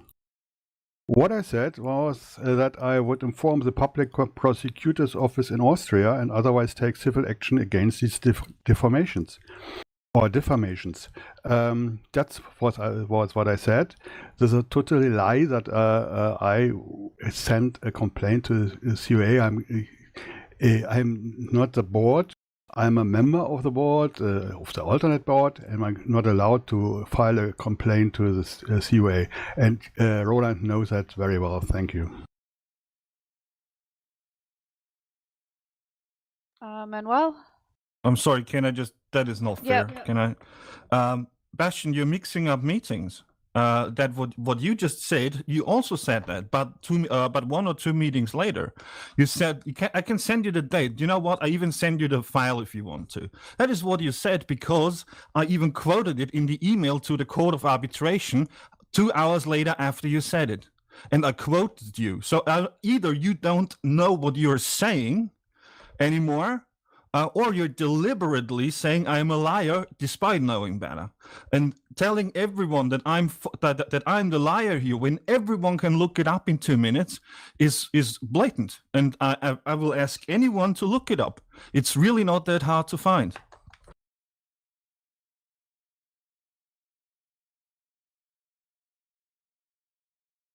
Okay, Manuel?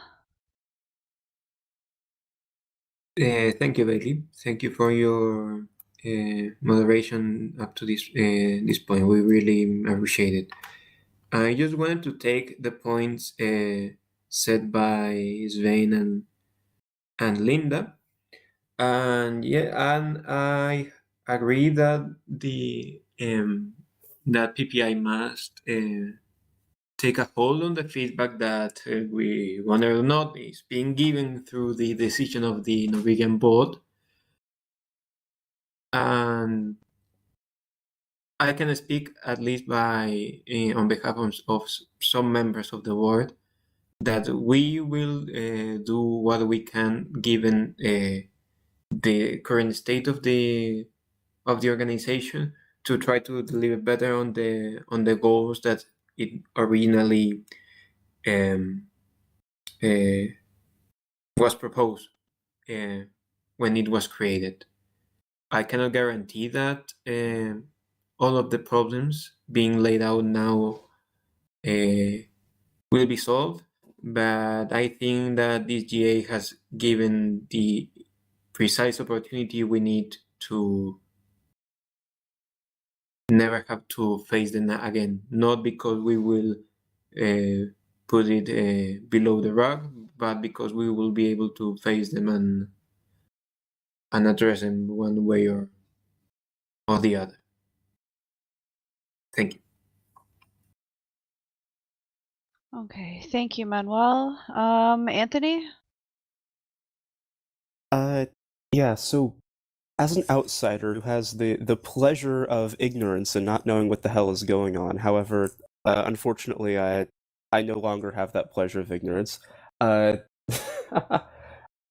really, again, this is just my thoughts from someone who's totally removed from all of this. No one has to do anything with these thoughts, but it really kind of it feels to me, from someone who's just starting from scratch here, that a lot of these sound like the sort of structural issues, right? I mean, we spent 2 hours today talking about arguing over things that had to do with statutes, and again, it sounds like a lot of this financial stuff has its roots in, sort of these basic structural things like who can and can't access the bank account.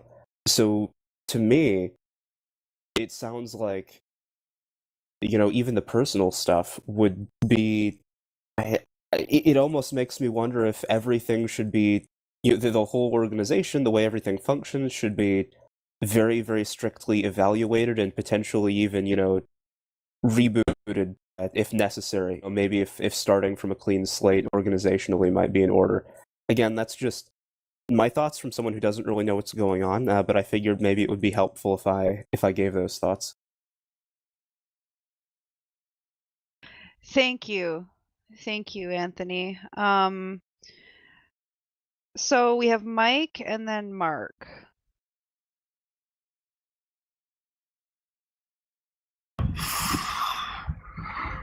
I had a lot of things to say, but it's impossible to write the minutes down and remember what you want to react to. But one thing that sticks out to me is what Linda said, that the Norwegians are maybe feeling that they can't really contribute anything more to the PPI.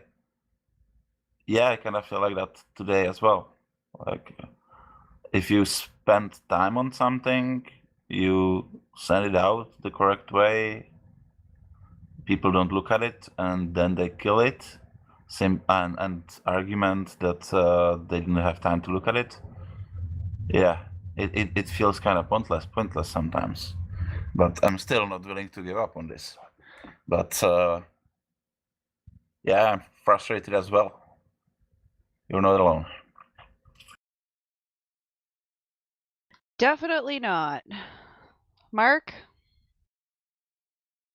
Thank you, Bailey. I'm actually really happy with you doing this for us today.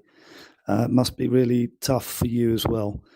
And I think everyone here is here with good intentions, but not being the concept that we have here was, I think, and for me it is, to help each other make things easier, better, and lighter, so we can actually make this world a little bit more beautiful. And instead, we've done exactly the opposite, and I don't think it's intentional. And therefore, I really like what Anthony actually said, because I think that's the best answer to this problem that we have. That if we change the structure, change the soil, the plant will grow better. Thank you all very much for today. Thank you, Mark. Roland? I want to say that as the person being called a liar in front of the whole General Assembly, hopefully you read up on the link. I feel extremely frustrated to the point where it makes me sick to the stomach. Maybe I will leave, maybe I won't, who gives a fuck. But I do want to say is that there is people in Pirate Parties International that I hold very dear to my heart, and I want to work with you and do good things, as I think I've proven with Pirates for Ukraine, where I took all the arguing for weeks and months even, and just did my fucking job, as you should. And then move on and do something else. So I really hope that for once it would be possible to just stick to the job and not get into fights. But it turned out that is not possible. And as a person who is getting threatened with lawsuits, with lawyers, with the prosecutor's office, as you just heard, by just following the statutes of PPI to the point, is the reality I am living in Pirate Parties International. And this is a reality I don't care for much. So if we can't establish that we are perfectly frank and honest with each other, I think this is a doomed operation. And the sooner everyone knows what's happening and what is going down, the sooner it can get better. Thanks.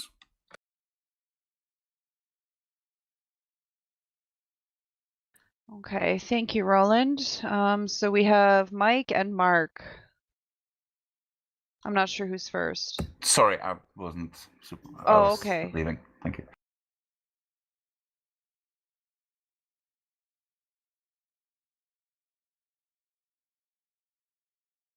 Okay.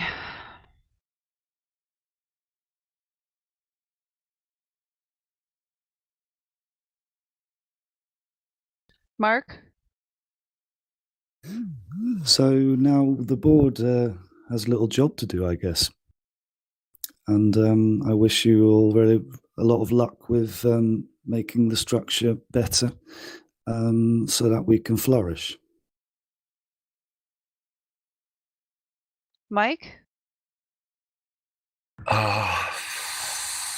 I will expand off what you just said. It's not the board that has a lot of work, it's all of us.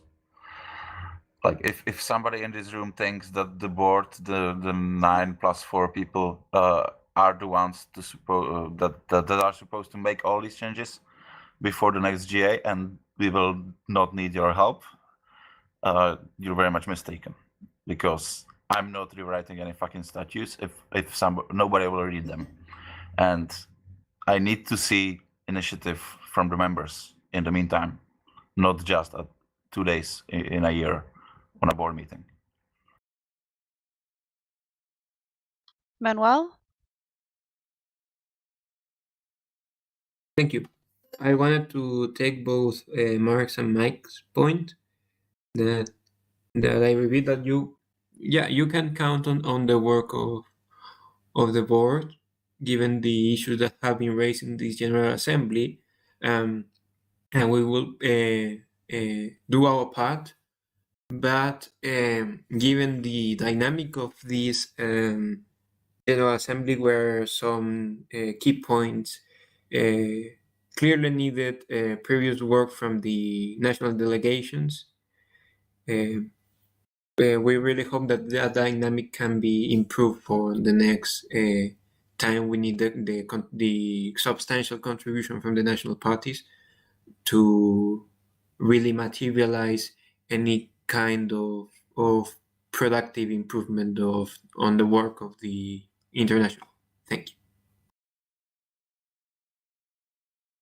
Alexander? And I think that until the next GA, listening to all previous speakers, I think we should consider adding some amending status for possibility of expelling of a party from Pirate Party International, because I wasn't speaking before because I think it's all European mentality, and that's maybe I don't understand anything or something in relations. But now I definitely see that situation about conflict with Pirate Party International is being constructed constantly. Maybe some personal dislikings or something like are being used for discreditation of Pirate Party International. Like we heard today, all our volunteers were members of Court of Arbitrations, but they did nothing, and now the same persons blaming Pirate Party International that Court of Arbitration doesn't work. That's really, really bad thing. And I would like to repeat, I see that's a constantly constructing situation on how discredit Pirate Party International. Pirate Party International does not make a lot of things, but a few things which are being touched by, some persons who present on this meeting, even situation with helping to refugees, is turned into discreditation point. So I think we should consider adding statutory amendments about expellation of pirate parties, which are constantly discrediting Pirate Party International. Thanks. Mauricio? Thanks. Sorry for my voice. I'm sick on bed. I want to put a political point. As we know, PPI it's an NGO. Are political parties, and in this GA, I think we have no talk about politics. You in Europe are facing a war uh, which could be greater in some months.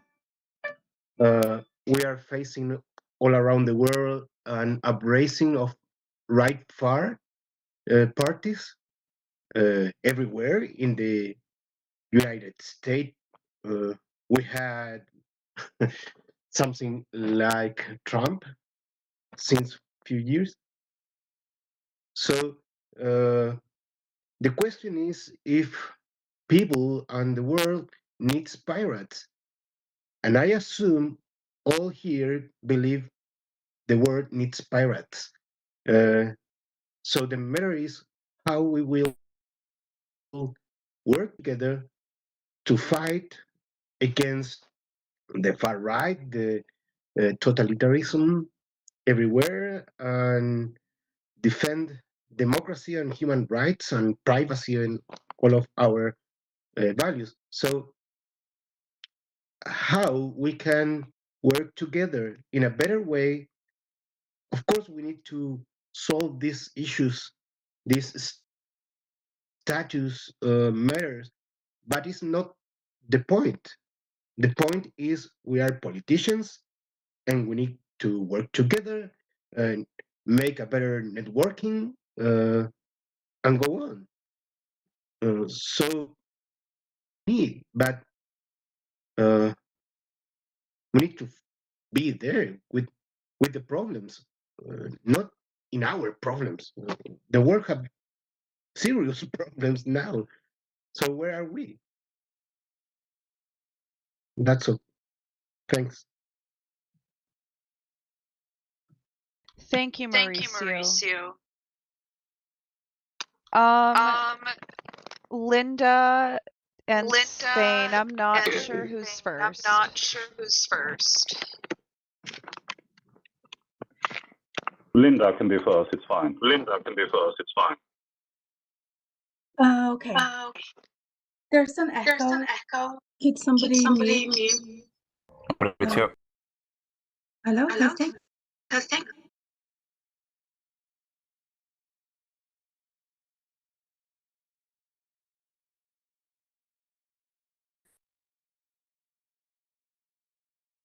That are into specific things. If we have working days where we work on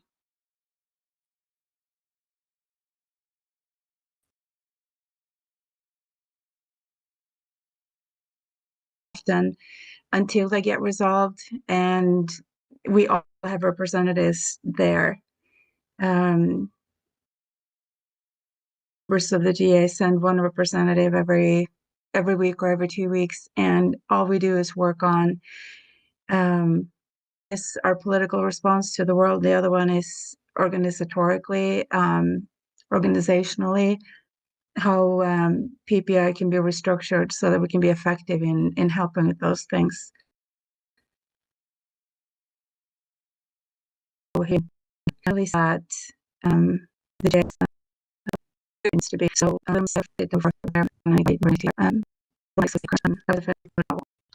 Who is asking?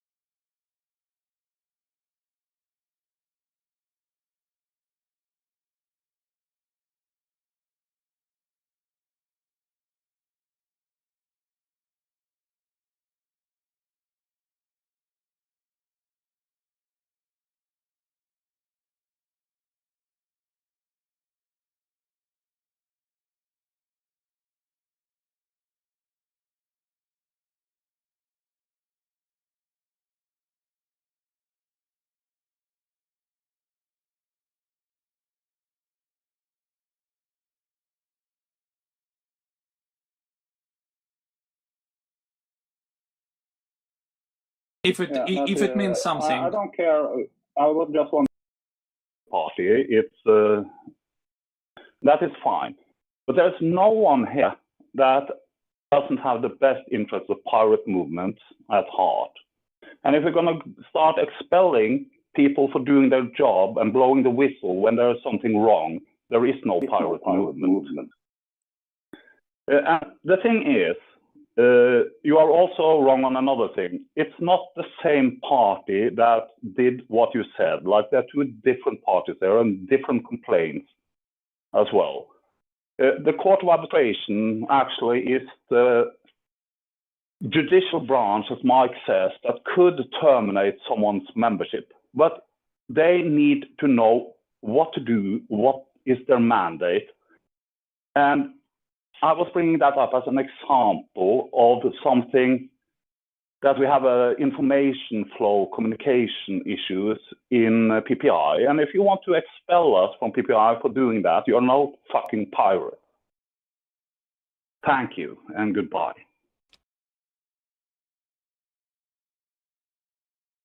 Okay, Anthony? I just wanted to say that since I suggested the reboot, and it sounds like something people are latching onto a little bit, that again, even though I just got here, I am more than willing to volunteer if I'm needed, and I know that there are plenty of other people from the US Pirates that would be willing to volunteer if they are needed. So I just wanted to throw that out there. We are willing to throw our hats into the ring. Thank you, Anthony. Ohad is next, I believe.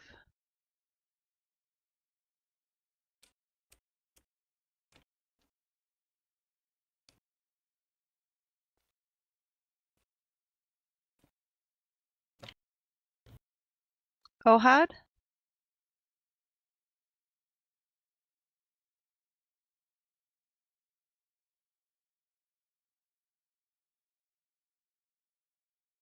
Oh, did we lose Ohad? Maybe he stepped away for a second.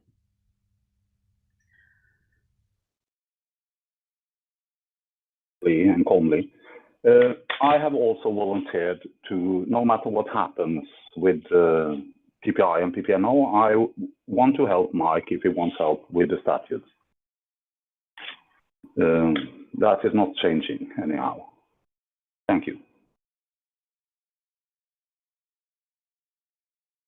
Okay, so we have Alexander and we have Mark. I'm not sure who was first. Well, to be short, that's first of all, I would like to repeat that's for few last years, which I carefully participate in what PPI does at standing committees or something like.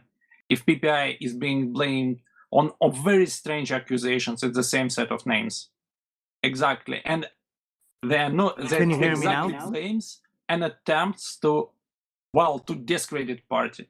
And replying to no fucking pirates. If you are telling that you are working with millions of donations, but failing to present receipts of spendings for about 300 euros, well, I doubt that you are chief of a party.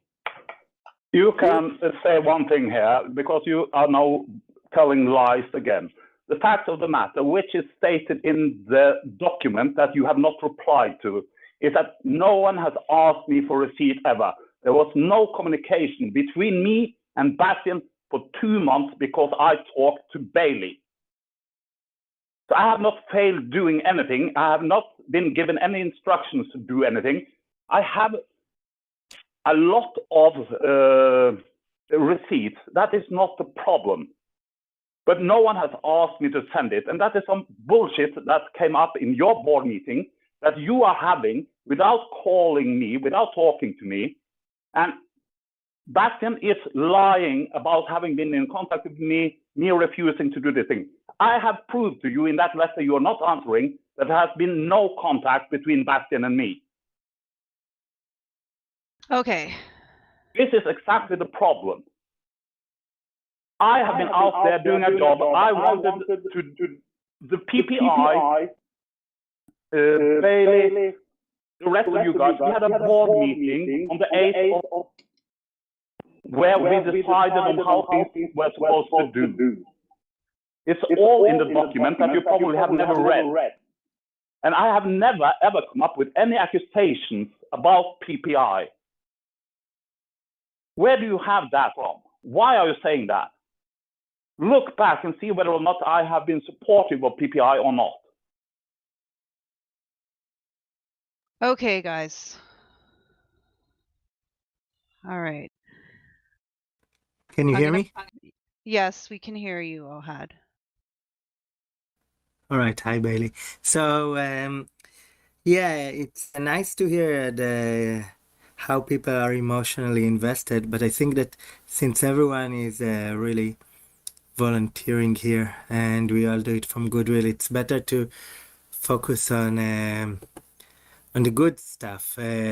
So we in Israel have elections on November 1st. It's in 4 months.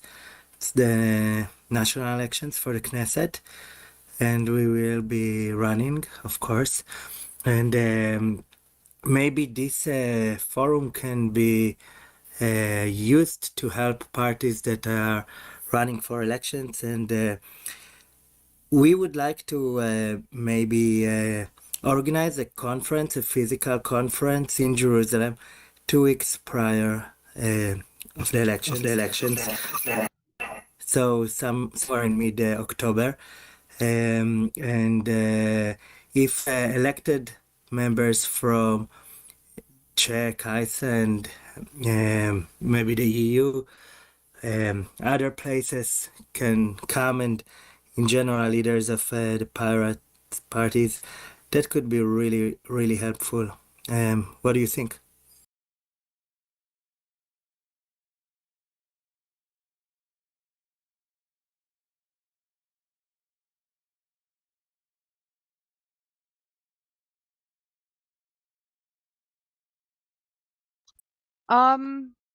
Okay, well, so more elections in Israel. You guys go through a lot of elections over there, it seems. Yeah, the prime minister resigned again, and there will be elections soon. Okay. And it could So be really good opportunity because all the system in Israel is really confused right now, and the liberal left party is destroyed, like it's broken to thousands of pieces, and we can collect them if we act correctly. yeah.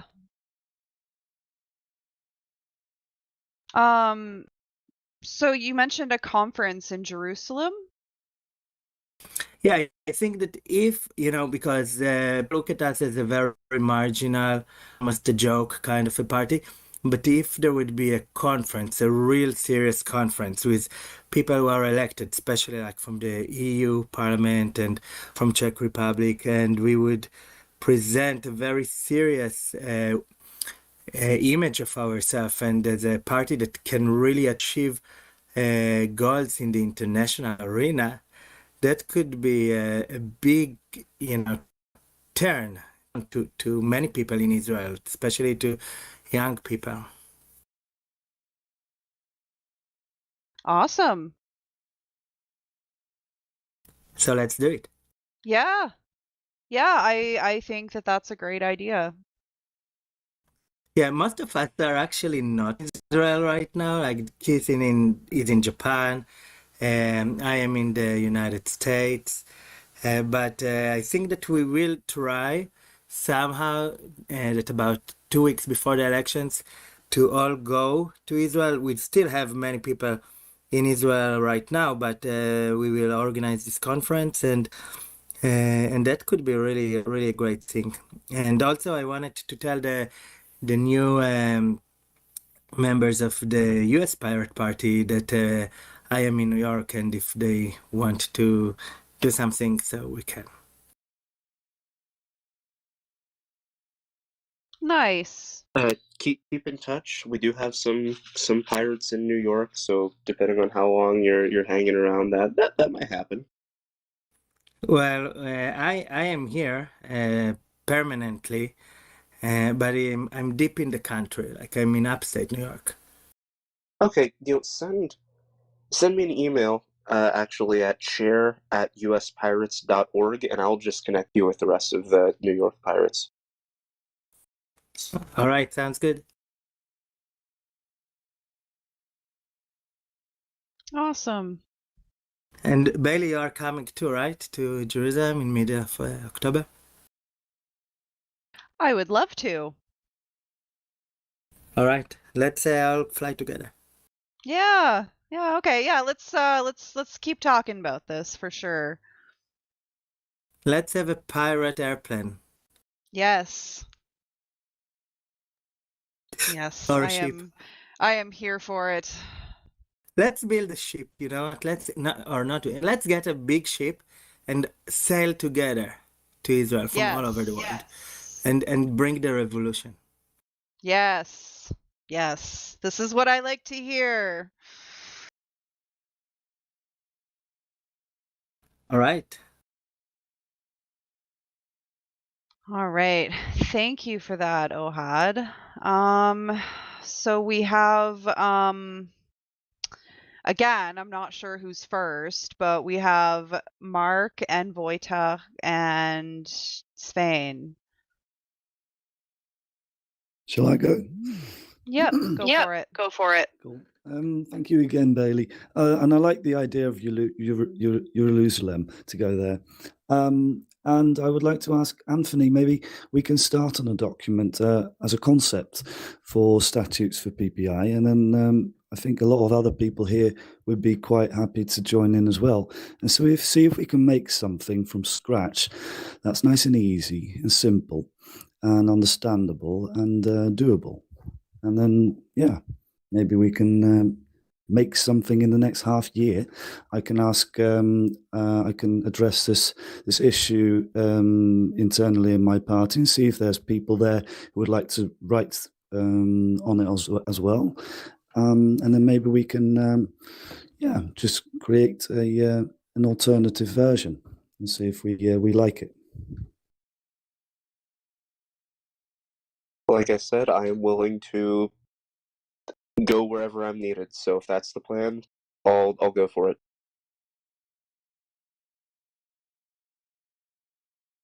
All right. Good, guys. Wojtek? Thank you. I would like to point out that I added my links to my contact informations to the wiki of the Court of Arbitration, and I hear there are some complaints and other things flown through the air. So, as a member of Court of Arbitration, I would ask anyone please to send a complaint to me, and I will try to process it if a complaint against somebody in the PPI, whether it's an organ or member or official or anyone else. Thank you. Thank you, Wojtek. Mike and then Bastian. Hey, I want to just quickly expand on what Mark said about the new statutes. Yeah, I'm definitely in. Like, we have to create some group to make it happen. I'm just very skeptical about making something called statutes clean and simple and easily understandable, since we wasted like an hour of our time today on something that wasn't clear enough in the statutes. There's no, like, because it was missing or perceived by some to be missing. Like, there's no such thing as easily understandable statutes. It's always a complicated, long document that has to count with everything that might happen.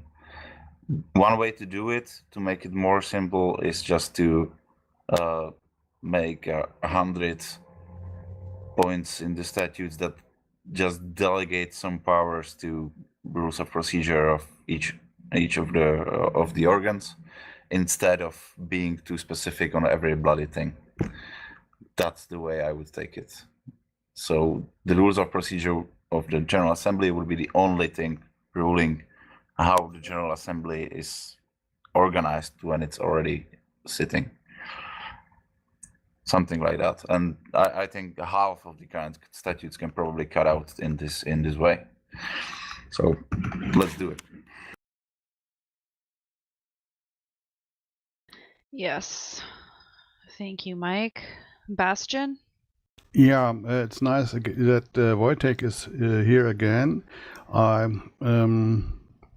sent some direct notices to you. I asked a lot of people from the Czech Pirates about your email address. If you give me your email address, I can put you in the core list so that you receive mails. And I asked you at the same thing at the last GA. And the other two people who are not on this list also, that's the guys from I think Slovak New. So then can we solve that little problem also? Thank you. Send it to you, send it to this channel, send it to the other channel, and also it's in linked in the core wiki. Yeah, fine.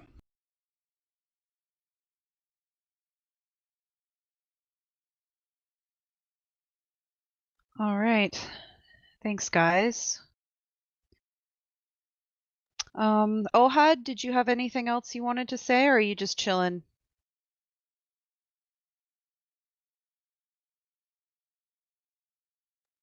No, I have nothing. Just chilling. Okay. Okay. Yeah, I'm having a bit of trouble just kind of gathering my thoughts around this conversation. There is a lot to address here. It's a little bit overwhelming, but it's, you know, you have been heard. I think that everybody here kind of understands at least some of what our struggles are right now with PPI as an organization. I think we all more or less agree that we kind of need an overhaul of, you know, a lot of our statutes and just procedures and stuff. I hope that it sounds like people are motivated to work on this together. I know I am. I definitely want to see these things improve. I want to work on these issues. I think that these things are fixable. I think we just need to, you know, I think we just need to put in the effort and put in the time and, you know, have trust in each other and be willing to work together on it. I do like Linda's idea of just making that kind of the main focus over the next several months. Just, you know, working on like the foundation of the organization, the structure, and just, you know, making it so that, you know, like Manuel said, we can actually deal with these issues once and for all, and they don't keep coming back to bite us.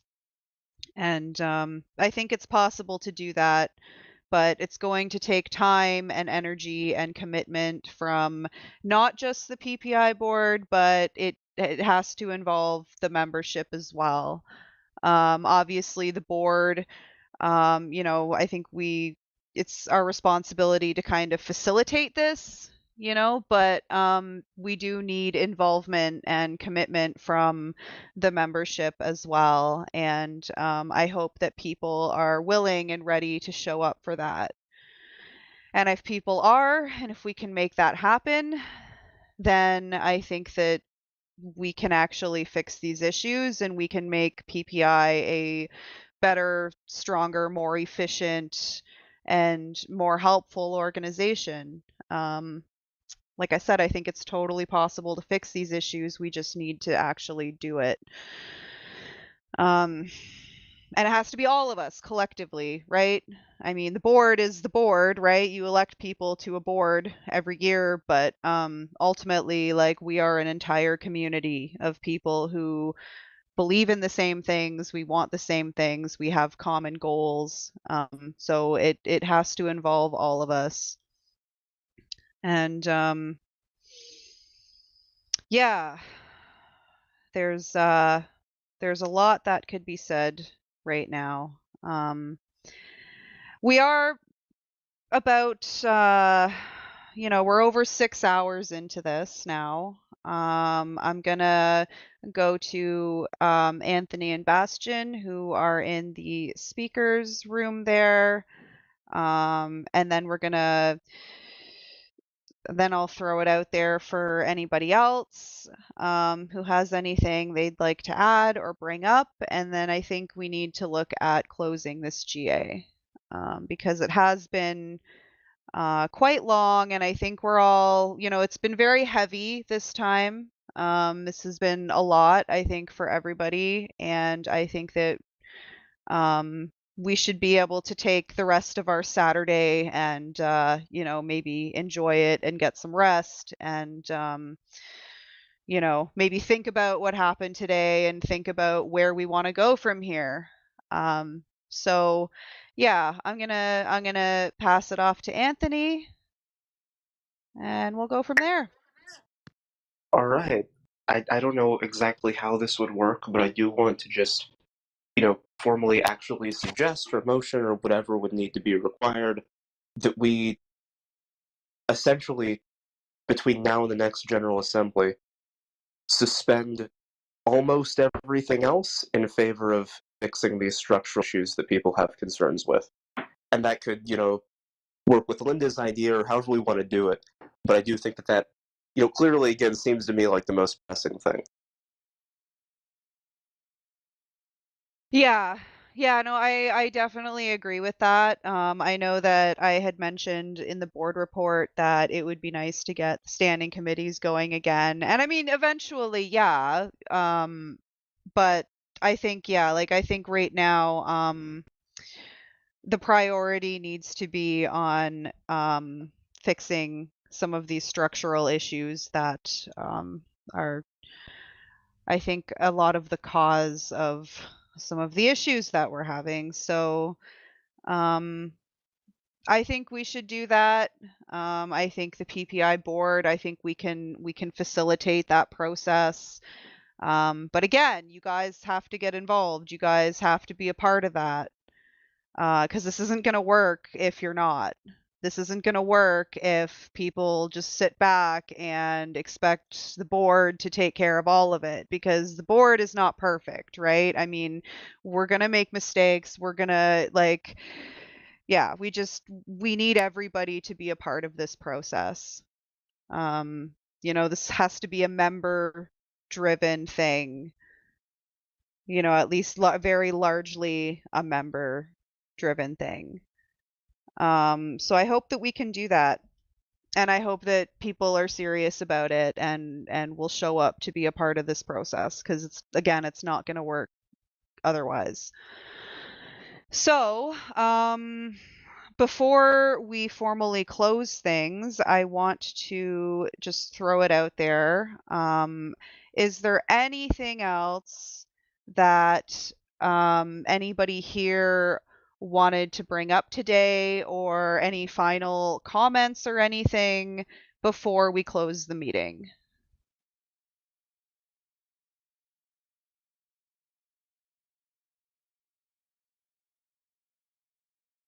I'll just say that I got a complaint and will start the proceedings today. Okay, thank you, Wojtek.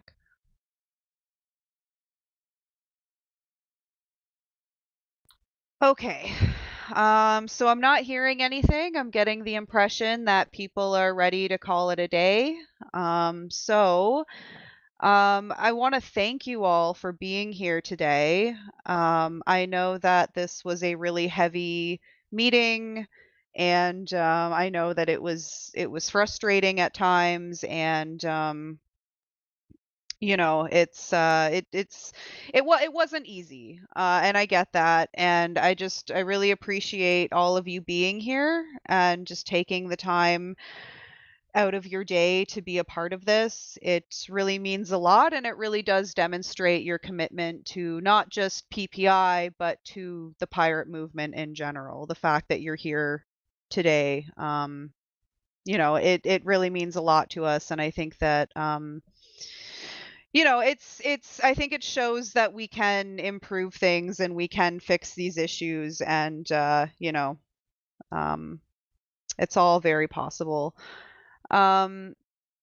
So yeah, great job today, everybody. Thank you for participating. Thank you for your patience.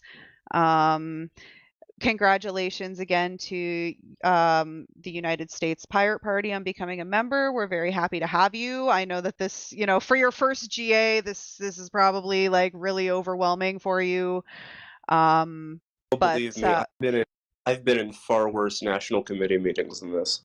Fair enough, but we're very happy to have you. We're very excited that you're involved with us now, and we know that this is going to be a really good it's going to be really good to have you guys involved, and we really are very happy that you applied for membership and that you're in now. Absolutely. And I'm sorry, I didn't mean to cut you off. No, go for it. I was just going to say, absolutely, like I said, we're growing. Sometimes it feels like almost by the day we get, more members interested in starting state parties all the time. So hopefully